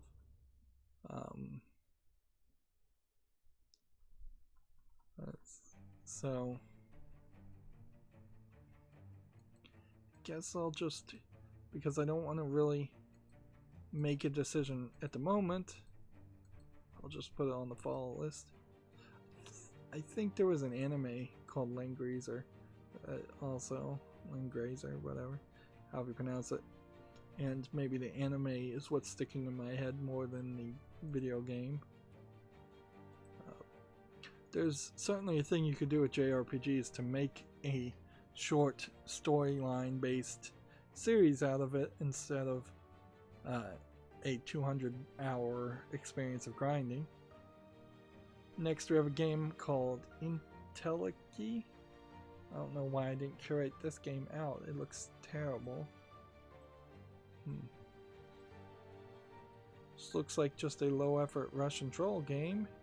English is not supported. It's $12.99 and it's Russian only. Yeah. So I don't know why that wasn't filtered out. We have 5 more games and then we'll be done for today, which puts us in a good position for Wednesday, because there was a risk here. I was just going to continuously have this ever-growing list of a backlog of games to look at. Next we have a game on Steam here called Betrayal, which says it came out in 2020, but looks more like something that would have come out in 85. Yeah. Well, there's nothing really visually appealing here. $4.54, way too expensive. Even if this was an old game, it doesn't mean anything because it doesn't have any real relevancy. Betrayal is the kind of name that a 80s game would use for PC, just simplistic single word names. Next we have a game on Steam, although modern games also use simplistic single word names half the time too. We have this game called Climb Bros, which looks like it's a climbing game. Kind of like a Western version, I guess, of Umahara Kawase, which I don't know if there's a lot of game there. A lot of interesting thing. You have 3 people tethered together and making insane leaps of faith. What else? Let's see, $7.99, single player only, English full audio. Yeah. I kind of don't feel like I like the name Climb Bros, particularly when you have like one of the character as a girl. Like seems like you could have just called it Climbers. It looks like the game goes in all kinds of random directions. Doesn't look like the animation is particularly good. It feels a lot like Getting Over It with Benet Foddy, or at least a clone of that idea, but not probably as good. So I'm gonna say no to Climb Bros, unless somebody comes back and tells me that it actually is like a hidden gem. It might be, but I don't think so. Next we have a game on Steam called Mad Tracks, which looks like a kind of poorly animated Micro Machines clone game. $7.99 discounted, English and a bunch of other languages. I'm gonna say no to that. It's just not animated nicely enough. If I was gonna play a Micro Machines style game, I'd want it to look as good as a regular racing game. Next we have a game on Steam called Horizon's Gate, which looks like an RPG game. We're not really seeing a lot of things that just absolutely for certain are made with RPG Maker, either versions of it. This looks like it easily could have been made with its own code, but it still looks incredibly boring. The only thing interesting here is the thumbnail, and that's not that interesting either. They want $17.99, which is way more expensive than most of the games we've looked at today, and they say it has English and full audio, which I doubt to be true. And the last game we have here is Shaolin vs. Wu-Tang 2, which is like a fighting game. Unfortunately, it's already mixed on the reviews. If this was nicely reviewed, then at least it would be a different style, a different looking fighting game. It's early access, $14.44, English only. And yeah, people can't get past the loading screen after choosing a fighter. Yep. So that is that, with the exception of Gamasutra just not loading at all. There it says it connect to their database, which means probably more trouble than they would like to have. We've cleared off all the backlog, and that brings me to the Humble Bundle.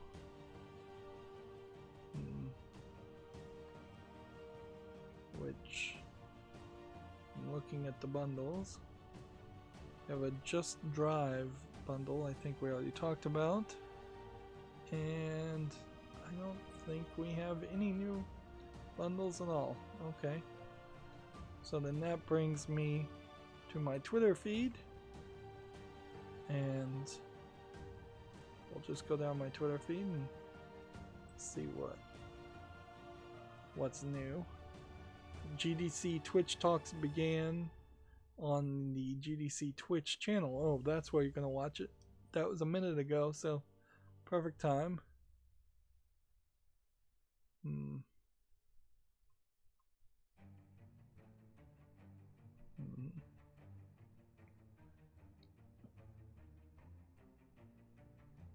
See, scrolling down my Twitter feed.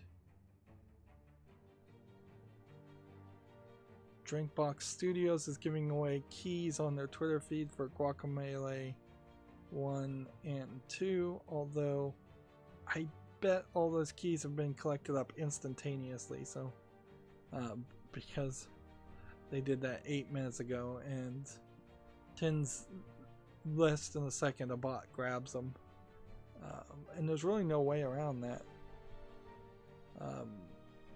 There needs to be a better system for giving away keys to actual fans, people that actually will play the games and are somewhat deserving.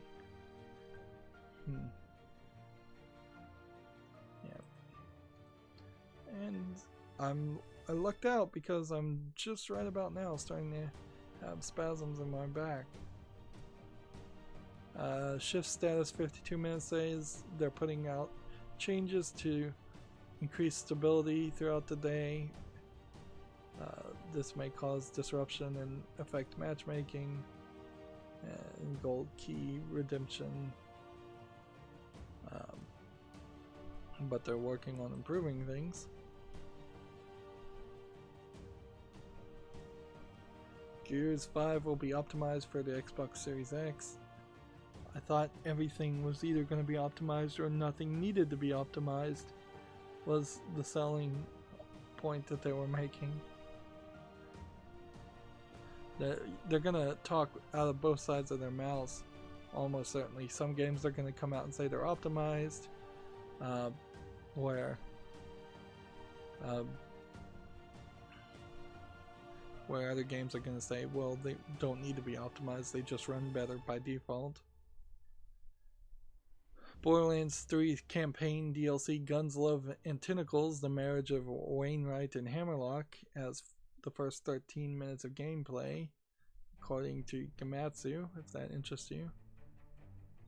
Nintendo announces an Indie World Showcase for tomorrow, just out of the nowhere.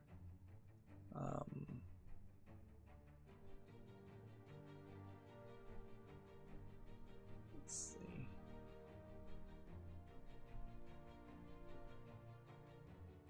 Resident Evil 3 Remake demo launches March 19th. Resident Evil Resistance Open Beta begins March 27th. Then I have to click to see more tweets, and then it makes me scroll back up for 5 tweets or so.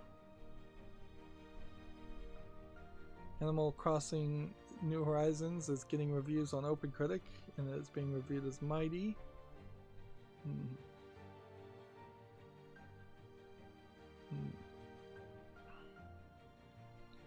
Apple has taken down some scam COVID-19 apps. I don't know if that's really video game related though.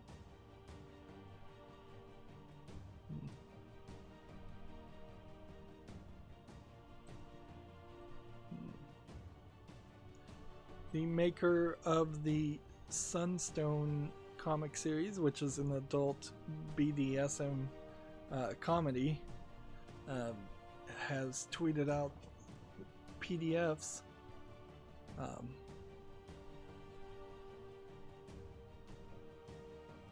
for people to read while they're self-isolating. Apparently, general adult toys are selling like hotcakes as people are bored at home.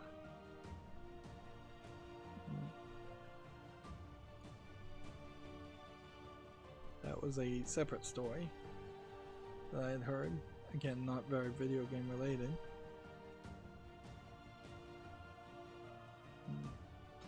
Reboot Develop Blue is the latest game event rescheduled due to the coronavirus. Game event I've never even heard of. Yeah, we're gonna have a long list of events that are really, really small, and thus they're gonna be canceled, and people will be like, I never even heard of that. Well, I'm gonna certainly say that. Yeah, and that's pretty much it. Yep, not a lot of news. I imagine we'll get more of it. So, yeah, that's it for the stream. We did have some drop frames, but it never really got above 1%, so I think maybe I fixed it after I turned off the vertical sync. As always, I ask you to like, share, subscribe, comment, and watch every second of my videos. If you want a friend to follow me on any social media sites, there's a bunch of links down below. And if you want to support me further, there's a link to Patreon, or you can friend me on Steam and get me a game off my wishlist. Thank you for watching. Have a good evening.